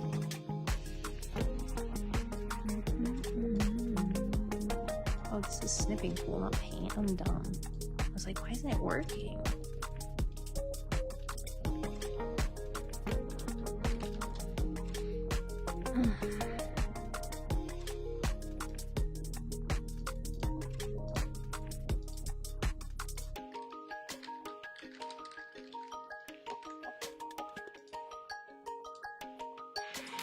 I'm so sorry. That's my pipes. I'm sorry. Oh my goodness. It's so loud for me. Holy crap.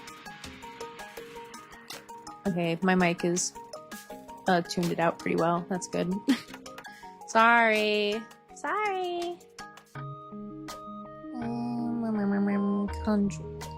I'll use my chaos control. I'll show you my chaos control. So why is it not working?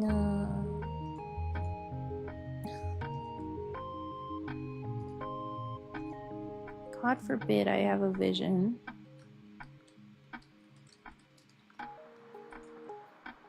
Oh, it's transparent? Is that why? No, that just refers to the text box. Shining Neo says chaos control. Hey, we got a Sonic fan in the chat. Oh my god, you know what was a Sonic joke I made while you weren't listening, Harry's? Was a direct quote from Rousey that I voice acted this way when we got knocked off the ledge by Queen is, I'm falling!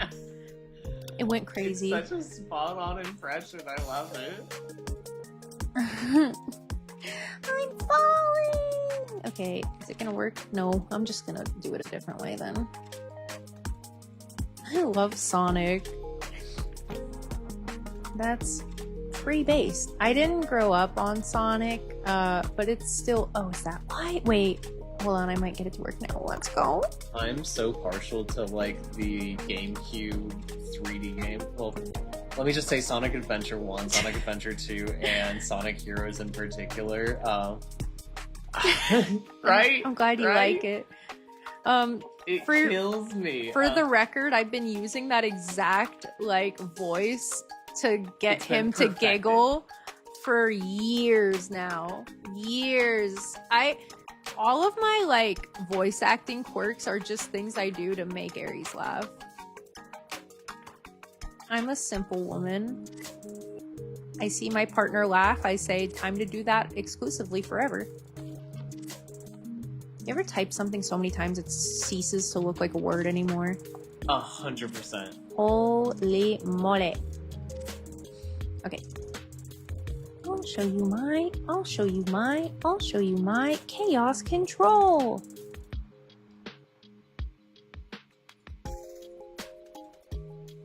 I'm so glad you liked my impression. You do care. Thank you. Okay, we're talking about control now. Oops, I got Where in scrolled. S tier? Control? Yeah, I agree. I think bottom. Okay, okay. Ooh, bottom. I think bottom. Oh, don't be...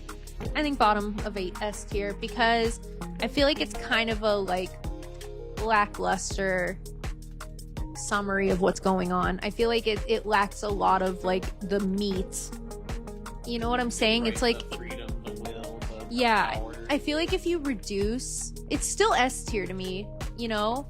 But I feel like if you reduce Deltarune's like bad route to being about like controlling Noelle, then you're missing all of the like recurring themes and motifs, you know? It's like, yes, we are controlling her, and yes, the player is controlling Chris, but I feel like the only way I would move it up is if we tied it to like vying for, is that the right word? Vying for control? Yeah. As like Chris trying to get control back basically from us. But we don't actually know that. That's kind of fanon. We don't know that they're like desperately trying to get their power back from us or control back. Right.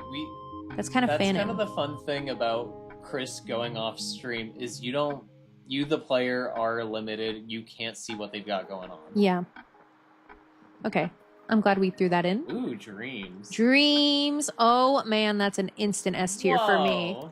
You didn't see that coming, did you? Back it up. Well, I think it's an instant S tier because I have a theory that all of this is dreams. It's not that crazy of a theory, I know, but I have a theory that all of this is dreams. They say it over and over again.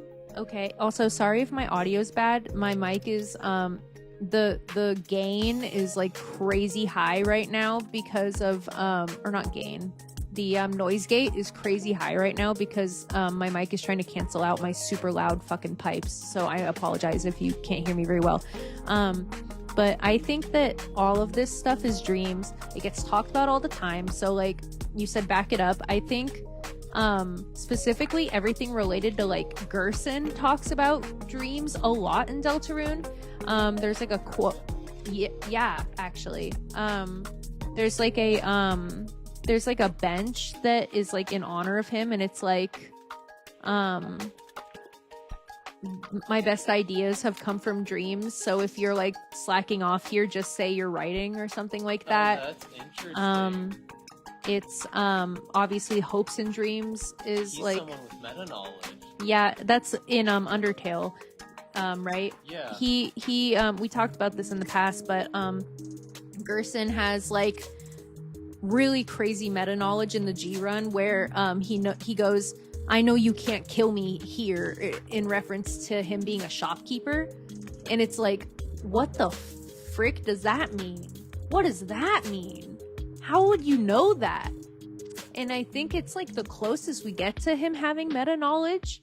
And he's like, watch your back, but like derogatory this time, not in the nice way that he says it in Pacifist. They basically hint like that it's like emotionally all like a nice dream, you know, like we talked about this during Nightmares, right? But I feel like it's literal. Like, yeah. I feel like it goes with my imagination theory. Oh, thank you. The pipes shut up so I can actually use my mic properly. That's interesting, especially considering you know, like wake up in the computer lab. Yeah. It's kind of implies you were sleeping there. Yeah. Weirdly, actually, Chris and Susie, who were like present when the dark fountain is closed, are never like asleep. They like bumble around in chapter 1, but you don't see them like laying down or anything. And then in chapter 2, when they close the fountain, they're also not laying down or anything. They're also standing, but Noelle and Birdley, who were also in the dark world but not there when the fountain was sealed, are asleep.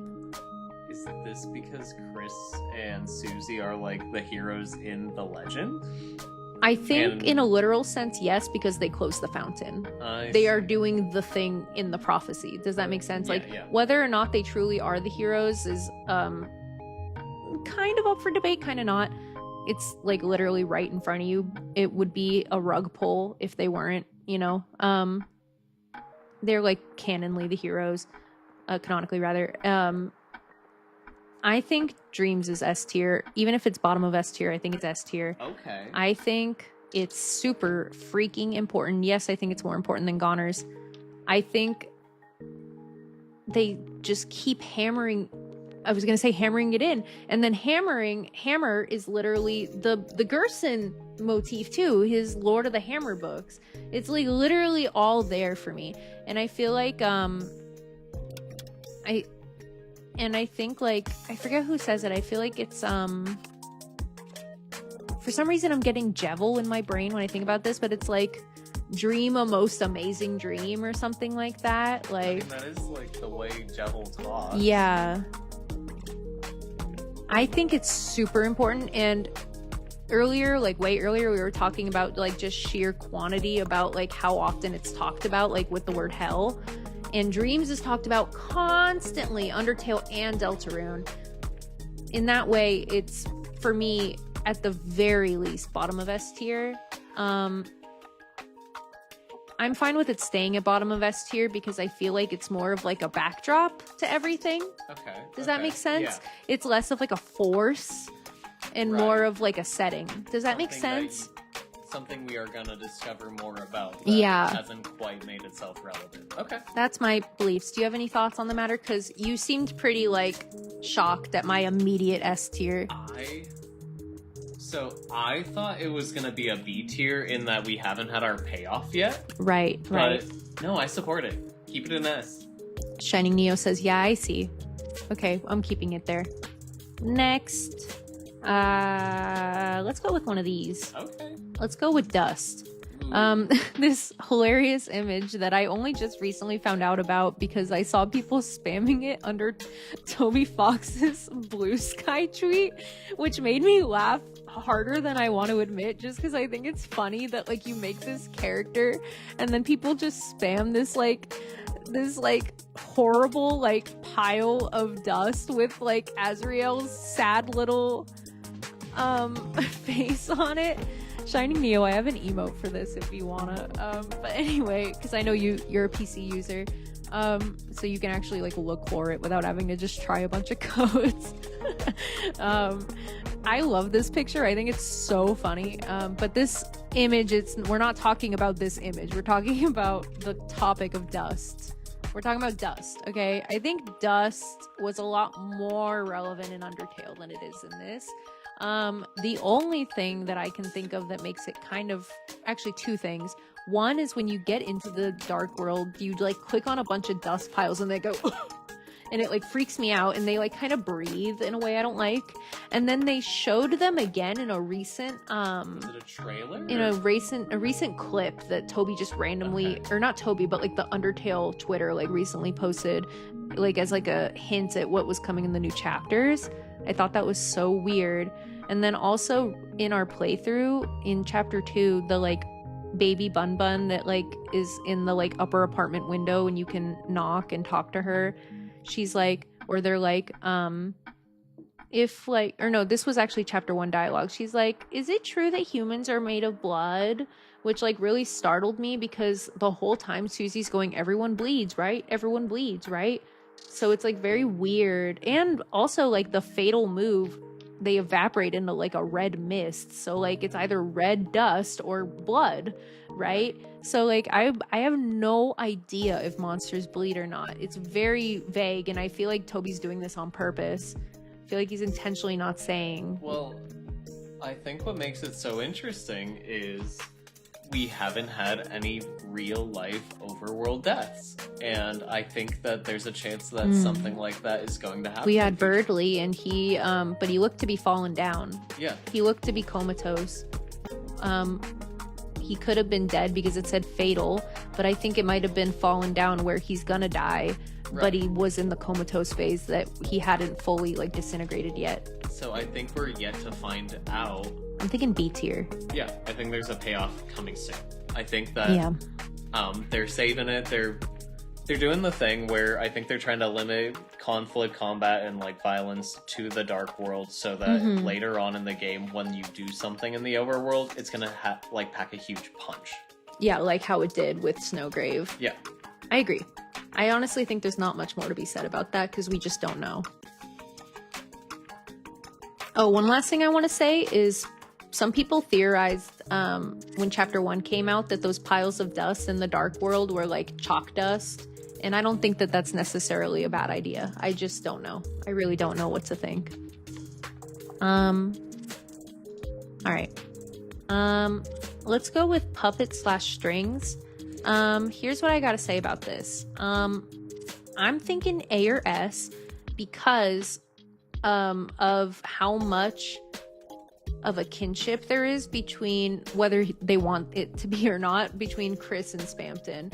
I think the fact that Spampton's a literal puppet on strings, and he thought that when he became Neo that he wouldn't be on strings, and then he was on strings way more, almost. He was more powerful, and he was like bigger, which was his goal, but he wasn't, he was still on strings. I think those strings are symbolism. I agree completely. I feel like it's like so on the nose that it like smacks you in the face with it. Well, I think it basically puts Chris into a breakdown later. It's such a symbolism that it's it was like looking into a mirror, and you don't like what you see. Yeah. Whereas I think Chaos has been said and done. I think Puppet and Strings, they're setting it up. Spampton's done, but Chris is still hard on a string. Nothing changed. That never got any resolution. I feel like that moves it up to bottom of S because it moves it from can't be ignored to unsubtle. Yeah, it's what's foreshadowing. Right, you know what I'm saying? Because that's like what differentiates S and A tier for this tier list is I feel like it's like smacking you in the face with how obvious it is. I feel like I could even put it above Dreams, because it's like like you said, it's like right there with Control. It's like that Chris is the puppet on a string right now. Chris is falling right into who, like, a lot of people assume is like, Gaster or whoever is controlling them, is falling right into like their plan. And I think that I think it's really important to talk about, and I think that it's like a huge buzzword, right? I think that there was something I was going to say specifically about strings. One thing that's interesting is I always like to call attention when there's words, like audible voice words in these games, because in Undertale all we had is "that's a wonderful idea" from Flowey once, and then in chapter 1 we had all of so far only the secret bosses have had voice lines in Deltarune. Oh, that's interesting. Isn't that weird? Mm-hmm.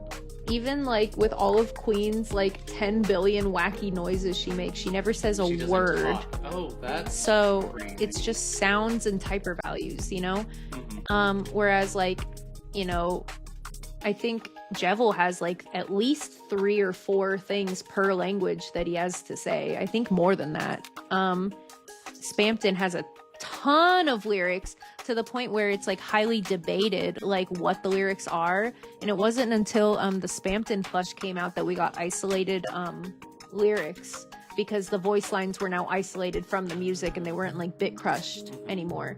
So like people weren't having to isolate it from the song, Mm-hmm. Oh man, are we really gonna talk about that? I think you should talk about that. All right. We're going to pivot from, this is our first thing that is completely not Undertale or Deltarune, but is Toby Fox. Yeah, Go, so you have the mic, sir. yeah, so one crazy thing is we've now moved on from ARG. We've moved on from Toby's newsletter, and we're just going straight into what did Toby make, because I have a sneaking suspicion that the things that he makes outside of Deltarune and Undertale, I think he can't help but put certain themes and ideas into it. Not because he's like masterfully crafting hints, but because I think he can't help himself with certain themes. I think he, the game not being done yet is like making him like creatively just keep making stuff. Mm-hmm. Also, real quick, I'm gonna literally hand the mic over to you. I'm gonna take care of the puppy while you talk. Is that okay? Yeah, absolutely. Here, take this. I'm still listening, by the way. You're gonna hear like the sink going and stuff. I'm just gonna take care of the dog real quick while Aries talks. Yeah, and correct me if I'm wrong at all, but talking about the music in the music video for The Greatest Living Show, and that was made by Toby Fox and Hana Itoki in 2023. So after Chapter 2's release, after Chapter 1's release, and I think kind of in that gap where everyone's hungry for Deltarune content, and I think he's also hungry to release something with how long the development cycle was. I think that's also when Chapter 3, 4, and 5 were scheduled to release before he had to, kind of cut it down and assume that it would just be 3 and 4 that would come out. Long story short, though, The Greatest Living Show, it's a really fantastic music video if you haven't heard it already, but the core idea about it is this girl who gets kind of like lured into this like circus show performance, and essentially if you haven't seen it, the music video was worth its own watch. We're not going to put it on screen, but after this or now or whenever, you should watch this music video. It's a masterpiece, and it visually shows what we're talking about. Yeah, so basically the idea is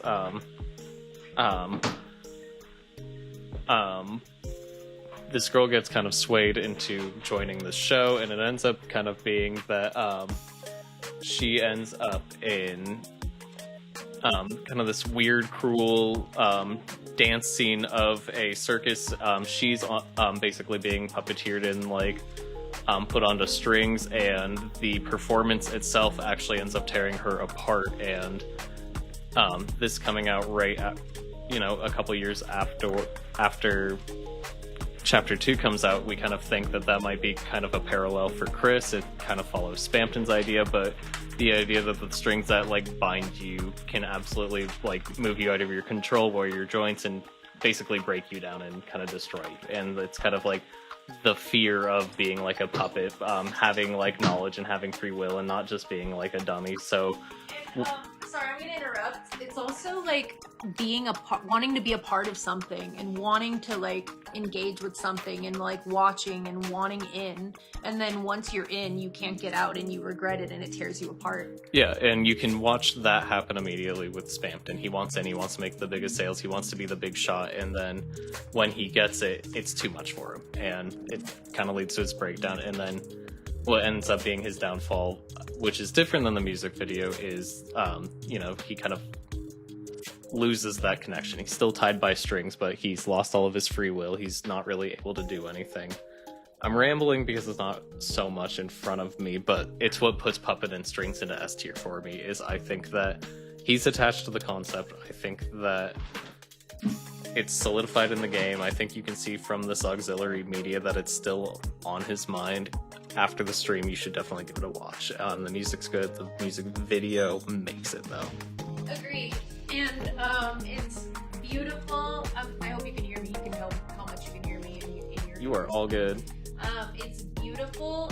Itoki Hana has done, I think, 3 songs with Toby Fox at least. Wait, maybe 4. Did Because she did do Sky Forever Blue? She did 24 or 74, and she did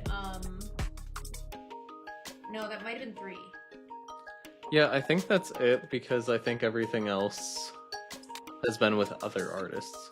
Yeah, Itoki Hana is incredible. If you haven't heard 74 or Skies Forever Blue or Greatest Living Show, highly recommend it. I think Greatest Living Show is the only one with a music video, and it's No, Skies Skies Forever Forever Blue. does also have an incredibly video gamey, actually RPG looking and pixel arty music video, and it ties into symbols of discarding, forgetting about things as you grow up, which is a huge Deltarune thing. Corruption in a game, breaking out of like your scripts. It's honestly probably even more Deltarune related, like on the nose wise, than Greatest Living Show. But Greatest Living Show, I think, has more to do with Chris, personally. Yeah, I think that Skies Forever Blue is definitely in Toby Fox's wheelhouse, in that he likes to make glitchy, out of like meta, fourth wall breaking content. Oh, go ahead. Sorry, also, can you hear me from here? Yeah. Also, Sky Forever Blue was, the music video was made by the Omori artist, and he made a comment while Undertale was in development that, he said something like, it seems like, a game very similar to the game I'm making. It's like in development right now, it's gonna be really good. And I haven't played Omori, but I heard that it has like very similar, like glitchy, dark, like unexpected dark twists and stuff. And I think the fact that the Omori artist like did the music video is really cool, and it's tying into the fact that like Deltarune is going to be like that. It's going to like be, in my opinion, I think it's credence that he is not done making a glitchy and dumb like universe. Yeah, so I think... Oh, no worries. Yeah, alrighty. So, Skies Forever Blue, it kind of just shows that it might not have a one-to-one relevance for Deltarune, but we're definitely in the camp that the Greatest Living Show is just more of that puppeteering, and it's what solidifies it an S tier for me, at least. Yeah, I agree. Thanks for letting me step away for a second. I just want to make sure that we get everything done that we need to do for the dog. Yeah, absolutely. While you're dishing him up, though, I'm going to go ahead and start our next topic. I won't go too far into it, but I think we ought to cover Big Shot and Big next, considering we went from Puppet and Strings. yeah. We have to go there. So, like, with that said, are you good with Puppet and Strings being between Control and Dreams and S tier then? I'm not moving it. I'm I'm solid on it being S tier. You're all good. Come pick your comfy chair. Okay, twist my arm. But don't twist your back. That's why I'm sitting in my comfy chair. Okay, we're done with the Aries podcast. We're back to the Bun-Bun podcast. So yeah, you don't know how many years we've been wanting to talk about these music videos because as proper Toby Fox freakazoids, literally every song I've heard Toby make I'm a fan of. I can't think of one I dislike.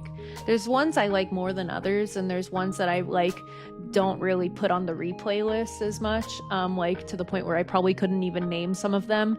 But the ones that we like are ones that like we probably play like every month, if not like a few times a month. Like it is in the rotation. I've already talked about I have to tie this in because I've talked about it before and we already did Angel, but I already talked about that he worked with a HoloLive member, Amane Kanata. She's a VTuber, she's a Japanese VTuber, and she's an angel.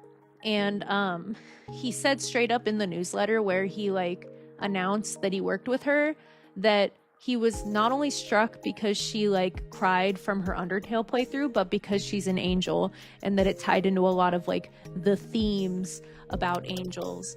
I'm actually gonna pull up his like newsletter about it before we continue, just because I think it's really, really, really, really telling. So, also thanks for bearing with us. This has ended up being way longer of a stream than I expected. We're already at 5 hours. Oh my goodness. Doesn't it fly by? Are you still having fun? Absolutely. Well, you just let me know when you need to tap out, because we can always finish this tomorrow. Tapped out with like 2 left. That would be so like, dude, crazy. I did a 7-hour stream yesterday. 7.5 hours. Okay, so Deltarune. I'm already losing steam. Newsletter. That's the I word. got you. New letter, same thing.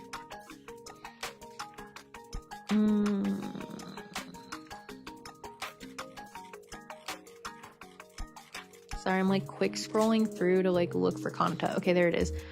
The way I just immediately knew which one it is crazy. All right. On screen is the newsletter. Let's go. It's important, okay? This might seem like it's not, but if you probably already saw this if you have the newsletter, but I'm gonna go over it again. Fallen Wing, which is the English name for the song. I love this song. It was my top played song last year on Spotify. I'm a little ashamed of that, but I'm gonna just roll with it. It's killer. Okay, actually, you know what? I'm not ashamed of it. I'm a VTuber and I'm a fucking Toby Fox fan. Fuck you. I like it. We're making tier lists. Okay, you know what? I'm not ashamed. I love it. I love that song. I love Kanata. I love HoloLive, and I love Toby Fox. Damn it. And Camellia is awesome too. It says, a couple years ago, Kanata played through Undertale for the first time on stream. Famously, she had a really difficult time beating Sans, fighting him for dozens of hours straight until she won. Personally, I was moved seeing her cry at the pacifist ending. I always liked her singing voice. I found it to be very distinct and kind of personal sounding. Combined with her angel aesthetic, capital A, I felt I had potential to make a really cool song with her. So I asked her and it happened. So, by the way, Toby asked to make a song with Kanata. Toby asked. This isn't, I'm pretty sure he's worked with another JP Holmem, Hosho Marin, and I'm pretty sure she asked, if I'm not mistaken. I'm not positive on that. But I think it's very crazy that he tried to reach out to HoloLive first. So, and also, like, I don't know if you know how Corpo VTubers work, but this isn't like him hitting me up and being like, hey, Bun-Bun, like, you have like 1 million subscribers. Like, do you want to work together? Like, she's in a huge Japanese corpo. It's a lot of red tape and bureaucracy and stuff to get through. Sorry. Okay, so thanks to Camelia's amazing production skills and Kanata's distinct voice, the song ended up being really special. Actually, I like it so much, even from the instrumental demo stage. I felt like if this idea gets rejected, maybe I can use it in Deltarune. That's why we're talking about it right now. That is why we are talking about it right now. Now let me explain a little bit. Although most of the time she's a goofy streamer, Kanata has a dream to be taken seriously as an artist and musician. Side note, this song debuted on her first ever full album. So I feel like it's first of all very touching that a message like that could be demonstrated in her first album. It's like a dream come true for her, you know. It's not easy to make a whole damn album, but I feel like that's important context. But there was an issue. She was losing hearing in one of her ears. For someone whose dream is to be a singer, there's nothing more terrifying than losing this sense. She felt like she might even give up singing forever. Actually, this resonated with me because I've also had issues as well. Issues with one of my wrists. It stops you from drawing, from making music, from writing, from programming, basically from making a game. So like basically everything he cared about. He's a damn pianist, for God's sake. You need your wrists. It's very important. There's times where it feels like your hopes and dreams are simply slipping away from you. That's the thing you wanted to achieve, or that the things that you wanted to achieve are floating away from you in the sky while you lie there, fallen in a crater, your wings torn off, never to grow back. Bitterness grows, and you feel like you may never leave the ground again. But that's not true. You can still fly. That is what the song is about, which I'm pretty sure that's like, you can still fly is like a straight up word from the song. If you hear weird sounds, my dog is rolling around on the chair. Just before the intense part of the song, there's whispering. These are like the magic words that let you do anything. And as long as you say them, you cannot lose. Even if you lose a piece of yourself, even if you feel like you can't get up anymore, you can. Tell me this isn't about Chris. Oh, yeah. Tell me this isn't about Chris or about Noelle. Mm-hmm. Losing a piece of yourself, Des, feels like you can't get up anymore. You can fly with one wing. You can fly without any wings. So keep singing. Keep singing. Even keep singing feels like a reference to Undertale Deltarune because of like the Shiren stuff. So I don't feel crazy talking about this because I feel like it's incredibly relevant. Like, I feel like people don't like talk about the newsletters after they come out. I feel like I see like a video that's like summarizing the spring 24 newsletter, and then it's like, that was cool, and then they're like, anyway, I can't wait for the Gaster reveal in chapter 82. It's like, no dude, look at this, is a gold mine. There's content. And we're talking about a fucking VTuber. It's so like crazy. It's like completely irrelevant, but it's not. All right. All right. Actually, I feel like wrapping up this like newsletter to see like what else he's saying, because there's only a few words left. Hey, we can throw something on the tier list if you. Okay, like I said before, despite how much progress we make, is it the word despite? No. Oh, we're making, the release of the game is still far. I don't want anyone to burn out waiting for this, but we have burned out making it. We haven't burned out making it yet. Actually, the opposite. We're on fire a lot. Ouch. What's the word? No, it's not the word. Scroll. Numbers. Let's start talking numbers. Oh, are we finally getting into numbers? I want to start getting into the numerology. Let's go. Okay. So wait, where did we put? This was all about puppet and strings. We didn't even have a word. Oh yeah, no, that's right. And then I had to tie back to Angel because we already did Angel. But both of them are in S tier anyway. But this is just supporting evidence, okay?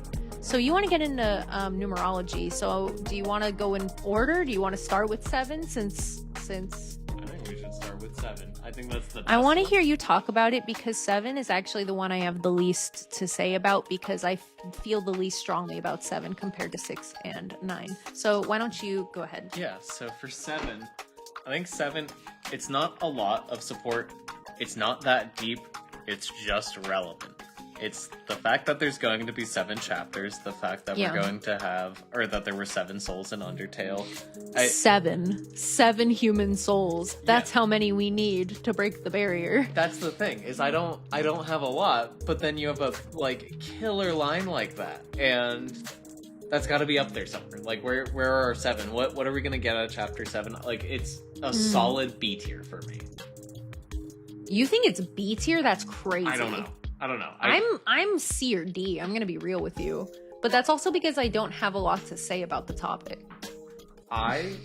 That's the thing, is I don't think there's a lot of supporting evidence, but read B probably going to mean something.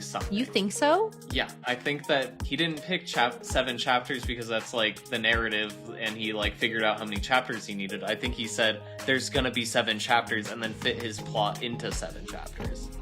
Yeah, and I just wanted to also say, like, on topic of the 7 souls and how you were reminded by the flowers, that those same flowers, 7 flowers, are in Deltarune in chapter 1 in the flower shop. Yeah, and then 7 days in a week, you go day by That's day. True. That's true. These are really easy, low-hanging fruit, but... Oh, do you need your little ball? Sorry, that was our dog using his voice to be like, hey, my ball fell under the desk. Go get it. Go get it, please. That was funny. I was not expecting that. I'm only willing to do bottom of B. I would have put it C. I'm going to be real with you, but you... Likely will not matter much in the future. I don't know that it will. I don't feel like there's going to be different numerology than what there already is. You'll see. You'll all see. I'm fine keeping it there for now. Fine. Then I'm going with 6. Okay, what 7 human souls. That's how many we need to break the barrier. 6. That's how many we have now. To quote. Also 6 is, in my opinion, a way more important number than 7. It is Gaster's motif number. When the demo came out, it was 0.6.6.6. It was back when it was called, like, device or something. It was like connection device or something. Survey program. Thank you. That's what it was. His fun value is 66 or 65. I think it's 66. And it's his number. It's his number in the same way that 9 is Kara's number. Kara, whatever. I cannot put 6 underneath, like, behind 7. I have to put it ahead of 7. I feel so strongly about this that I would... You think we're gonna get some 6 content? Yeah. 100.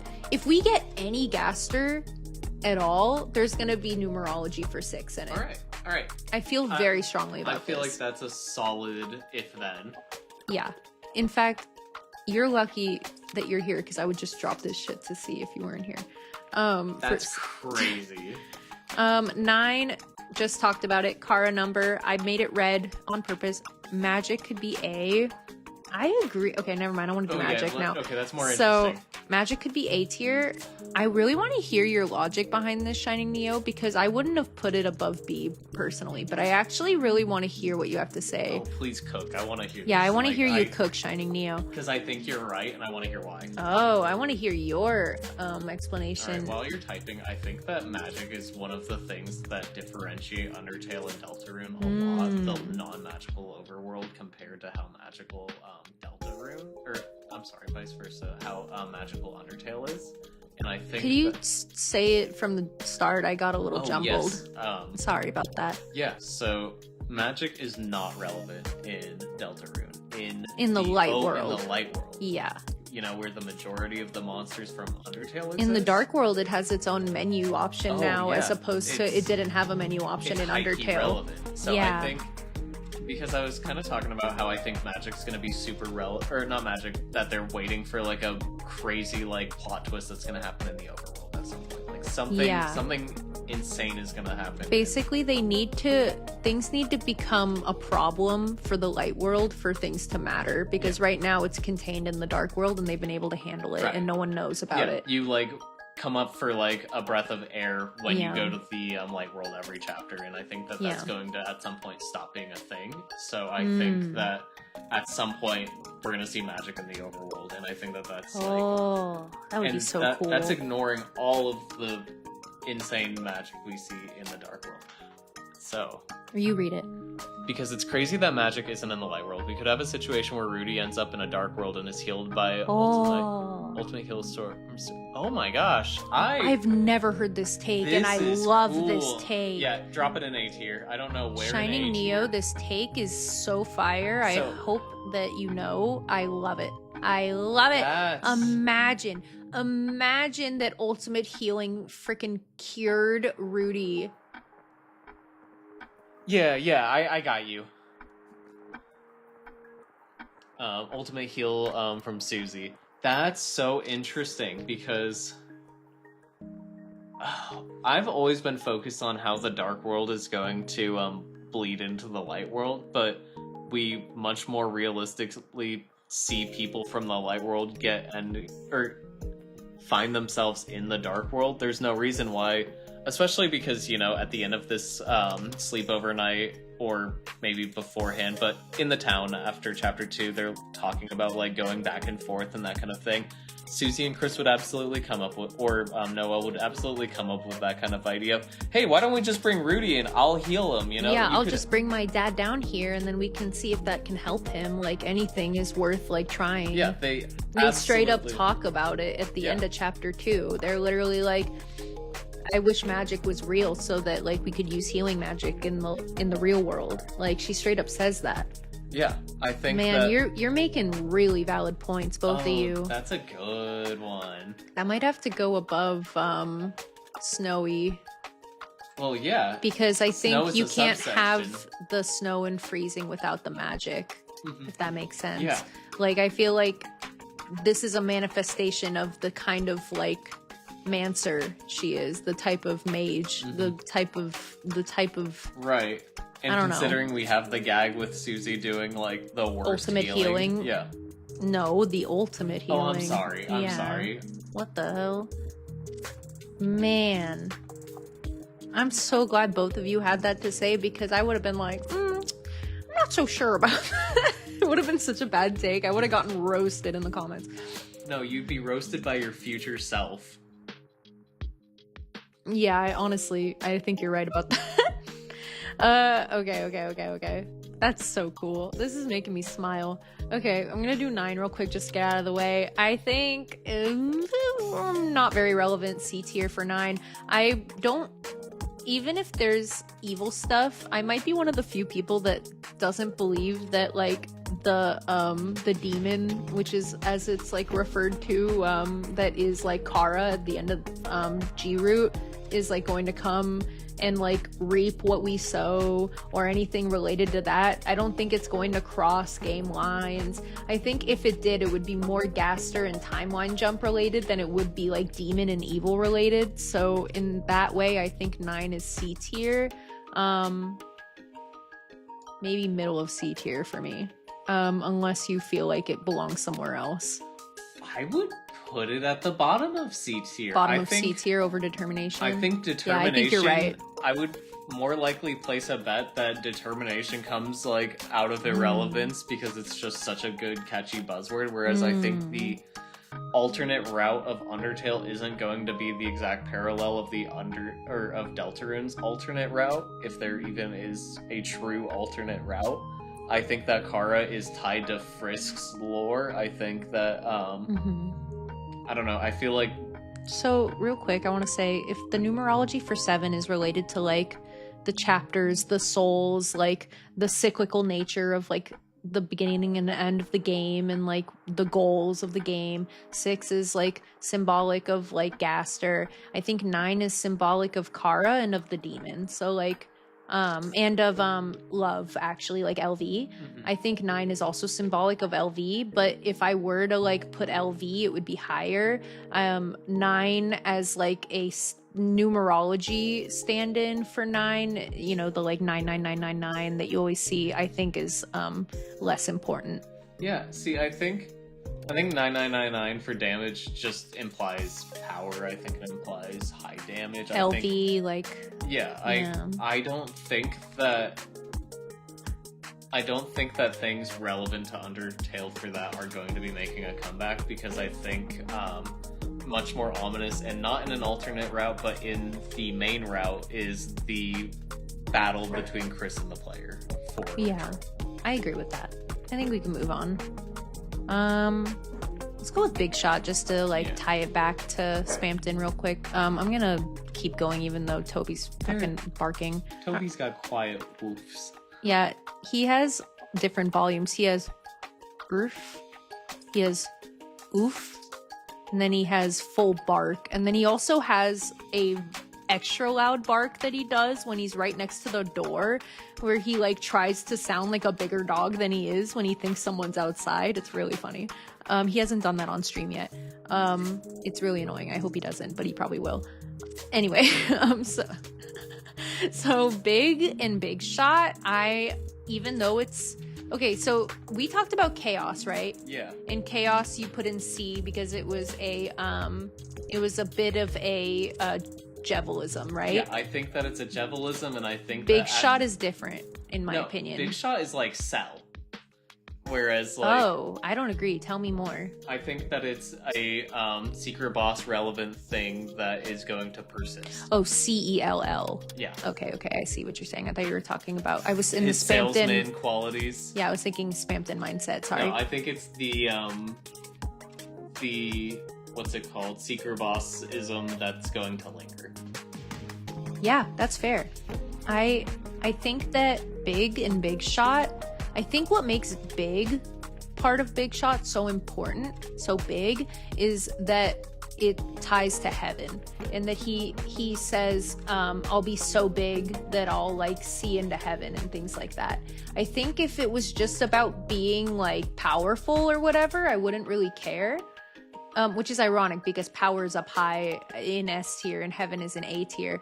But I think the fact that he's using Big Shot and Big as a vehicle to power and to heaven and to breaking his strings is what makes it such a big theme. Honestly, I would probably put Big and Big Shot right underneath heaven personally. Yeah, I think that's good. Maybe actually. underneath magic. Do you put it beneath all of the magics then? Hold on, I'm thinking. I'm chewing. I think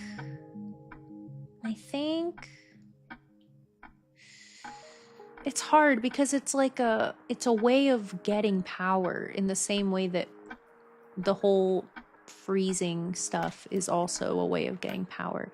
So I feel like Big and Big Shot,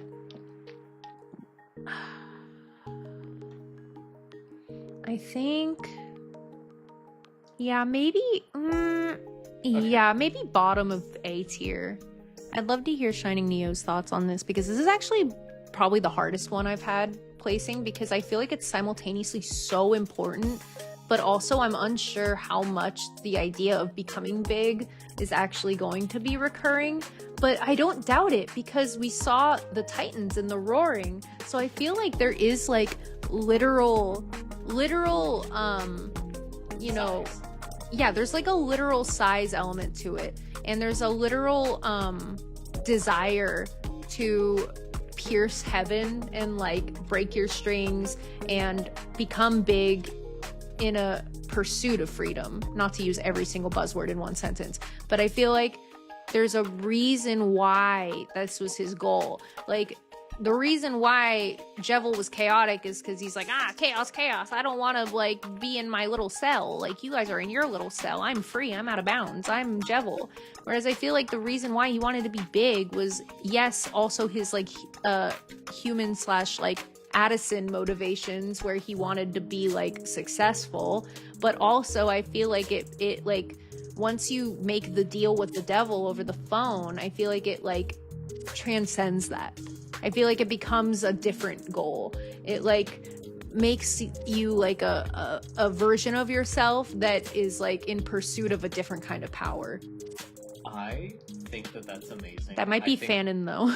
No, but I think that Big Shot is this, and Spamton has kind of this like Icarus story. He flies too close to the sun and then he just starts falling, you know? But question, do you think Big Shot or Big are as words going to show up, or is it a theme?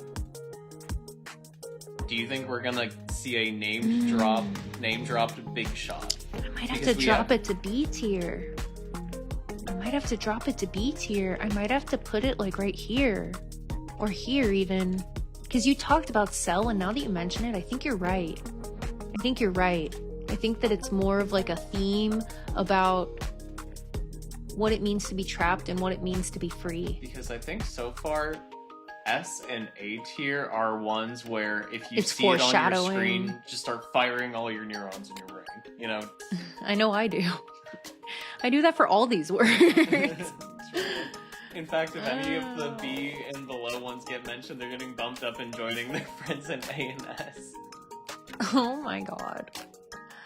Okay, I'm fine moving on from this. Shining Neo, if you have anything to add, feel free, even if we move forward, to just throw it in chat. Alright. Roar/roaring.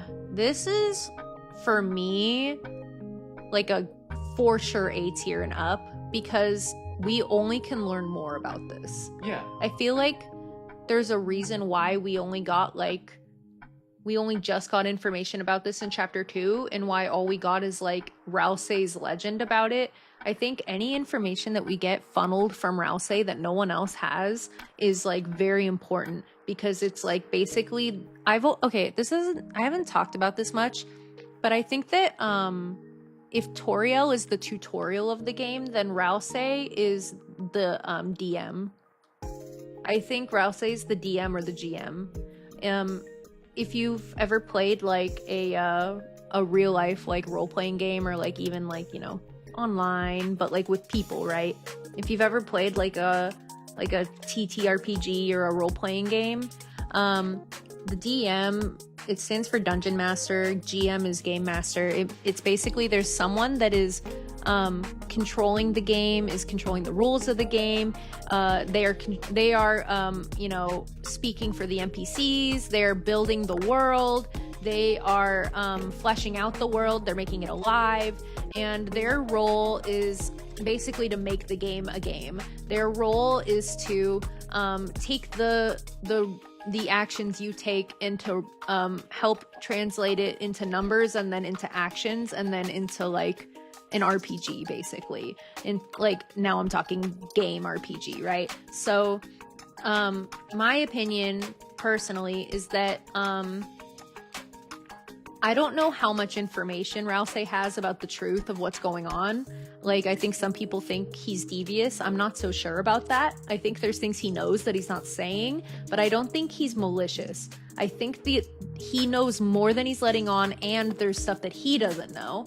And I think that he is, like, has a lot more power than we know. I think he's, like, some kind of GM for what's going on in the Dark Worlds. I think that, he is definitely, like, without a doubt, this isn't, like, speculation, like, the holder of knowledge of the Dark Worlds. Like, I think that's an objective truth. So, in that sense, I think that, I'm bringing this up because I think that, him being the only person that knows about the roaring, even people in the Dark Worlds, even people in power who are showing other, Darkners, like, literally, it was called Birth of a Fountain in her mansion. It's supposed to be like a birth of a nation allegory. Is literally like force educating people shit she doesn't even know about. Is really telling about how much like control, power, and knowledge that Rousey holds. I think that it cannot be underestimated how important Rousey is to like the backbone of these Dark Worlds. He knows so much. I think, like, we don't even know how true the shit he says is. He could be lying. He could be spreading things that he thinks is true, but it's not true. He could be spreading a narrative. Oh, I remember where I was going with this.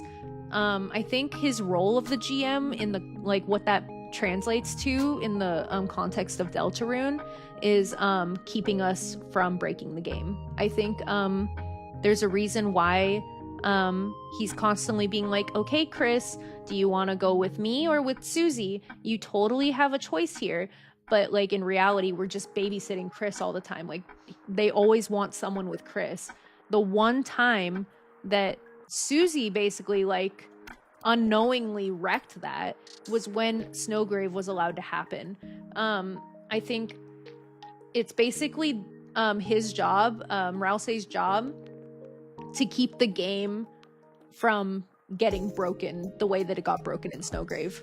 Correct me if I'm wrong, actually, but the other part where Chris can be alone is the secret boss. Isn't there some Spamton parts that are alone? Yeah, so what it is you're not alone, you're with your party, but then you tell your party because of Spamton's request that you want to go in and talk to him alone. So like you go into his shop alone and they don't come with you there. You go into the basement alone and then they have to come and fucking rescue you. They were gonna kill them. They were gonna kill them right there. Like Chris was going to get Chris was already downed. To the point where when they got onto the like roller coaster part of Neo, they were still downed in the like animation when they were freaking out. The only other part where Chris is alone is when and this is kind of against my point, is when Rousey is like chasing after Susie, and I think it's because at that point Susie is more of a threat to like breaking the rules of the game than Chris is, and it's possible also that Rousey knows that there's no bad route or like ways of breaking chapter 1's like Dark World, like the Card Kingdom like Dark World might be like unbreakable in a way. Bug-tested, like literally, no, like literally, I think that. So that's like my Rousey opinion. I feel very strongly about this, that even if Rousey's not evil and doesn't have like a bad ulterior motive, that Rousey does hold a role of like keeping everything on rails and keeping Chris from doing Chris things and us from doing us things. Especially like when Rousey's doing the like, I wonder what Susie's up to right now, and then you come back and then Rousey goes, and that's why, okay, Chris? 2 separate times he says that. Chapter 1 and chapter 2. So you're like, okay, what the hell does this have to do with the roaring? McKelly says, dude. Shining Neo says, the roaring's gonna be the driving force of the game, maybe S. Ugh. I don't know. I haven't actually thought about it. I just got on a tangent about Rousey, and I kind of lost. I got lost in the sauce because I feel so strongly about this. So Rousey, insane character. Yeah. We don't know what the motivation is, but I think Shining Neo is right, and that's gonna be kind of the most relevant thing in the game. I think that every time that the Dark Fountains open... The roaring? Yeah. Whoa, tell me more. I think that every time a Dark Fountain opens, you're kind of like, I don't know, risking it coming about, you know? So it's like, it's the ominous threat right now, and maybe it'll diverge into like a different threat, but right now that's like the worst thing, you know? I think that that's an S tier. But where? This is our fullest tier. You need to, or I guess it's not, but you're gonna have to tell me where, because you have more conviction about placement on this than I do, so I'm gonna need you to like steer a little bit. So I think it's a lot more concrete than the dreams theory, which I think you're right, but I think we need to get proof before it's there, and then puppet strings and above, it's just like this is just happening.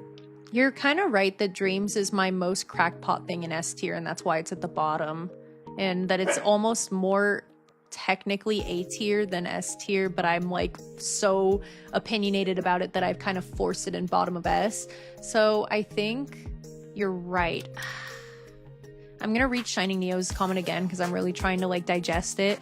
The roaring is gonna be the driving force of the game. I think there's no way that they would do the cutscene if it wasn't gonna happen. I think it's gonna happen. I think it's gonna be either about preventing it or about stopping it after it's happened. How are you gonna have an emote if it's not the driving force of the game? Audio listeners, I'm rolling my eyes. If I had eye tracking, you'd be like, oh my god, she's rolling her eyes. Oh my lord. Also, McKelly, you got a problem? You never seen someone talk about a tier list for 5.5 hours before? We're almost done. Yeah, we actually are really close. We're probably gonna wrap up in the next like 20 minutes for 2 things. You're still doing the same fucking tier list. Shut up, McKelly! Shut up, shut up, shut up. I'm punching you with my mouse. I'm punching you. I'm punching you. I'm punching you with my mouse. Shut up. Shut up. Shut up. I could be mean about this. Shut up. Shut up. So anyway, yeah, I think it, in a sense, is incredibly relevant. I think that's just like beyond. I think it belongs exactly where it's at. I think what's like kind of getting me about it. Yeah, Toby. So Toby does this thing when he wants attention. He stares with like daggers in his eyes and he slowly opens his mouth. He slowly opens it and he goes, And that's what he just did if you heard it. So anyway, I think what's like tripping me up about the roaring is that it's just so on the nose that it has a damn cutscene, so it just doesn't feel like a theme to me. It feels you keep on your tier list. I'm gonna get ready for my stream. I'll raid into you, guy. Don't worry, don't worry. When's your stream? Probably at 9 our time, so probably 7, right? Am I doing math right? No, 6.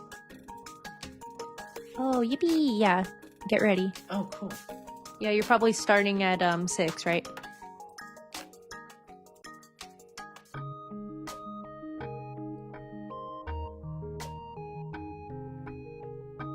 I was supposed to start already. I'm just late. No worries. Start whenever. We'll definitely be going still. Thanks for being here. Even just to pop in and like say hello. We'll definitely raid you. Bye bye. Have a fun stream. Hope it all goes well. Faux show. All right. Yeah. Love you too, McKelly.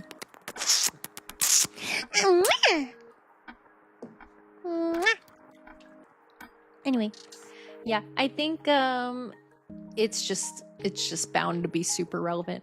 I want to do smile and I want to end on friend. So this image is about smiling. I talked about smiling so damn much during Undertale and Deltarune because it startles me. I think it's just because it creeps me out. I wasn't one of those people that were like young enough that like Undertale raised me. I mean, it did because I was like in high school, but like I wasn't like a little kid. And I think a lot of people had like that experience where it was like a creepypasta in their life that like molded them and like made them who they are and like made them like analog horror and stuff like that. Like, I'm gonna date ourselves a little bit, kind of like when Slender Man was relevant to like our age. I feel like that's not that aging. That's totally accurate. Yeah. We were like more around during like the Slender Man, like kind of creepypasta era, whereas this was more for like the generation just a little bit younger than us for like the same kind of time frame. And that said though, the smiling, even as like a teenager, like an older teenager, like I always found it so creepy. Like it didn't scare me, but it did creep me out in a way that just made me love the game. And smiling is such a crazy motif in Undertale. I talked about it extensively during my playthrough. Way more so in Undertale than Deltarune for sure, because there's a lot more there. Friend, smile. Yeah, they actually go hand in hand. They're very related. Kind of crazy that those ended up being last. I think we kind of selected where we wanted to go with it naturally, and that's how it ended up. Kind of weird. Kind of creepy. Have we seen Chris smile? No, fuck no. Hell no, we haven't seen Chris smile. We barely see their eyes. We've seen one eye. Red. I don't even think we've seen Frisk smile. The only smiling human we've seen is Kara. That's why it's such an evil feeling. That's gonna come And the thing about humanity too is humans are like, other than Frisk, humans are pretty vile in Undertale. Yeah. So, like, with the exception of like the souls, like we don't really know anything about them, but they probably weren't vile people. It seems like they were kind of just in the same boat as us and like died along the way, you know. Probably varying amounts of violence or like pacifism. Well, I think that's kind of what they're like the neutral items run are supposed to like lay out for you. Yeah. Is, you know, that's where they fell, probably. Yeah, the tutu and the ballerina slippers probably was like less violent than like cowboy gun, you know. Exactly. I completely agree. I think smiling represents gritting your teeth and bearing it in Undertale. You mentioned that during your Snowden part of the game. I felt very strongly about this. There's 2 NPCs that talk about it extensively, that they're like, we'll just keep smiling.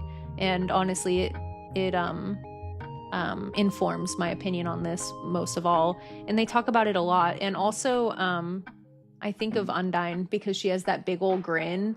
And when she's like dying or melting in any of like the routes, she always has a big old grin on her face because she's just such a good hero. You know what I mean? So like, I think smiling represents bearing pain. Interesting. I think of like Rudy. Rudy for smiling? Well, just bearing through pain. Oh. No, not smiling. Oh. He does, Joker, you know what, actually, to speak to that, he has like a sound effect, not a voice line, so it's not like that, but he has a sound effect and it's just him laughing and then coughing.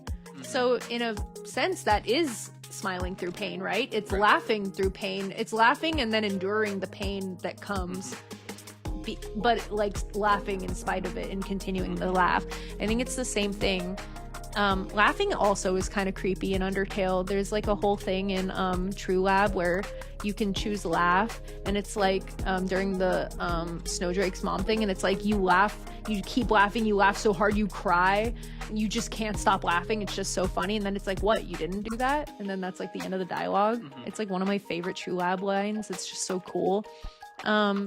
So in addition to representing smiling, gritting your teeth and bearing it, like, and like, you know, gritting your teeth and like dealing with the pain and like being hopeful and stuff, it obviously represents the demon. When you are officially like flag up in the G route, your encounters stop being the exclamation point and they become this exact smile. This smiley face is the bubble that pops up above your human. There's obviously a reason for that. And like, it's because it represents Kara in that moment, like the demon Kara I'm using interchangeably here. Also, there's like a smile pop up like this in True Lab too, as like right before one of the amalgams fight you, and I think it's just supposed. The bedsheet one? It's the one in it's the one in the fan room, I think, where it's like either the dog it's either the dog or the one by the determination extractor. Okay. You know, it might be. I don't remember. The fridge, though. No, it's either no, it's not the fridge and it's not the sink. It's the one by the determination extractor that pretends to be a save point, which is scary. Or it's the one in the fan room where you like clear out the fan and then you have to like try and pass it. I don't remember. But anyway, so it represents that. The Gaster Blaster is like a freaky grin. Every like character that resembles Gaster with like the slash in the eye has like a really freaky grin. I think there's even flavor text about having a slash in your eye and a wide creepy smile. Like, if I said flavor text, I meant to say error text. It's like one of those like in the code text where you were like, is this supposed to be like canon? Is this supposed to be like an error handler? Is it both? I don't know. And let's not forget Flowey. And yeah, the very first person you meet is a smiling flower with this face. It's so relevant in Undertale that it almost feels like weird how less relevant it is in Deltarune. Like, maybe it's gonna come up. I feel like it's like B tier. It's perfect for B tier, like top of B tier. Right. Because it's like, it may be relevant someday, but it's just not right It's now. the payoff It's of just something not. going wrong. Finally. Yeah. I'm trying to think. You know, there is one. There is one. Huh. You interact with the car in chapter 2, and there's a man in the car, and he smiles at you and waves. That's right. That's the one thing I can think of with smiling. Oh my goodness, you're right. I can't think of anything else. Can you? No, and that's perfect because that one. It's the man. Hey, the man behind the tree doesn't smile though. No, he's- it's there is a man here. It says, well, there is a man here, and then it says, yes or no, and then you say yes, and then it says you got the egg or something, and then nothing, and then if you click again, it says, well, there is not a man here, and then That's right, no emotion. yeah, Okay. that's why like the car thing is so strange. Right. All right, I think top of B is perfect. Oh, yeah. I think like it just truly is not relevant yet, but it's so gonna- relevant in a few Undertale. chapters, we're just gonna bump it up to S tier. Like if this was an Undertale tier list, this would be like an S tier. Easily, It'd be right up there with easily. Determination. Oh, you're right, which is in C. Yeah, Womp womp. They're different games. Okay, we're talking about Friend.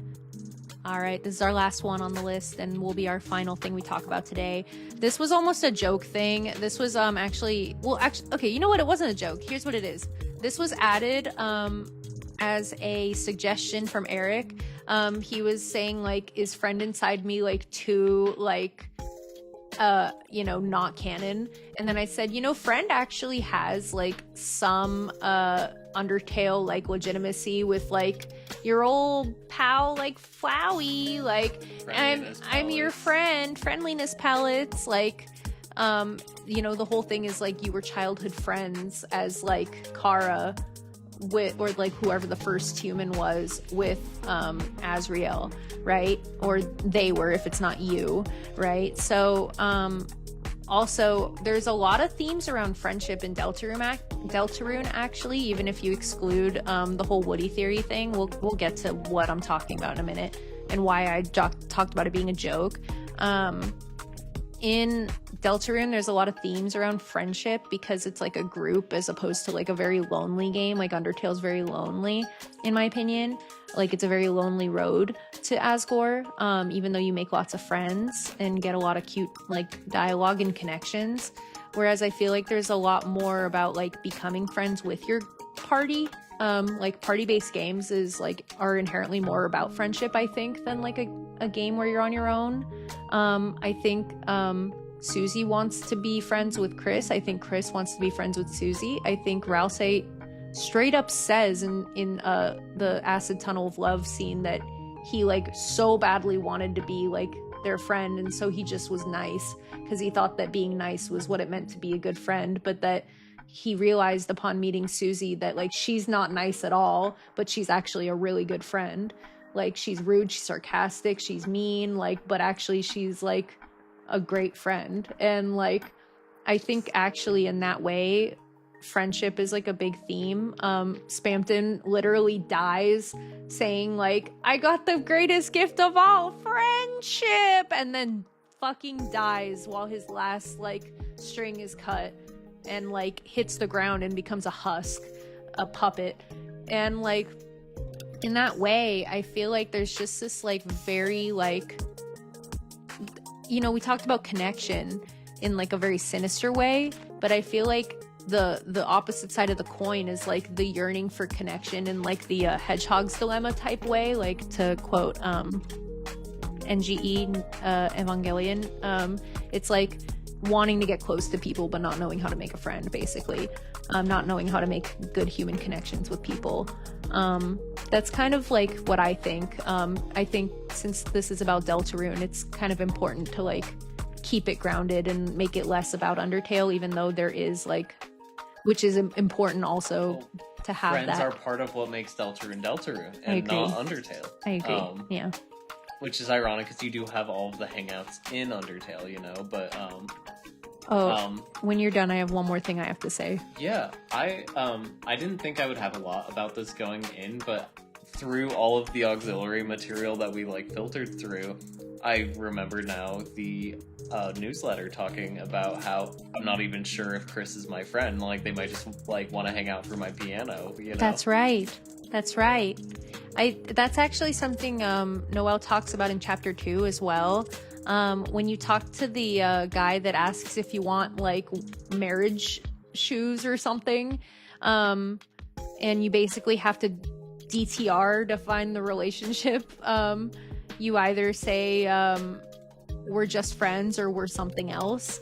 And you know, in neutral route, if you say like, actually in either route, I think if you say we're something else, Noelle goes like, I don't even want to know like what you mean by that. You know, obviously saying like, does that mean you are romantically interested in me? Does that mean we're not friends? Like, what does that even fucking mean, Chris? But you also obviously have the option to say we're friends. And right before that, she thinks to herself like, I've known Chris like a very long time. We probably know each other better than anyone, but I still don't know if like they consider me a friend. It's very powerful, and it's like, I think a really telling moment. I think it's required to do Snowgrave to talk to the like marriage shoes guy and be like, we're something else for some reason. I think it's to create distance, and like to like be like, this isn't a friend relationship anymore. This is like transactional, and you're gonna listen to me. I don't know. I have no idea what the hell the motivations are for the Snowgrave route. It's so creepy. I think friendship's actually really important. I think lastly, I have to touch on it, Woody theory. If you didn't know, there was a whole stint where during his psychosis of waiting for his games to come out, on his Tumblr, he posted a bunch of edits of "You've Got a Friend in Me" from Toy Story by whoever. I don't know. I don't even know if it was a song before Toy Story. I don't know. And like, it's like one of those things. It's like, did they make it for Toy Story? I don't know.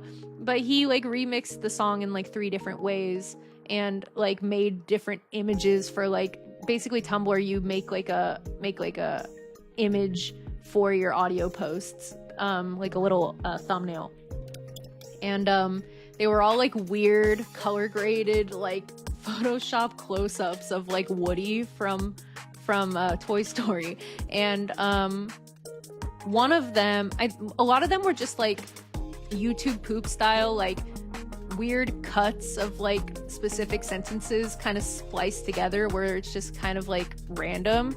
But the one that everyone latches onto is like the song, but like in minor key, and it kind of like loops for a little too long and like gets like louder and more sinister, and then it just goes, friend inside me, friend inside me, friend inside me. And it's very like weird and funny and also creepy, and it has like this like black and white like grayscale Woody from Toy Story zoomed in on his face. And as we also went through the psychosis of waiting for Toby's games to come out, we all latched onto it, and some people more than others, and think that this is like central to like what is going on. I don't doubt that when he says friend inside me that he's literally talking about something going on with Chris. I think that's a pretty fair takeaway, but I don't think that it's like, oh my god, a specific person that's a friend of mine is inside of me, which is a pretty common one. I also don't know a lot about Woody theory, because like some of the theories get a little bit too like specific, and I'm a little bit more of a fan of like looking at the evidence and being like, isn't that interesting? Let's talk about that, as opposed to making concrete like this is exactly what happened, which is like the Jaru method. Sorry, Jaru. That's my summary of the Woody theory. Friend inside me, the why I made it brown. It's just a big meme at this point. We're all just wanting the damn game to come out already. You probably saw the thumbnail on YouTube is like a big joke about this. I think, however, like what Aries said, now that we've done this actual tier list for the last like almost 6 hours, I unironically think that friendship is like an A-tier theme. I was joking when I made the thumbnail, but I'm not even joking right now when I'm like, wait, is it like mid A-tier? Like, why is it good? I feel like it's have, like the right teas here. with like the different flavors. Oh my god, we didn't even talk about the tea. So, oh man, can we talk about that real quick? Can we yeah, this is the last random thing I'm gonna pull up. Also, Shining Neo, I'd love to know your opinion on Woody Theory and Friend Inside Me and all that shit while I pull this up. But I'm gonna pull up the alignment chart for the own flavored tea, because I accidentally bought all of the teas and then didn't give them to anyone. And they're gonna rot next chapter now.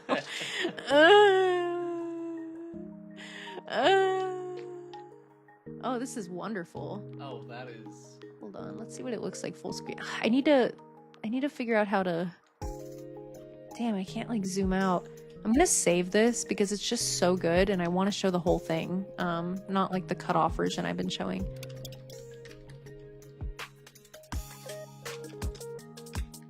Oh, but it doesn't show Noelle's reactions, unfortunately. I don't like...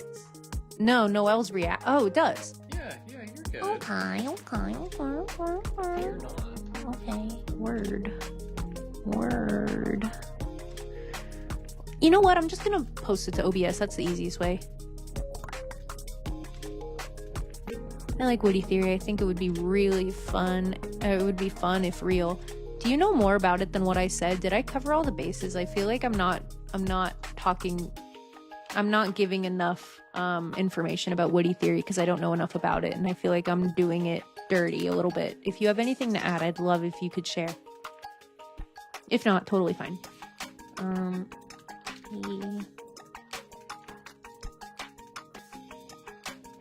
Dude, this BGM ended up being so good. I'm so glad I changed it for this. It's just so relaxing. It made the time fly for me.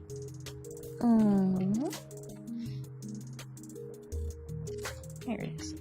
Okay. I'm gonna actually make it bigger and then we're gonna move around. So, the rows are who is like reacting to each thing. So even if it shows more than one like little image, it's like the top one is who's drinking it, and then the second one under that like is their reaction to that, right?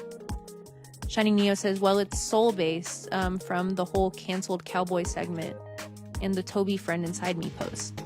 Soul based, like SOUL, I'm guessing you mean. And no, it might just be solely based on the oh, what do you mean oh, I get what you're saying. Okay, I'm actually, thank you for clarifying. So in the newsletters, they were like, oh yeah, we're gonna have a whole cowboy segment, and then in a future newsletter they were like, we actually scrapped that, it got canceled. And so people took it to believe that it was like intentionally scrapped, and it kind of goes with like the whole scrapped idea that I have too. Yeah, exactly. Okay, let's talk. So the rows are who's drinking it, the columns are whose tea it is. Got it? Okay, so for Chris tea, when Chris has their own tea, Susie notes that they have no reaction. What's nice about the tea is we get the other people reacting to how Chris reacts, since Chris is a silent protagonist. So we actually, for once, get insight on how Chris feels about something, which we never get normally with items. And then when Noelle drinks it, one last thing, sorry. The number is how much they heal from it, and it's widely accepted, and I agree with this notion, that the higher the number, the more they vibe with that person and the better like their like connections and pairings are, whether that be platonic or romantic. Just like they like each other as people. Shining Neo says, and the fact that Spamton said Mike could be microphone in a toy cowboy. Oh, interesting. Yeah, I actually wish that Eric was here, because Eric has a lot to say about Friend Inside Me. And they actually also talked about there being some kind of voice box thing, and that there's like a whole AU that he likes that talks about the voice box inside of like woody and stuff. Plus, like the Spampton plush and like the Jevil plush have voice boxes too. You know, there's like something to be said about that. It's just very interesting. Oh, and I didn't even talk about in any of my playthroughs that all of the plushes have like weird shit inside of them if you like tear them open. Like Undertale plushes too. I'm not gonna really go into it right now, but it's just like crazy the amount of detail he puts into stuff. Like even the merchandise has stuff hidden in the stuffing of the toys. It's crazy. And it has like insight as to like deeper lore implications. All right, let's get into the tea. Let's Let's spill the tea, sis. When Chris has Chris tea, the minimum that's common for drinking own tea, and it says Susie goes no reaction. Noelle heals 70, which is upper middle tier, like on the high end of middle for connection, and says tastes like cinnamon. What is that aftertaste?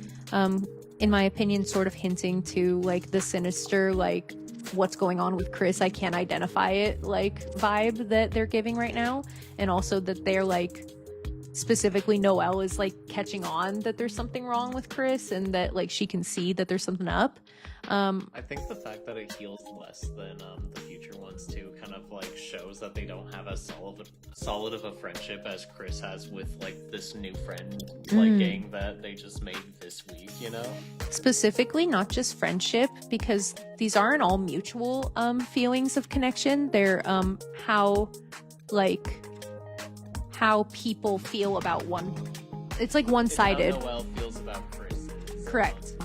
So like for example, I'm getting ahead of myself, but Rousey's connection, Rousey heals more from Chris T than Chris heals from Rousey T. It's important like to understand that. So Rousey heals max amount. I'm taking out the outlier, if you know what I'm talking about. Heals the max amount and says tastes like blueberries. And Susie seems surprised and says, huh, really? And it, in my opinion, reads like you don't really know a lot about Chris, and it's just because they're blue that you said that. That's my opinion. Susie gets max amount as well and says, hell yeah, apple juice, which actually does connect with something Susie loves about Chris, which is she's just obsessed with the way that their hair smells. Just loves that it smells like apples. Talks about it all the time. It's in the ARG, it's in the game, it's in the shampoo in their bathroom. Yeah, she drinks the shampoo in the bathroom. She likes it so much. Hell yeah, apple juice. Don't drink so fast. So she loves it. She's like, she like fucking loves it. Spoiler also, it looks like Susie likes everyone's tea max amount, which is actually really cute. Yeah, except for her own. That's how it is. Everyone thinks their own tea tastes like water, which I love that detail.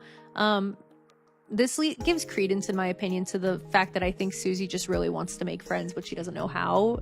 Right. She's my favorite character. I love her so much. So that's it for Chris. Okay, to sum up, Rousey and Susie really like Chris. Noelle is like middle of the road, but thinks it tastes like cinnamon with like a weird aftertaste. So probably has mixed feelings about Chris, in my opinion. For Noelle tea, when Chris drinks it, it's middle of the road. And Susie goes, do they like it? And Rousey goes, they're drinking it. So again, it's like mixed feelings. Can't really read how Chris feels about Noelle. Sorry, an alarm went off. Noelle drinking it says, this is just water. You're pranking me, right? Because, you know, if you're giving anything to Noelle, it's just you and Noelle in the party. So obviously she talks about how you guys have like a kind of like in good jest, like kind of like pranking adversarial relationship in that way that they've had since childhood. When Rousey drinks it, it's below middle, it's 50, which is like I think the second lowest next to 10, and I think it's because they don't know each other at all. And Rousey says it's soft and sweet, and I think that's just his read on her, not knowing her very well. Susie drinking it goes, hell yeah, eggnog. Max once again, and same thing, don't drink it so fast. This could also be a read, by the way, not as Susie wanting to make friends, but just Susie having like an bottomless stomach, which is just a recurring theme in the story. Very plausible. Rouse tea, when Chris drinks it, 60, slightly below average, 10 lower than the Noelle tea. No reaction, and Rouse says, I'm happy. When Noelle drinks it, it's 10, which is the lowest you can have for drinking someone else's tea.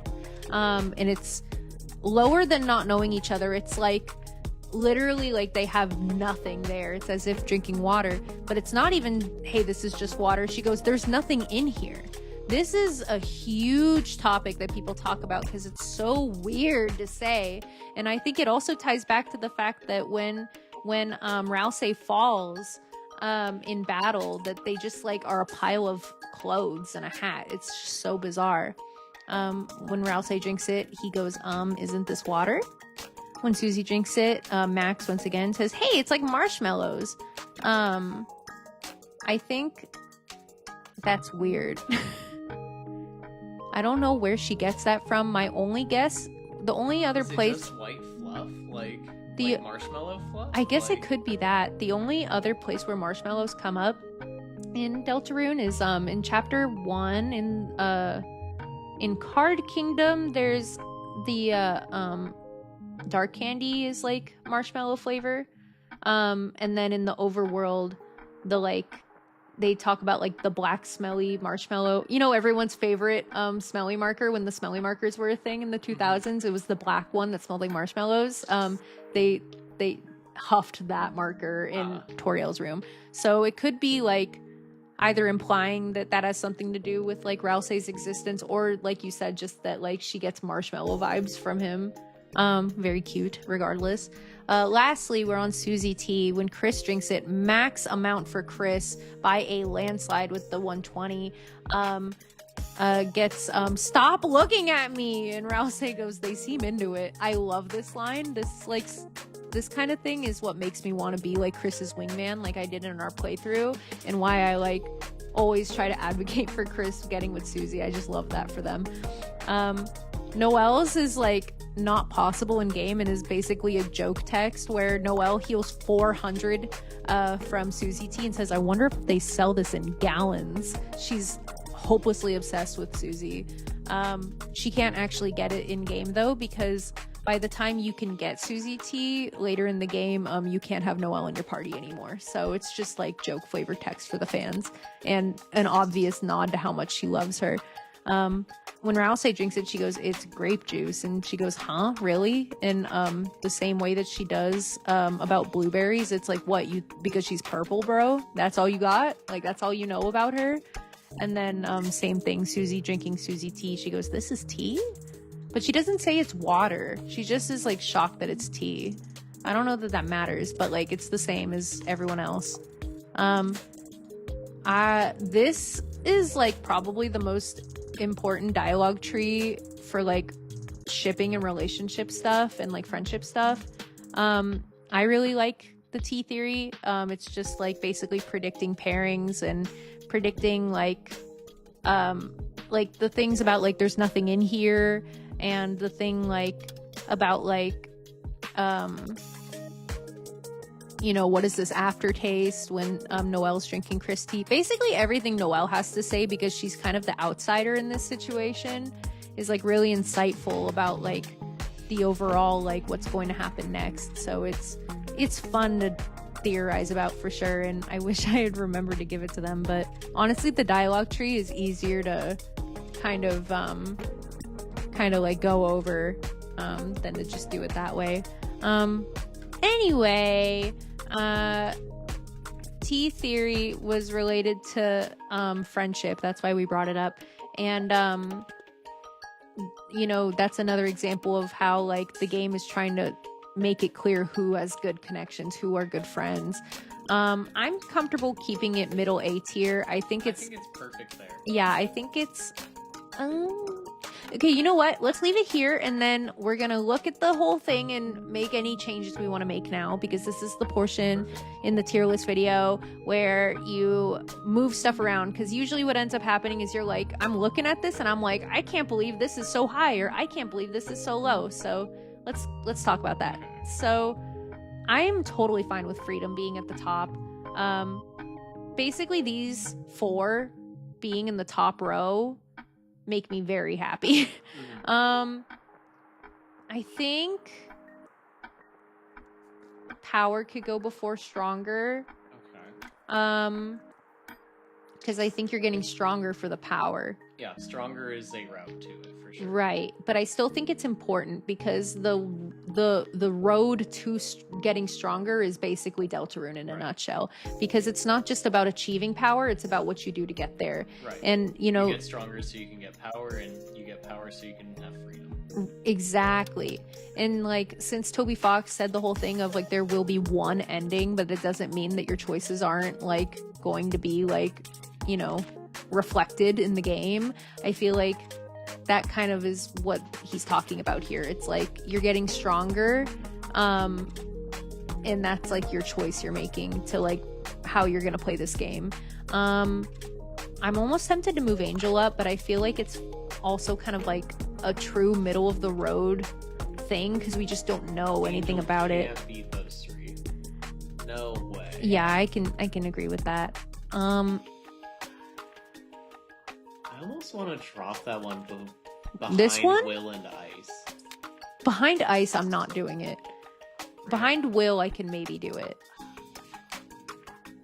I'm not dropping it below Ice. I'm not doing it. Interesting. I'm not doing it. We'll Like, see if I the am- party loses their mage. I guess so. Let's see if that was true foreshadowing. I could see Will being more important though than Maker, but I do think this is, like I said, gonna be a real freaking sleeper. I can I'm see it. telling you. Ice, yep. Control. Yeah, I could see this being here. Puppet and strings. I feel like this is almost too high. Like, I feel like this should Yeah. almost be bottom, I can see that. right? Yeah, because the roaring needs to be up at least by 1. And then Yeah. I think This is that- good, S I tier. think that the T theory actually supports your dreams. That gives you a little bit of You think credence so? Can you tell me why? Because I actually because didn't think that. everyone has subjective beliefs on their Oh. flavor, and I think that yes, it's based off of like it's the manifestation of you like your perceived friendships and like how you view people. Mhm. And I think that you really do taste those flavors, and it's because Right. it's out of your dreams, you know? So what he's talking about here is kind of based on a off-stream conversation a little bit. So just to clarify, what he means by that is I equate the dreams theory that I have with like, I think everything is about perception and everything is about like how people feel about each other and how they feel about the world and how they feel about the dark world and how they feel about their real life. And I think it's kind of like a Jungian like shadow self. That's kind of like the crux of it, is I get like a Jung vibe of like what you're thinking about subconsciously, what you're worried about, what you dream about, what you hope about, what you worry about, what you want, what you like desire, what you're willing to believe. That I think is what the dark world is. That's my opinion about the game. That's like probably my biggest theory of the game. I think that's what it is. You know, it's like the manifestation of your desires and like your true self and your will and your like memories and all of it, right? So when he says that the T theory ties into that, I think, and correct me if I'm wrong, he's saying that it being such a subjective thing for each person's perception of not just like each relationship, but how each person feels about the other person's T, and thus how they feel about them and who they think that person is and stuff, that it gives credence to like the subjectivity of my dream theory. Yeah, absolutely. Because I think that everyone who drinks these teas, no one's wrong. I think that the flavors they describe are accurate. I don't think any of Ralsei's are right, but that's fine. I Well, think he's the only one who is a dream, not... Yeah, it's almost like when you're dreaming, like I'm talking about real life now, like when you're dreaming and then like you have to like invent certain like assets for your dream. Fill in the gaps. Yeah. That's actually such a good way to like describe Rouse. It's like trying to like your dream trying to make a guy, and like it's like, what does Rouse like during like the Tunnel of Love thing when it's like, I'm glad that Rouse is like Rouse, and then he goes like, I don't even know what being Rouse like means, and it's like, I don't think anyone knows that. I think no one knows anything about Rouse. I think that it's also they're like a concept. I think that part of that is kind of why Noelle is like, hey, there's nothing in here, is there's no substance to Rouse. Quite Rouse literally kind of exists to be friends with Chris and Susie. What if Rouse is Azriel's shadow self? I think that's very, very on the table. Like, that's so interesting. Sorry, that occurred to me while you were talking. No, that's so on the table. You have anything else to say? I interrupted you. No, that's kind of it, actually. I think S tier's solid. Okay, let's... I'm even willing to move stuff up if we wanted to, but I'm just saying I'm not moving anything else in this row. I think that we're not going to add things up. I don't think so either. I think that A tier is stacked because it's the things that couldn't make it to S tier. So I love Gone and Goner being at the top, and Depths here. Honestly, I could swap either one for either one. I just love both of these theories a lot. I almost could move the dog. We've kind of right explored here that he's more of a plot device, whereas Lost is similar to Discard, Depths, and Gone, where it's like... They can't be ignored. My jaw's gonna drop when they say it. I'm gonna... What? We're gonna jump out of our chair and point at the screen like soy jacks. It's what I'm saying. Nightmares, I think it's perfect for the middle. Hyperlink can almost move up. I think Hyperlink could go here. Do you not agree? Do you not agree? So you seem to disagree. I think no, and it's the same thing that I did with Big Shot and Big of, do you think they're just gonna like name drop Hyperlink? I think it's possible. Because Hyper Goner wasn't a thing until literally the very last fight of the game. Ooh, that's true. And you know what? I feel like they love to just like throw in like special buzzwords like that you never saw coming right at the end. And that it has that kind of impact, like similar to like LV being level of violence, and like what was the other one? Execution EXP points. Being execution points. I feel like it has a similar vibe of like they're gonna like drop some hard facts. Right. But if you want to like compromise, I'm fine putting it right here. No, all or nothing. Okay. So, Nightmares, I'm fine here. Friends, I'm fine here. Heaven, that's hard. I want to put Heaven behind Magic. Okay, I'm fine with this. I honestly, from the jump, I have been having trouble placing Heaven. Well, it's like more than Hell in B tier, but not by much, you know? I just have trouble placing it. I don't know how I feel about it, I think, because there's just nothing. We have no information. I'm fine with these being bottom of A tier. It's hard to place, but they're clearly important, and it's clearly something we need to pay attention to. Okay, B tier, Smiling. I don't know if I want Smiling at the top or not. I'm looking at everything. Honestly, B tier is truly B tier. It's so mid. I almost want to put Cold at the top. With Smiling. Maybe Hell and then Smiling. Yeah, okay. How do you feel about that? Good. I'm almost ready to just drop 6 and 7 down to C.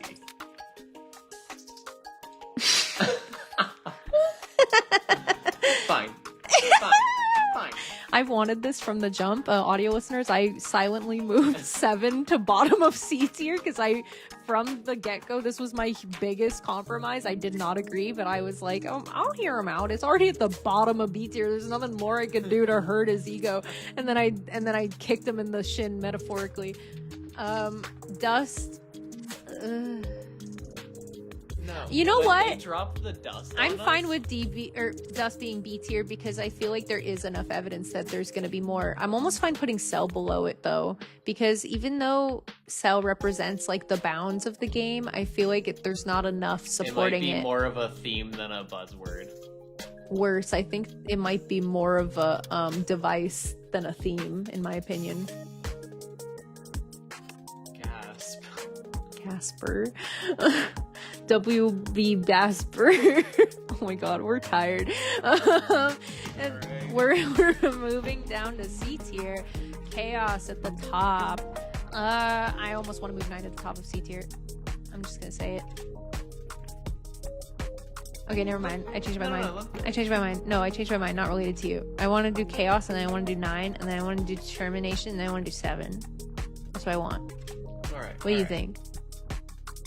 See, it's one of those things where since we don't think it's really gonna matter. I almost feel It's like hard the to order order. doesn't matter because it's like. But it's like, how likely do you think it is that it will matter versus it won't, basically? Yeah, but it's almost like, because B, it's like... Okay, then I actually want that here, then. I think there's a chance. C, it's like which does. Is this where we started and I just shuffled it all around? That's so funny, except 7 got added. Yeah. Okay, Refuse, which took me fucking 20 minutes to add, still at at D tier. I kind of want to put Rotten in the middle because I feel like we're gonna get some corpse lore. Right. And I actually think Refuse also could be a sleeper and could be a big lore drop about what's going on with Chris's soul. Oh, yeah, if they drop a Refuse, you know it's gonna be like huge Chris Soul dialogue. Yeah, I agree. All right. What do you think, Shining Neo? You're our final say on the matter since you've been here for the whole thing.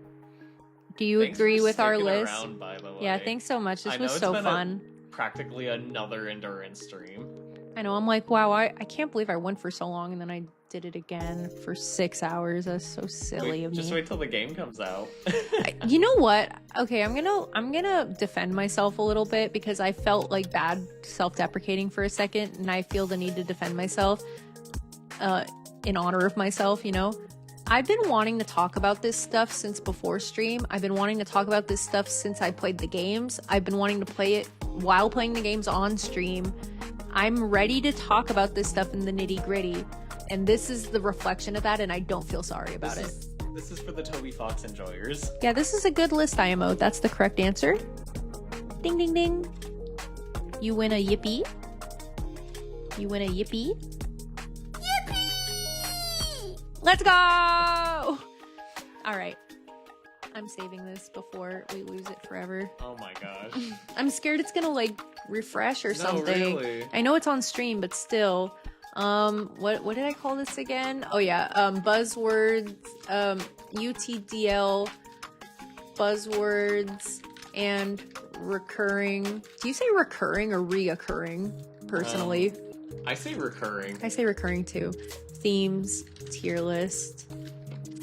This shit goes crazy mode. Is it go? Are you allowed to swear on tier This is just for download. Oh, word. Okay. Let's go. I feel great about this. If you're out there and you're like, wow, I want to do this tier list, guess what? It is available on the website. Anything that I added today that wasn't on here originally, after stream I'm going to add it so that you can have it in your options as well, and feel free to add whatever, but do me a huge favor. If you do this and you're out there, could you please tag me on YouTube or Twitter or Twitch? Please, please, please, please, please, please, please, please, please, please, please, please, please, please, please, please, please. I want to see your takes. I want you to do it. I am so happy to be the first person to do this tier list, and I hope you guys have fun with it. I can't wait for the game to come out in 6 days. Let's go! We're hyped. We're unhinged. We talked about this for 6 hours, almost 6.5. Let's go. This was awesome. I'm switching over to the bakery. It's bakery mode. Okay. Thank you for being here. This was my first non-gaming stream, and I'm really glad Aries was here because I think I would have been really lonely, and I would have actually forgotten to talk about a bunch of things I wanted to talk about if he wasn't here. So thank you, Aries, for being here. All this lore drop after lore drop and getting into not just the games, but then talking about VTubers, talking about the ARG, talking about the newsletter. I also have been loving chit-chatting about this, theory crafting about this. I'm so excited because I think that chapter 3 and 4 is going to scramble this whole tier list. I'm not gonna lie. I agree. And I just can't wait. Thank you so much for anyone watching. I can't wait to be wrong.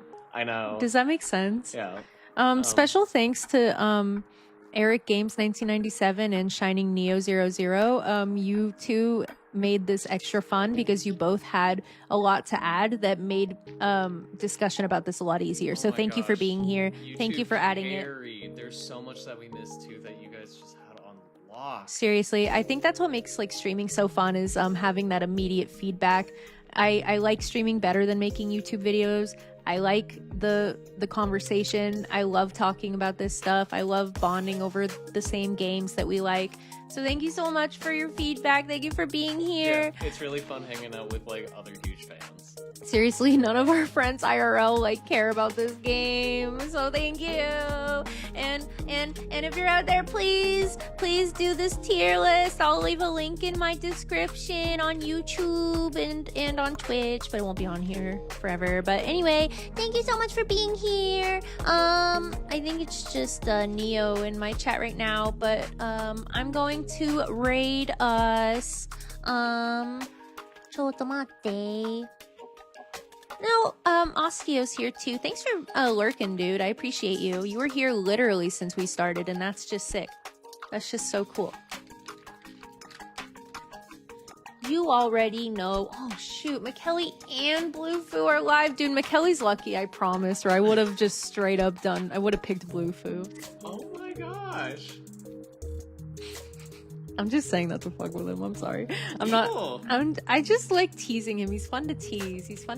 That's why I just kept being like, shut the fuck up, McKelly. Even though he's been nothing but good to me. Okay, never mind, Osteo. You were lurking in my chat and talking in McKelly's chat, and that pisses me off. Whoa. Oh, Tempe's in there.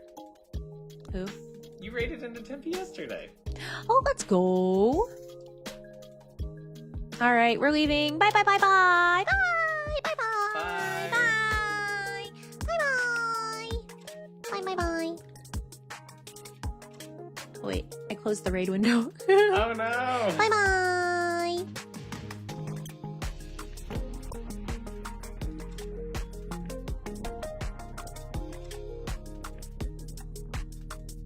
Did we do it? Did we raid?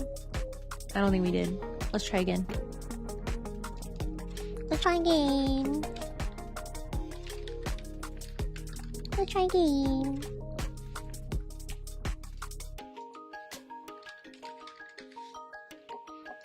It's my first 2 weeks, okay? Don't judge me.